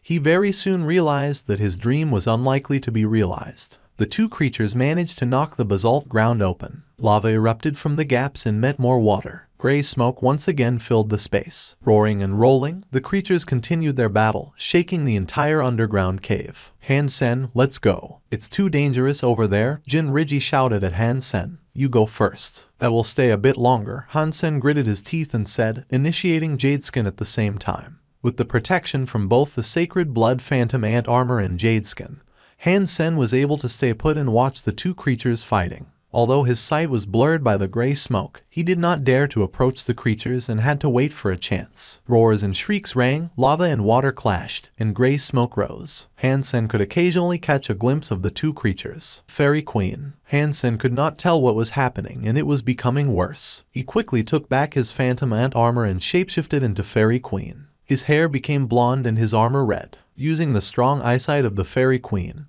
he continued to watch the fight. The Fairy Queen was indeed effective. Han Sen saw that the creature had lost a huge piece of meat in the back of its head. Its bones bared and its blood continued flowing. From a crack in its bones, Han Sen could vaguely see its brain. If I could stab my spear in this crack, I would have a big chance to kill it directly. Han Sen took out the spinning spear from his backpack. Of course, he did not want to go down just like this. He would not be the match to either the turtle or this creature. With one blow from either of them, his body would be destroyed. Han Sen took out the spear to use it like an arrow. Han Sen also summoned the horn bow and used heresy mantra and overload. Incredible strength filled his body. His muscles became as tough as iron, and his veins stood out all over. Han Sen fixed his golden eyes upon the two creatures rolling around in the smoke, lava, water, and rocks. He pulled the horn bow to the fullest. The spinning spear was not a beast soul arrow, and could not be taken back once it was shot. He only had this one opportunity, and had to choose the right moment to kill the creature with one strike. Otherwise, he would lose this only chance. The turtle had the same thought as Han Sen. It also tried to bite the injury in the back of the creature's head, but the creature did not give it any chance. A cold light flashed in Han Sen's golden eyes. The spinning spear left the bow with a strong force, flying toward the screeching creature. Whoosh! The spear reached the back of the creature's head in the blink of an eye. Then, the spear head was stuck in the crack of its bones and did not make it through. The bones were so stiff that the spear failed to break it. However, the spinning force did not end. Like a drill head, the spear continued to dig into the bones, making sparks and smoke. Go deeper, Han Sen roared inwardly. This is the only chance he got. Crack! It seemed that heaven was listening to Han Sen. The cracks in the creature's skull was broken further by the spinning spear. With a pop, the entire spear entered the skull from the crack. Roar! With another painful cry, the crocodile-like head of the creature raised up for a few seconds and suddenly collapsed, shaking the entire cave. Larva of Super Creature Aqua Reaper killed. Beast Soul of Super Creature Aqua Reaper gained. Life Essence available. Consume its life essence to gain 0 to 10 Super Geno points randomly. Meat inedible. The voice Han Sen heard made him jump. A Super Beast Soul. I finally gained a Super Beast Soul. Shortly, Han Sen became calm again. It was not yet time to celebrate. The turtle was still there. Han Sen now understood that the Aqua Reaper was still a larva. The reason why it could fight the turtle was likely that the turtle had just laid its eggs in the lava, and was still weak. Even so, the turtle was too strong for Han Sen to kill. At least before he had gained a strong weapon, there was no way he could hurt the turtle. After the Aqua Reaper was shot dead, the turtle threw a gaze at where Han Sen was, sending a chill down his spine. However, the turtle merely looked at him and then left the cave from the opening on the stone wall made by the Aqua Reaper. Han Sen was overjoyed. If the turtle did not leave, he did not even dare to go down and collect the life essence. Before Han Sen went down, he saw that the body of the Aqua Reaper gradually dissolved and disappeared in the thin air. Thump! A football-sized purple crystal fell into the lake along with the spinning spear. Han Sen did not dare to hesitate anymore and quickly jumped from the cliff, summoned his sacred blood wings in the air, dived into the lake and dredged up the life essence and the spear. Licking at the purple crystal, Han Sen heard the voice he had missed so much. Life essence of Super Creature Aqua Reaper consumed. No Super Geno point gained. The voice cheered Han Sen up. He continued to look at the life essence of the Aqua Reaper, which became purple liquid in his mouth. As he swallowed the liquid, the coolness filled his body, nurturing every body cell. After licking for a while, Han Sen eventually heard the voice telling him he had gained 1 Super Geno point. Such a giant Aqua Reaper turned out to be a larva. If it was in the adult form, it would not be smaller than the golden growler. Maybe it was because the life essence was from a larva. Han Sen had gained 7 Super Geno points from eating the entire crystal, which was less than what he used to get. However, Han Sen was satisfied already. Originally, he thought it would take him a while longer before he could kill a super creature, but he just managed to kill one by chance and gained 7 Super Geno points and a Super Beast Soul. What a surprise! Looking at his Super Geno point count, which was now 26, Han Sen was very pleased. Sen, are you okay? Jin Riji asked from the cliff. Jin Riji, Jin Mingli and Sun Minghua were all looking down from the cliff and became excited when they saw Han Sen. I'm fine. The two creatures both left. Let's follow this opening to go out. I see light on the other side. This should be an exit, said Han Sen, pointing at broken stone wall. Returning to Glory Shelter, Han Sen heard someone had seen the turtle crawling back into the ocean. Although it was a shame, Han Sen was not too disappointed because he had gained a lot from the Aqua Reaper. Type of Super Beast Soul of Aqua Reaper, Parasite. Han Sen studied the beast soul of the Aqua Reaper in the shelter and found that it was something he had never seen before, a parasite beast soul. Like the beast soul of the Beetle Knight, it could not be summoned, and Han Sen had no idea how to use it. However, normally speaking, a rare beast soul was a strong beast soul. If Han Sen had high hopes for this beast soul and wished to find out more about it after he had access to the Skynet. Yang Zikan did not ask Han Sen to meet in God's sanctuary, but managed to get Han Sen out of Blackhawk and took him to a private club. Han Sen had little faith in the so-called closed-door military training at this point. Those with means could always open the doors. Business first. You can learn Boomerang from me anytime. I have a fair rate for tutoring. Han Sen smiled and said. Yang Zikan gave him a thumbs up and said, great. I love how direct you are. I'll be straightforward with you then. I've asked you to come today because I need some sacred blood beast souls and wonder if I can purchase some in steel armor shelter. Sacred blood beast souls are rare. Too many people need them, yet too few want to sell. Even if someone was to evolve and sell part of their sacred blood beast souls, those beast souls would most likely be reserved in advance. Does this private club also deal beast souls from Second God's Sanctuary? Yang Zikan was puzzled and explained to Han Sen, that is possible. Mr. Zhu, could you check for me how many sacred blood beast souls we could use in Sapphire Shelter of Second God's Sanctuary? Asked Yang Zikan. Currently, we have 3 sacred blood beast souls that we can use in Sapphire Shelter. One is, after he had explained everything, Mr. Zhu stepped back and waited for Yang Zikan to speak. Brother, what do you think? Yang Zikan asked Han Sen. Mr. Zhu looked at Han Sen in surprise. He knew very well Yang Zikan's character and thought Han Sen must be someone important so that Yang Zikan will treat him this way. I am very interested in the sacred blood armor and sacred blood mount. I have 3 sacred blood beast souls that I want to use to exchange for those 2. Do you think that's doable? Han Sen pondered and asked. Mr. Zhu frowned upon Han Sen's words. Although the sacred blood beast souls in First God's Sanctuary were rare, the normal value of a sacred blood beast soul from the first and one from the second were 3 to 1. Although the sacred blood armor and sacred blood mount in Sapphire Shelter were not the best, he would not necessarily trade them for even 6 sacred blood beast souls in First God's Sanctuary. Brother, can you show us the beast souls you have? Yang Zikan said with a smile. Han Sen summoned his 3-blade harpoon,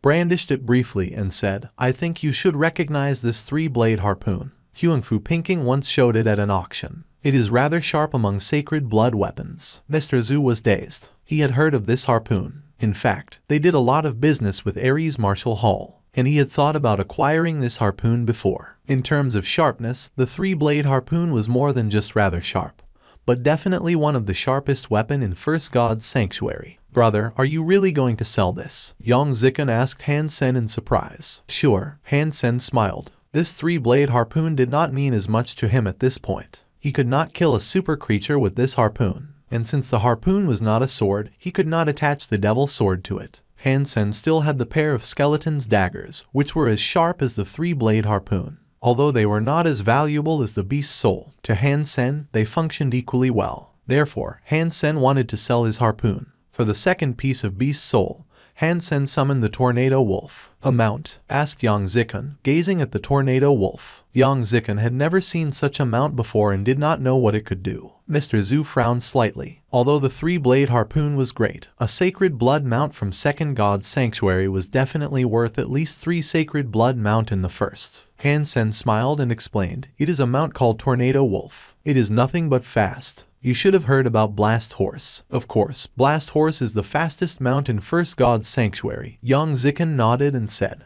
this Tornado Wolf is slightly faster than Blast Horse. What do you think of it now? Said Han Sen casually. Mr. Zhu stared at the Tornado Wolf and asked, are you serious? Is it really faster than Blast Horse? If you don't believe me, you can try it out. If it is not faster than Blast Horse, I will give it to you for free, said Han Sen with a smile. Although the 2 beast souls Han Sen had shown them were both top-notch, he still needed the 3rd beast soul to wow him before he would consider the deal. As he was still thinking, Han Sen had summoned the 3rd beast soul. Han Sen suddenly shapeshifted into a giant bear, a shapeshifting beast soul. Yang Zikan and Mr. Zhu were overjoyed. Sacred blood shapeshifting beast souls were very rare, and the one Han Sen was showing could even use different martial arts and weapons. A beast soul like this would be bid to the sky. Yang Zikan asked Mr. Zhu to prepare the contract. After they both signed, Mr. Zhu arranged for a guy to transfer the 2 sacred blood beast souls to Luo Sulan. After completing the deal, both parties were satisfied about the transaction. Originally, Yang Zikan only wished to gain 1 or 2 sacred blood beast souls. In the end, he was able to obtain 3 top-notch beast souls, which were all practical as well. Brother, you have so many excellent beast souls. Can you show us a few more? Yang Zikan looked at Han Sen excitedly. Mr. Zhu also looked at Han Sen curiously. A person that had so many amazing beast souls triggered his curiosity. Since Han Sen was selling incredible beast souls, what beast souls would he keep for himself? After Han Sen returned, he organized his beast souls. The sacred blood beast souls he had were Black Beetle Armor, Bloody Slayer, Purple Winged Dragon, Fairy Queen,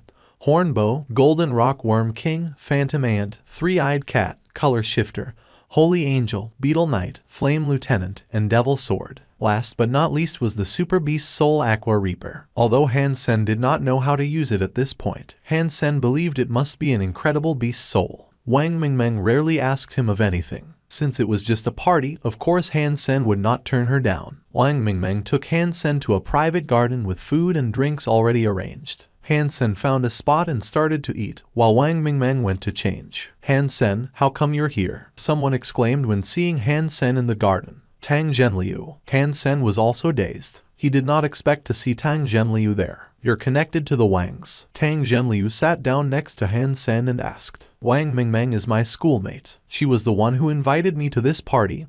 Han Sen answered. Tang Zhenliu looked at Han Sen oddly and said, You're not telling me that you don't know today is her birthday. Han Sen was surprised and said, Today is Mingmeng's birthday. You really don't know. Haha, it seemed that you two were quite tight. Tang Zhenliu patted Han Sen on the shoulder, laughing. Han Sen was a bit concerned. Had he known that it was Wang Mingmeng's birthday, he would have prepared her a gift. But it might be too late for that. Han Sen searched his pockets and found nothing that he could give her. Tang, do you have an extra present? Could I borrow some? Han Sen looked to Tang Zhenliu expectantly. I only have one gift. In addition, how can you borrow the present? Tang Zhenliu said with his lips curled. Han Sen wanted to say something, but he saw more people entering the garden. Among the men and women, Han Sen spotted Son of Heaven and Huangfu Pinking. The birthday party was successful, and nobody paid Han Sen any mind. Han Sen continued to fill his stomach, while Tang Zhenliu was socializing with men and women in the high society. Son of Heaven had gained much more repose. He was no longer the domineering and overbearing person in steel armor shelter. When do you plan to evolve? As Han Sen was eating, Son of Heaven walked to him and asked in a plain tone.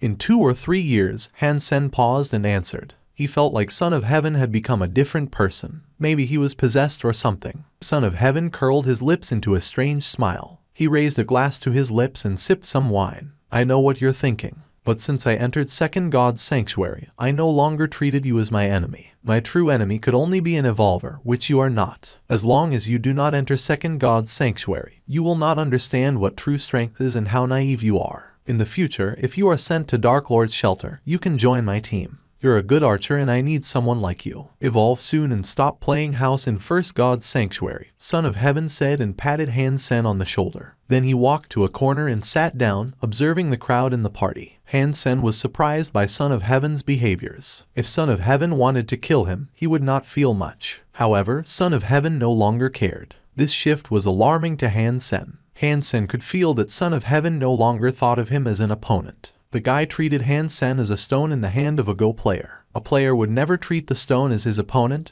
or his enemy. You only evolved a few years earlier, and that does not mean you are superior. Han Sen curled his lips and did not treat Son of Heaven too seriously. If he entered Second God's Sanctuary before he maxed out on his Super Geno points, that would be a real loss. I don't understand why you're lingering in First God's Sanctuary, said Huangfu Pinking with a sigh after Son of Heaven left. I need to stay for lots of reasons, said Han Sen calmly. You must be maxing out on your sacred Geno points. Come to Second God's Sanctuary. Everything begins there. Huangfu Pinking tried to persuade him. I still need a lot more sacred Geno points. It will probably still take me at least 2 years, said Han Sen with a smile. Huangfu Pinking stared at Han Sen for a moment and said with disappointment, Believe it or not, I never meant you any harm. Come to Second God's Sanctuary so that you can be truly strong. I believe you, Han Sen said, blinking. Huangfu Pinking rolled her eyes at him and said, Do not linger upon any romantic relationships. It would not serve you well. You know what my cousin said about you. He said if you evolve too late, you would not even be worthy of being his enemy, let alone friend. Huangfu Pinking thought the reason why Han Sen would not leave First God's Sanctuary was because he had feelings for Wang Mingmeng, which surprisingly annoyed her. Watching Huangfu Pinking leave, Han Sen said to himself with a faint smile, unworthy of being his enemy. Son of Heaven is so full of sh-t. I hope he will have the same confidence to say that after I go to Second God's Sanctuary. Han Sen paid no mind to what Son of Heaven and Huangfu Pinking had said and continued to eat and drink. Brother, this is my last birthday in military school. I don't know if I will have another opportunity to invite you to my birthday party, so. Wang Mingmeng said apologetically when she eventually had time to come to Han Sen. Whenever you ask me to come, I will come. The next time, you have to remind me it is your birthday so that I could buy a present for you. You know, I don't have the best memory in the world, said Han Sen with a smile. The best present is your presence, Wang Mingmeng said, blushing a little. That is very sweet, but I have to give you a gift. Han Sen pondered, wrote something on a napkin and gave it to Wang Mingmeng. He said, consider this your birthday present. Sister, happy birthday. Thank you. Wang Mingmeng started to read the napkin cheerfully. Both Son of Heaven and Huangfu Pinking noticed what was happening and wondered what Han Sen had written. It said, Wang Mingmeng could use this coupon to make one of her wishes come true. Han Sen, Son of Heaven, curled his lips with contempt and left. In his view, it was a cliché to chase after a girl. If it was any other occasion, it might be okay. However, in Wang Mingmeng's birthday party, the fact that this was all Han Sen had to offer showed how incompetent Han Sen was. Wang Mingmeng was the princess of the Wangs. She could basically have anything in the world, and how could an unevolved person ever fulfill her wish? Han Sen was simply unable to give Wang Mingmeng a satisfactory gift. Brother, can I ask for anything? Wang Mingmeng asked expectantly. Anything I can do, Han Sen smiled and said. Thank you, brother. This is the best present I have received today. Wang Mingmeng put away the coupon carefully. It seemed she did not plan to use it right away. He had not logged in Gladiator for a while. Checking his friend list, Han Sen found that both Queen and QHZ were offline, and Desperado, whom he added long time ago, he was online. Since adding him, Desperado had never sent him a message or invite. Han Sen did not understand why Desperado would add him in the first place. He was very impressed by Desperado, who had very high fitness level. Han Sen was matched with him randomly by the system several times and lost within a few movements every time. Sparring with such a master, Han Sen could barely learn anything because he lost too fast. Closing the friend list, Han Sen suddenly received an invite from Desperado when he was about to be matched randomly. Han Sen hesitated and clicked yes. He did not care if Desperado simply wanted to kick his ass, because hardship was what made one improve. Han Sen accepted the invite and entered Gladiator. Seeing Desperado was still empty-handed, Han Sen chose not to use any weapon as well. Friend, which branch in Ares Martial Hall are you from?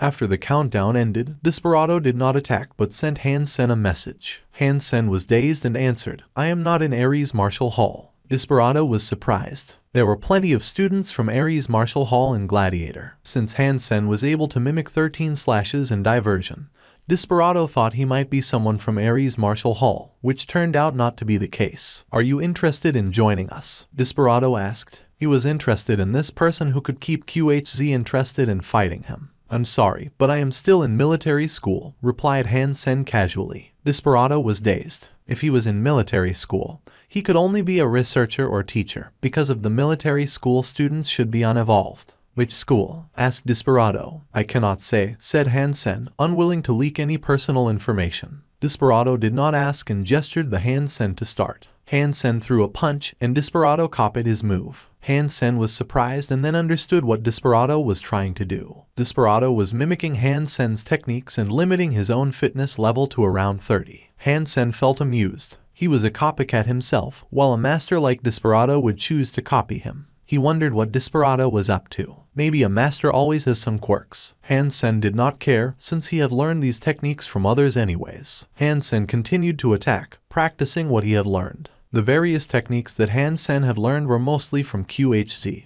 who had strong abilities in all aspects. Many techniques of QHZ seemed to be the advanced version of Panorama. Han Sen had fought QHZ frequently and had learned a lot from him. Of course, Desperado did not copy Han Sen to learn anything. What he was trying to do was to push Han Sen to use his strongest skills. I will crush all the lesser techniques you use and push you to use what you truly got. Therefore, I could determine how strong you actually are. Desperado was confident in doing that. Although he did not have a distinct personal characteristic like Queen did, he had an eclectic style and was famous for that in Ares Martial Hall. Very soon, Desperado started to feel confused. Han Sen seemed to have unlimited techniques up his sleeve, many of which seemed similar to those taught in Ares Martial Hall. Desperado did not believe that Han Sen was not from the same organization as he did. In addition, Desperado felt uncomfortable when fighting Han Sen, which was a familiar feeling to him, but he could not think of when he had felt it. Desperado dodged another punch and found himself at the corner of the stage, almost hitting the wall. Queen. Desperado suddenly remembered what that feeling was. A soldier on warship used the same techniques Queen did. Desperado then realized he was right. It was what Queen made him feel. Although a soldier on warship was no match to Queen and did not bring him the same pressure, the feeling was the same. How could this person make me feel this way? It is impossible. He had learned that elsewhere. Maybe this guy is connected to Queen somehow. Desperado thought to himself skeptically. When he thought about it, he felt it was impossible. Queen was an orphan raised by Huang Fuxian Cheng. Since a soldier on warship said he was not from Ares Martial Hall, how was it possible that he was connected to Queen? Desperado was trying to confirm this, so he defeated Han Sen with one blow, and sent Han Sen another invite. Why did Desperado defeat Han Sen? Because when trying to maintain his fitness level around 30, he was trapped in the corner by Han Sen. If he did not use his true strength, he would lose. Ready to fight again, Desperado again chose to keep his fitness around 30. He was paying attention to Han Sen's every move and was able to determine Han Sen was indeed using Queen's skills. Trying to fight Han Sen with a fitness level around 30, Desperado was basically fighting Queen of a weaker version, which allowed Desperado to observe the kiting skills better. Desperado thought it might help him in the future when he sparred with Queen. With such thoughts, Desperado fought Han Sen repeatedly. However, as long as he kept his fitness level the same as Han Sen, he would always be pushed into a corner. There was simply no way he could win. All he could do was to rely on his fitness. Desperado was upset about this. He was a fast learner himself, but he was unable to learn the kiting skills no matter what. There was a simple explanation for that. As long as one knew the rules, one could play Go. However, not everyone could become a master. Although Desperado was good at mimicking other people's skills, calculation and strategy could not be obtained simply by mimicking. One had to think for oneself. Han Sen was a beginner himself, and was not even close to Queen's level. However, he could beat Desperado, who had never tapped into this field before, easily. I should go. See you next time. Han Sen left Gladiator at mealtime. He felt like he had gained a lot. In the beginning, Desperado was trying to copy him.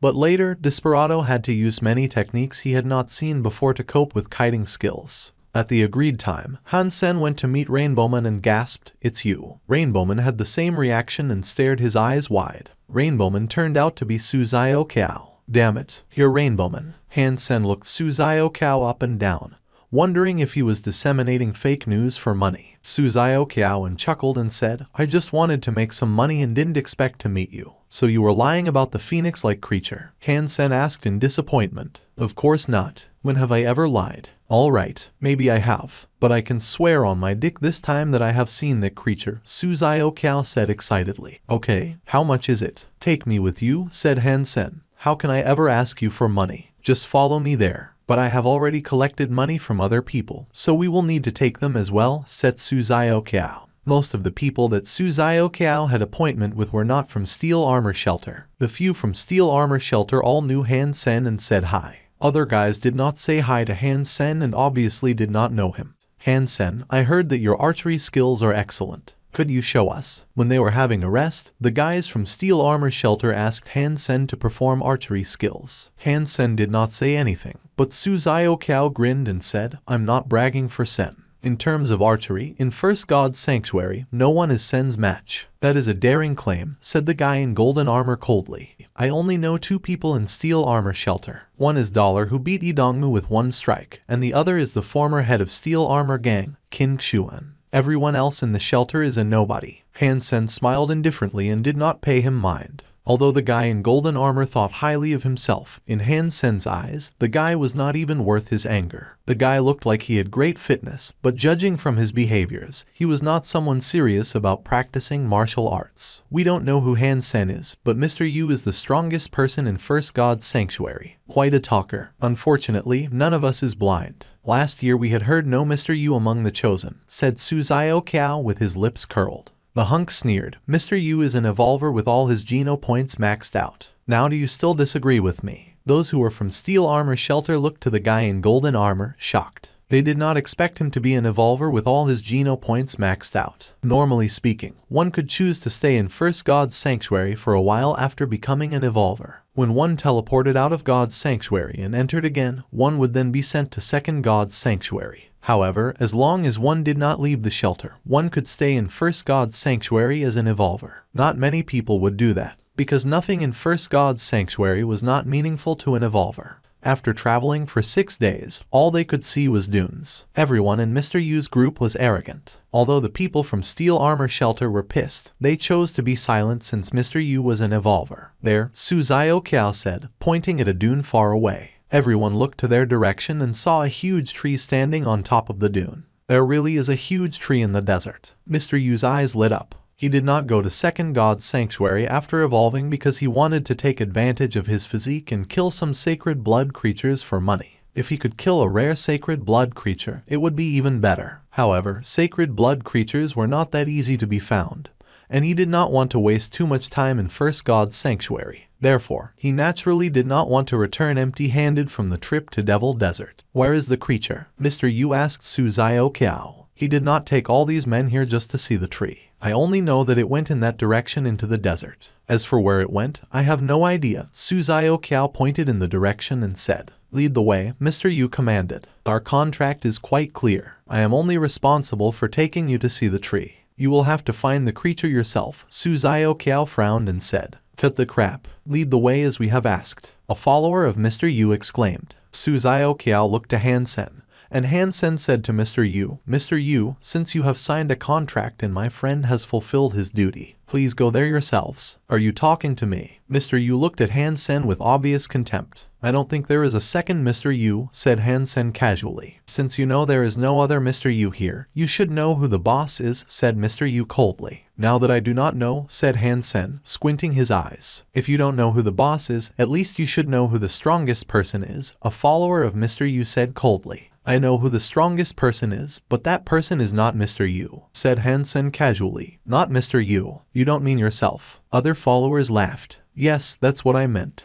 Hansen nodded seriously. "You must be out of your mind. You think you can be compared to an evolver who has maxed out on his sacred Geno points." They looked at Hansen as if they were looking at an idiot. "Not all evolvers are good," said Hansen casually. Then he turned to Suzayo Kiao and said, "Since the contract is fulfilled, we should leave now. Let me show you whether an evolver is good or not." Mr. Yu urged his mount to charge Hansen. Hansen. Suzayo Kiao suddenly became pale. If Mr. Yu were to attack Hansen, there was no way Hansen could beat an evolver. Hansen sat still on the three-eyed beast. He had already sold the Tornado Wolf, and Meowth was not the best ride, which was why Hansen had been riding Three-Eyed Beast on this trip. Mr. Yu's was holding a beast soul sword, which looked like a sacred blood beast soul. Hansen squinted his eyes at Mr. Yu's sword, which was exactly what he needed at this point. Mr. Yu rushed to Hansen, cutting his silver sword at Hansen's neck like a lightning bolt. Those with Mr. Yu did not move. It seemed they were enjoying the show. Mr. Yu was an evolver, so there was no one who could threaten him in First God's Sanctuary. Shortly, everyone opened their eyes wide. As the sword was about to cut Hansen's neck, Hansen suddenly reached out a hand and clipped the sword with 2 fingers. Everyone thought Hansen was crazy. No one should be able to clip an incoming sword with 2 fingers, especially when it was an evolver who was holding the sword.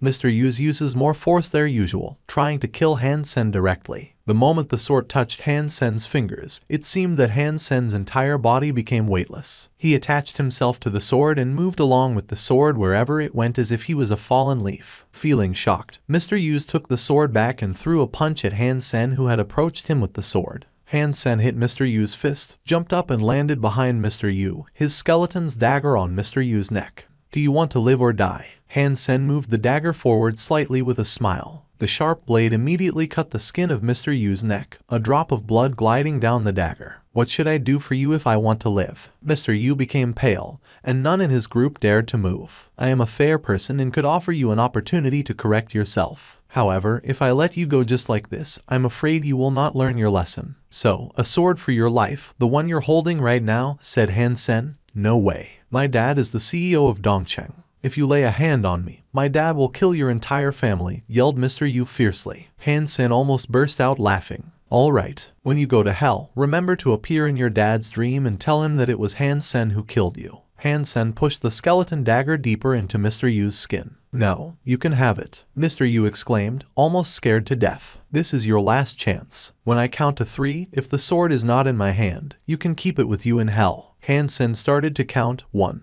2. Mr. Yu did not even dare to bargain and quickly transferred the beast's soul sword to Hansen. Do not claim to be an evolver next time, so that you will not lose face for all evolvers. Han Sen took back the sword and the skeleton's daggers and returned to the back of his mutant three-eyed beast. Once Mr. Yu gained his freedom again, he quickly summoned a beast soul knife and led his followers to attack Han Sen. Go back, said Han Sen casually. He had foreseen this outcome and quickly rushed to the group of people. Mr. Yu did not want to recognize the fact that he was weaker than Han Sen. I should not have lost, thought Mr. Yu. In addition, Mr. Yu's had a lot of good men on his team, so he believed he must be able to kill Han Sen this time and avenge himself. However, when Han Sen was in the middle of them, Mr. Yu started to regret, because he found that the group were not a help, but a burden. Han Sen walked casually among them, and for some reason, they could more easily hurt their teammates than Han Sen. Every time Han Sen brandished the skeleton's daggers, an injury would be made. Momentarily, 6 persons were hurt in the group. Su Xiaoqiao was dumbfounded. The way Han Sen was doing it made him wonder who the evolver was. Mr. Yu was terrified. He could not describe the feeling he had. Obviously, Han Sen was the one who was besieged. However, it felt like Han Sen was actually behind the siege. Mr. Yu did not even have any chance to attack Han Sen. Every time he tried to make a move, he would be blocked by one of his own people. Someone who had not really practiced martial arts could not tell how incredible kiting skills were. In the eyes of Han Sen, people like this could not give him any pressure no matter how many they were. Get lost, Mr. Yu exclaimed when he found there was no chance to attack Han Sen. Han Sen did not chase after the rest of the group. When they had left, a blue lightning bolt left Han Sen's hand. A mutant ghost butterfly boomerang flew toward Mr. Yu, who was throwing himself at Han Sen. Mr. Yu tried to cut the boomerang in half, but when his weapon was about to touch the boomerang, it quickly made a weird turn and disappeared in front of his eyes. Bang! Blue flames exploded on Mr. Yu's chest, making him fall from his mount and roll around on the ground. When he looked up, he found that Han Sen was squatting in front of him, a skeleton's dagger on his neck. Mr. Yu, you're such a kind person. I know you must want to help the poor and give me more sacred blood beast souls for free. Now, this time, how many do you plan to give me? Han Sen patted Mr. Yu's face with the other dagger. Mr. Yu wanted to slap himself for messing with this guy. Why on earth did he do that? He had 2 sacred blood beast souls in total and one was gone already. Now he had to give the other one away. Han Sen, why didn't you kill that animal? Su Xiaoqiao was excited, but puzzled at the same time. In his eyes, Han Sen had every opportunity to kill everyone in that team. Who would scout for us if I killed them? Han Sen grinned. Mr. Yu and his team were there for that creature. If that creature was a super creature for real, the smart thing would be to let the team scout for them, instead of taking the risks. When it came to a super creature, Han Sen would never easily take the risks. It would be best if he could determine how strong the creature was before he decided on how to act. After running for a few miles, Su Xiaoqiao saw a group of people fighting a creature from afar. It was barely fighting, but more like slaughtering by the creature. A humongous golden firebird swept its wings across the group of people. Those touched by the wings were all burning.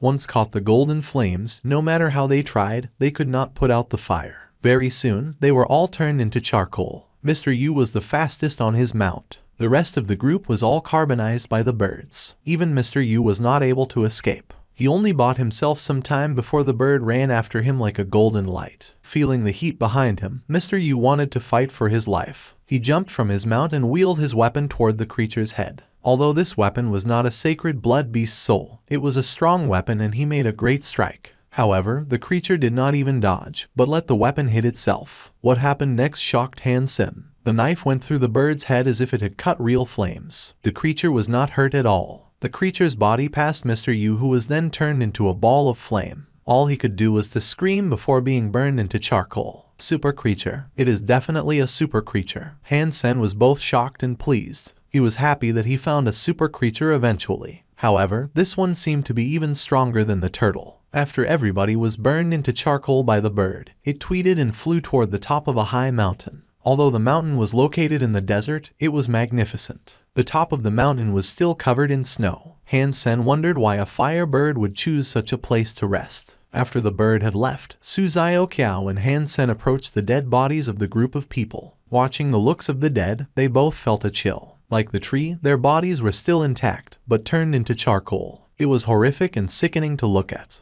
You have missed the trial for several days. You're lucky that Jingjia was the main subjects. Otherwise, Professor Yan would never let you off the hook, said Qin Jiming, who had been in charge of Han Sen's case. Han Sen watched Jingjia was running up and down in a closed field and asked curiously, "What is this? I have never seen it before." It is a recently built model called Sprint. The aim was to obtain the comprehensive data of a person under extreme conditions. You can also give the shot. Qin Jiming suddenly remembered something and asked Han Sen, "Did you do the test I gave you last time? You should give me the data back. I haven't had time yet." Han Sen suddenly remembered the solution and device, which he had not been able to use yet. "Do it when you have time," Qin Jiming did not insist. After all, Han Sen was only the unofficial subject, while Jingjia's data was the key. After coming out of Sprint, Jingjia was covered in sweat. It looked like he had been through hell. "Han Sen, come and try this." Jingjia saw Han Sen, quickly pulled him into Sprint and closed the door. "At least tell me how to use this." Han Sen saw different obstacles and said with a wry smile, "There were many metal walls facing different directions. Some were even up in the air. Do you see the white zones on the metal walls? You have to step on the white zones to pass all the walls. If you step out of the white zones, you would get a shock and have to start over again.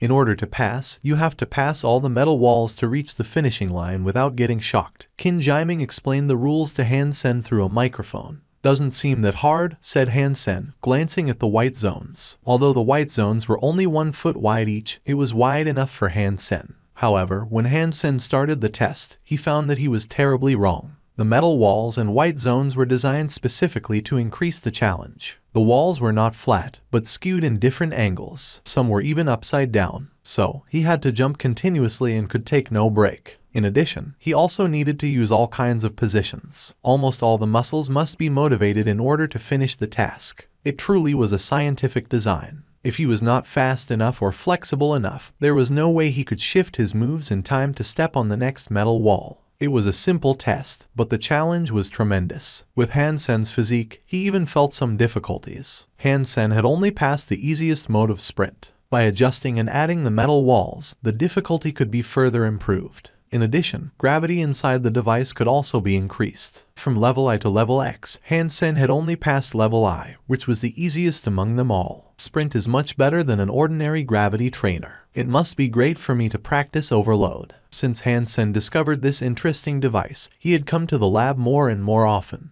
He mainly came to the lab to use Sprint and was not interested in other tests. He always waited for the researchers to leave the lab before he started to use Sprint to train himself. As Han Sen had expected, Sprint was not only harder than a gravity trainer, it was also more effective and comprehensive when it came to training his entire body. In addition to training, Han Sen also needed to go to lectures. Originally, he thought his performance would allow him to become a major in the military upon graduation.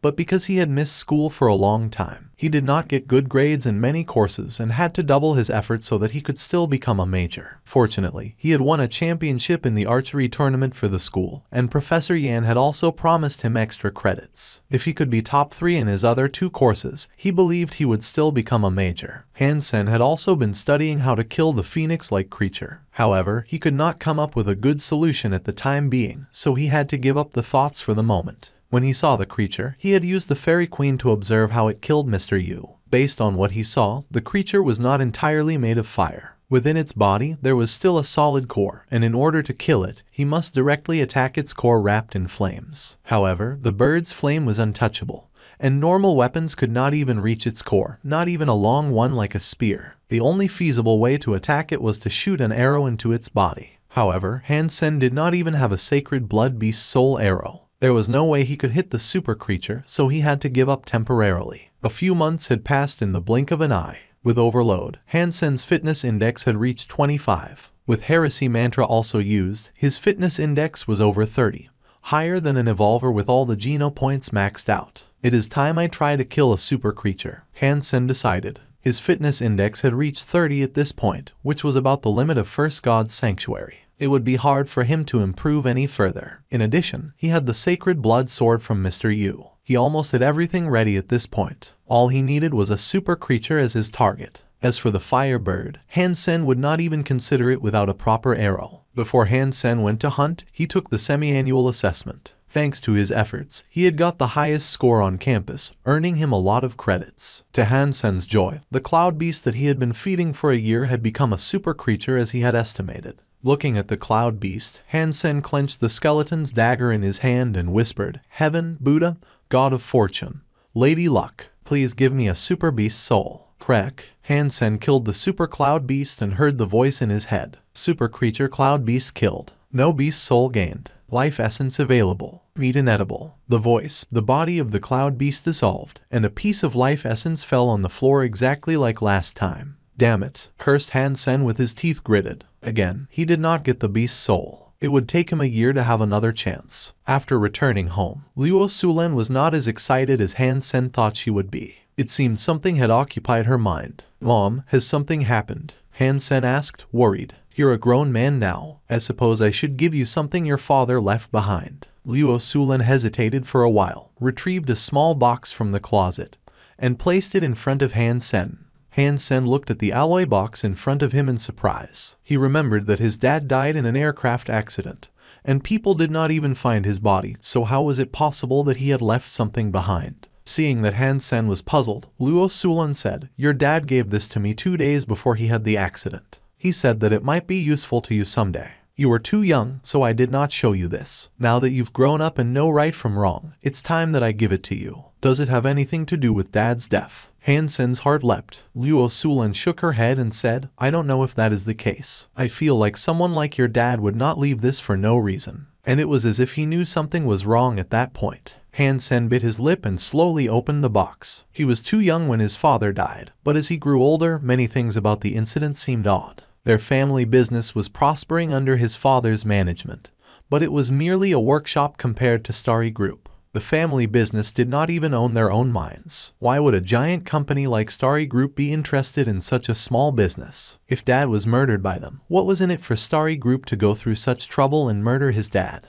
Han Sen was puzzled by many details, but because he was too young, he did not remember everything and could not tell what was wrong. Han Sen opened the box. There were 3 items in it: a metal chip that looked like a work permit, a small diary book, and a crystal pendant hanging on a red cord. Han Sen first took up the metal chip, which was indeed a work permit. Black characters were imprinted on the white chip. Han Jingjai, Unit 7, Secret Service, AX 9587125558. Han Sen read the characters to himself and felt surprised. The name Han Jingjai was familiar to Han Sen. It was the name of Han Sen's great-grandpa. About his great-grandpa, all Han Sen knew was his name. Apart from this name, Han Sen knew nothing about the man. Seeing the work permit, Han Sen learned that his great-grandpa used to work for a governmental organization in the Alliance. But it looks like he was just an ordinary staff member. Putting down the work permit, Han Sen took up the crystal pendant. It was quite small and made of red crystal. It looks like a cat or fox with its head and tail connected. Its tail was too big for a cat, but its face was a cat's face. It felt like a piece of jade. Since Han Sen knew nothing about jewelry, he did not know what it was. "Mom, where did this pendant come from?" Han Sen looked to his mother, puzzled. Luo Sulan had a complex look on her face. She hesitated and said, "When your father gave to me, he said your great-grandpa left this behind and that if you ran into any trouble, you can take this to Starry Group and seek help from the Nings." Seek help from Starry Group and the Nings. Han Sen almost thought there was something wrong with his ears. For the longest time, he thought Starry Group was responsible for his father's death. However, his father said he could go to the Nings with this pendant, which was simply unbelievable. "I also felt it was fishy, so no matter how hard it was, I did not go to Starry Group," said Luo Sulan with a wry smile. Han Sen nodded.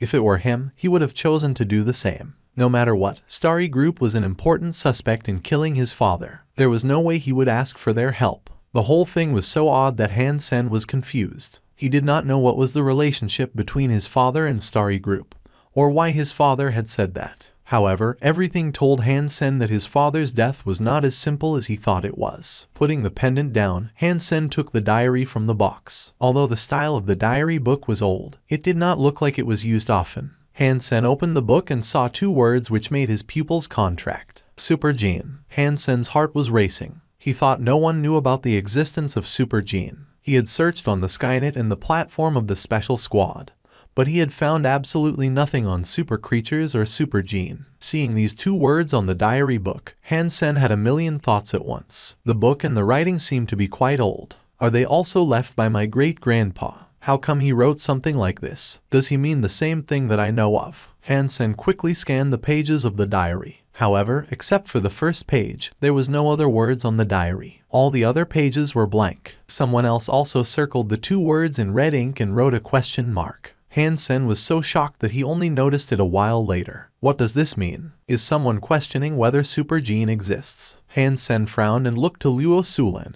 wishing his mother had an answer. However, Luo Sulan sighed and said, "Your father did not say anything but that these were left by your great-grandpa Han Jinchai. Keep them with you, maybe they will become handy later." Han-sen nodded and put away the 3 items. They might explain his father's death, and he was the only one who could find out about the truth. Han-sen felt more puzzled since his mother showed him everything. Originally, he only wanted to find out whether Starry Group was behind his father's accident. However, everything seemed to be more complicated than he had thought. Han-sen thought Starry Group must have something to do with his father's death, but his father asked his mother to go to the Nings, owners of Starry Group, before he died. It was so self-contradicting that Han-sen still could not understand what had happened. Han-sen knew it was pointless for him to worry. He had to gain more and more power in order to find out. With his current background, if he became obsessed, it was more likely he would get killed than find out about the truth. After staying at home for a few days, Han-sen returned to Blackhawk and started to prepare for hunting a super creature. Han-sen still had not completed the 3rd phase of Heresy Mantra. It looked like he could not make a breakthrough in a short amount of time. All that was left to do was to fill his sacred Geno points up. Han-sen planned to gain more sacred Geno points while looking for a super creature. Since Han-sen has no method to kill the phoenix-like super creature, he planned to leave it alone for the time being. Initially, Han-sen wanted to go to the Jade Dragon Mountains alone, hunting sacred blood creatures while looking for super creatures. Maybe he would run into something like the Golden Growler. However, before Han-sen left, he saw the sign he told with Lu Weinen on the crooked tree outside the steel armor shelter. Last time, Lu Weinen took him to find the Beetle Knight. Han-sen had agreed to give Lu Weinen a 20% cut, but he never saw Lu Weinen again. Unexpectedly, Han-sen found the sign at this point. Han-sen arrived as Dollar at the time and place indicated by Lu Weinen on a note, and saw Lu Weinen next to a creek in a mountain nearby. "Last time I did not find you. I finished eating the sacred blood meat, so I could only offer you money or finish a task for you. I will try my best," said Han-sen. Lu Weinen looked at Han-sen in surprise and said, "Brother, you really killed those 2 sacred blood creatures." "I went there again and saw nothing. I thought those 2 creatures had left. I killed them," Han-sen said calmly. "Brother, I don't want your money. I happen to have something that I want to ask you and wonder if you could do me a favor." Lu Weinen hesitated and said, "Tell me. I'm not sure if I could help though." Han-sen frowned secretly. He preferred to give money, which would be less troublesome. "So, I have a few friends who want to go to Jade Dragon Mountains. However, the place is obviously too dangerous for me. If you have time, could you take them into the mountains? You could take my 20% cut as the reward, or I can pay you more," said Lu Weinen helplessly. Han-sen packed and went to the agreed place to meet the group of people. Lu said he could hire Dollar to guide our way. "We thought he was bragging and it turns out to be you for real." Chen Zichen squinted his eyes, looking Han-sen up and down. It seemed he was very interested in Dollar. "I am just a normal person who takes the money and does the job," Han-sen said casually. "Indeed, if you are not a normal person, you will not be staying in First God's Sanctuary until now," Chen Nangsing, the skinny guy next to Chen Zichen, said. Han-sen did not pay him any mind and said quietly, "When do you plan to go?" "Now," said Chen Zichen. Han-sen did not say anything and led the group riding Meowth. Only the 2 brothers, Chen Zichen and Chen Nangsing, were evolvers with their sacred blood Geno points maxed out, while the other 4 were their followers and only evolved with their mutant Geno points maxed out. Naturally, they were much weaker than Chen Zichen and Chen Nangsing. However, even the brothers did not scare Han-sen. Even if they were strong, they had just evolved and had not learned the Hyper Geno arts designed for evolvers, so there was no way they could beat Han-sen. Everyone had heard about Dollar. However, as evolvers, they did not think too highly of him. Chen Zichen was very interested in Dollar and tried to test how strong Han-sen was. However, Han-sen did not show anything, but only guided the way. It was not the first time Han-sen had come to Jade Dragon Mountains, but he became careful immediately after he entered the mountains, in case there was a super creature. "Dollar, don't worry. Go ahead, and it's fine if there were several sacred blood creatures. In that case, we could all enjoy barbecue tonight," Chen Nangsing said sarcastically, displeased with Han-sen's low speed. Having marched for another half a day, Han Sen suddenly stopped and looked at the layering mountains in front of him with delight. "Why did you stop?" Chen Nangsing frowned and asked. "I'm afraid we cannot go further." Han Sen paused and said. The group of people looked ahead and did not see anything. Chen Nangsing said impatiently, "There are no creatures or anything wrong. How come we cannot go? If I'm not wrong, this should be a life lotus ahead of us." Han Sen pointed at the mountains and said, "What? You're saying there is a nest?" Everyone became excited and looked at the mountains in front of them. However, they could not tell why it was a life lotus. There are plenty of mountains like this in this area, and those mountains looked nothing special to them. "Are you sure there is a nest?" Qin Jiming asked Han Sen incredulously. "It's only a guess. I am not sure," said Han Sen casually. However, he was certain inwardly that there must be a nest. Han Sen was calculating how he could break the egg before everyone else. It was indicated in the contract they signed that Han Sen was only responsible as a guide. When there was a creature, Han Sen could also choose to kill it. Whoever killed the creature would be its owner. It was Han Sen's only condition for taking the group into Jade Dragon Mountains, and the group agreed easily because they did not believe as an unevolved person Dollar could kill any creature before they did. In a life lotus, the slopes were extremely steep. Without wings, people would have to climb the cliffs. Han Sen also put away Meowth and followed the group. If it was an ordinary place, Han Sen would have chosen to rush inside a moment ago. However, in Jade Dragon Mountains, he was not sure if there were additional creatures, so he chose to take his time. "Careful," Han Sen, who was walking behind them, exclaimed. The group were shocked and quickly looked to Han Sen. Han Sen was pointing at the sky, so they looked up and saw a bird with 3 feet coming at them like a piece of dark cloud.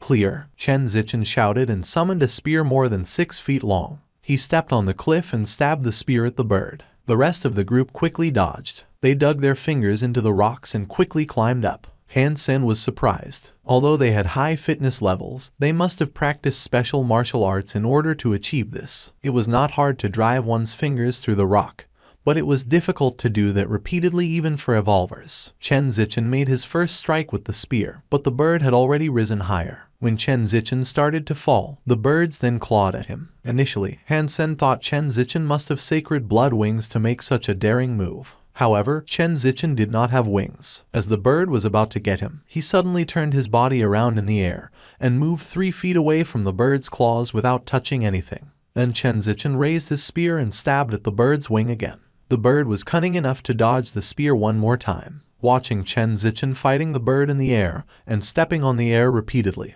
Han Sen felt he was looking at 2 birds. When Chen Zichen stepped on the air the 3rd time, he started to fall. However, he only landed briefly before he threw himself into the air again. Han Sen was more than surprised. The footwork that allowed Chen Zichen to step on the air 3 times was incredible. Without wings, Han Sen could not achieve that. The footwork was not even recorded in Panorama. Han Sen wondered who Chen Zichen was to be a master of such footwork. Suddenly, the bird screeched and landed on the top of the mountain. Next to the bird stood a person. 7 twists of the Chens is impressive indeed, the person said, watching Chen Zichen who had landed on the ground. The entire group were shocked. Chen Zichen stared at the person and asked, "Since you know about 7 twists, you should be a family friend of the Chens. Why did you attack us?" "My name is Yi Yufeng. I don't think you have heard my name. I am a student at the headquarters of Ares Martial Hall, and I know your family well," said the guy in black armor. "So you are from the Ares Martial Hall. No wonder you dared to attack us. I need to question Huang Fuxing Cheng when I get back,"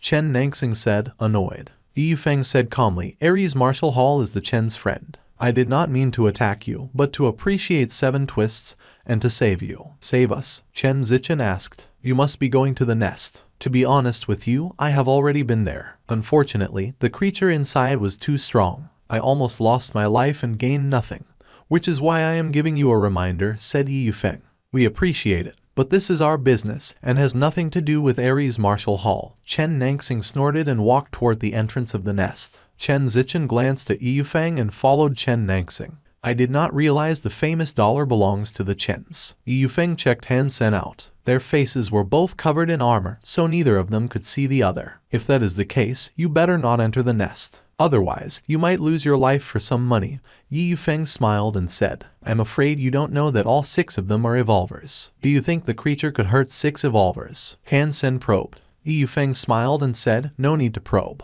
Even if I tell you, you would probably not believe me. Evolvers like the Chen brothers could never hurt the creature even if there were 60 of them. If they were slower, maybe they would lose their lives there. As for you, you better not go in. When Han Sen arrived at the entrance, the group of people had entered for a while. They walked very fast. It seemed that they were worried Yu Feng would break the egg before they did. Han Sen looked inside and sat on the rock next to the entrance along with Yu Feng. Aren't you going inside? Yu Feng looked at Han Sen in surprise. Didn't you say it's dangerous and I'd better not go? Han Sen asked. Yu Feng was dazed for a while before he smiled and said, I heard a lot about dollar, but just found out how interesting you are. When Han Sen was about to reply, he suddenly heard messy footsteps from the nest. Han Sen quickly looked down. Shortly, people started to climb out of the entrance. The first who came out was Chen Nangsing, who was as pale as a piece of paper. His armor was slashed open either by a weapon or a claw. Blood was oozing. Behind Chen Nangsing, Chen Zichen also climbed up. He looked slightly better than Chen Nangsing. His armor was also broken, but it was not as severe as Chen Nangsing's injury. You guys are more impressive than I thought. You both lasted quite long in the nest, said Yu Feng. Is that a sarcasm? Chen Nangsing was in a terrible mood. Hearing Yu Feng's words, he bristled and wanted to hit him, but was stopped by Chen Zichen. I truly admire you and did not mean to be sarcastic. I almost died in a couple of seconds, while you lasted for about 15 minutes and you are still alive, said Yu Feng seriously. Knowing Yu Feng was sincere, Chen Nangsing was less angry. However, thinking of the 4 evolvers who had sacrificed in the nest, he sat down depressed, his lips twitching. What is the creature? How come it's so strong? That creature is invisible. Han Sen did not understand what they meant by not being able to see the creature. It was not invisible, but too fast. It was running all around among the cells in the nest. We could not see what it was at all, said Yu Feng. He paused and continued, the only thing I know is that it is a quadruped beast. Chen Zichen must have a fitness index above 30. Since even he could not tell what the creature looked like, the creature was probably much faster than a sacred blood creature. If it was a super creature, then this was great news to Han Sen. However, thinking about the creature's speed, Han Sen frowned. Using both Heresy Mantra and Overload, Han Sen's fitness level should be a bit stronger than Chen Zichen. However, if Chen Zichen could not keep up with the creature, Han Sen probably couldn't either. I wonder if you are interested in hunting the creature with me, Yu Feng suddenly said, attracting the attention of Chen Zichen, Chen Nangsing and Han Sen. You know how to kill it. Chen Nangsing stared at Yu Feng and asked, I have a method, but I can't do it alone. Yu Feng then looked to Han Sen and asked, I wonder if you have evolved, dollar. Not yet. Han Sen told the truth. That is unfortunate. If you have not evolved, you would not be fit enough to even see the creature. Even if you have evolved, without your sacred blood geno points maxed out, you will still be killed like those 4 guys. Although Yu Feng did not say it directly, he implied that Han Sen was not strong enough to collaborate with them. What if I choose to go down? Han Sen asked Yu Feng calmly. I meant well, but if you want to commit suicide, I will not stop you. In fact, if you choose to go inside, you could buy us more time, which would do us more good than harm. Yu Feng smiled and said, What's your method? Chen Nangsing asked Yu Feng hastily. It is pretty simple. The creature is only too fast for us to even hit it. In fact, if we could hit it, it would be easy for us to kill it, said Yu Feng. Cut the crap. We all know that, Chen Nangsing sneered. You have a way for us to hit it. Chen Zichen stared at Yu Feng and asked. Yu Feng said quietly, of course. But before I tell you, we must determine how to divide our gains, so that Ares Martial Hall and the Chens could still be friends. How do you propose we divide the gains? Chen Zichen asked Yu Feng. The beast soul of the sacred blood creature would belong to whoever killed it. We will divide the meat equally and I get to break the egg. Yu Feng said his plan. Obviously, the plan did not include Han Sen. Neither Yu Feng nor the Chen brothers think of Han Sen as either opponent or partner. They all thought all Han Sen could do was to distract the sacred blood beast and buy them some time before he was killed. Yu Feng then summoned a ball of black smoke. The smoke was moving constantly like a sand clock that repeated itself. This is my sacred blood add-on beast soul, time curse. It could be used on any creature and slow it down. Of course, although it was a sacred blood beast soul, it is not very effective on a sacred blood creature. However, it can still slow the sacred blood creature down a little bit. What do you think of my idea? Yu Feng asked, pointing at his beast soul, time curse. It depends on how much slower the creature would get, Chen Zichen said, staring at time curse. Yu Feng took time curse back and determined the exact action plan with the 2 brothers. Then, the 3 of them entered the nest together. Han Sen followed them down, and they did not pay him any mind. Maybe Han Sen could distract the sacred blood creature for a while, so they did not stop him. Shortly, Han Sen saw the broken green gold wall and vast space filled with different cells. The cells crisscrossed like the nest of spiders. Outside the green gold wall, blood was spilled everywhere. However, they never saw the bodies of the 4 evolvers with mutant geno points maxed out. Chen Zichen, among us, you are the only one who could dodge a fatal attack from the creature. So I'm afraid you must go first and lure the creature out so that I could use the time curse. Yi Yufeng stopped walking and said. Chen Zichen nodded slightly and shapeshifted into a monkey-like creature. Walking to the broken green gold wall, he crawled into the underground space of the nest nimbly. Yi Yufeng and Chen Nangxing watched Chen Zichen closely, and so did Han Sen. He was curious to know what the creature looked like. Yi Yufeng had agreed to be the bait before they came down. If Yi Yufeng did not need a person acting as the bait, he would not have chosen to collaborate with them. Obviously, Yi Yufeng did not have the ability to dodge the creature's attacks while using Time Curse. When Chen Zichen just walked into the space, he suddenly saw a black shadow rushing toward him from the back of a cell nearby. The shadow became so sudden and fast. Han Sen had been paying full attention, but all he could see was a blur. He felt like it was something between a wolf and a fox. Chen Zichen was indeed very strong. Under such critical conditions, he quickly turned around in an impossible angle and protected all the vital parts of his body. The shadow only scraped his arm, but even so, it still managed to make him bleed. After landing, the shadow did not even pause before it jumped at Chen Zichen. "Here goes," exclaimed Yi Yufeng. The time curse took the creature in a whirl. The time curse covered a large scope, so unless the creature retreated, it was impossible for it to avoid the beast's soul's impact. Suddenly, a black lightning bolt slowed down. The group then saw what the creature looked like. It was a black wolf larger than an ordinary one, with the size of an adult tiger. "Kill it!" Both Yi Yufeng and Chen Nangxing rushed to the creature immediately, trying to kill it together with Chen Zichen. Han Sen shapeshifted into the bloody slayer and came forward as well. That will be all for now. I hope you find this story interesting. Leave a like, subscribe, and enable notifications so you won't miss the next part of this story. Have a wonderful day. Goodbye.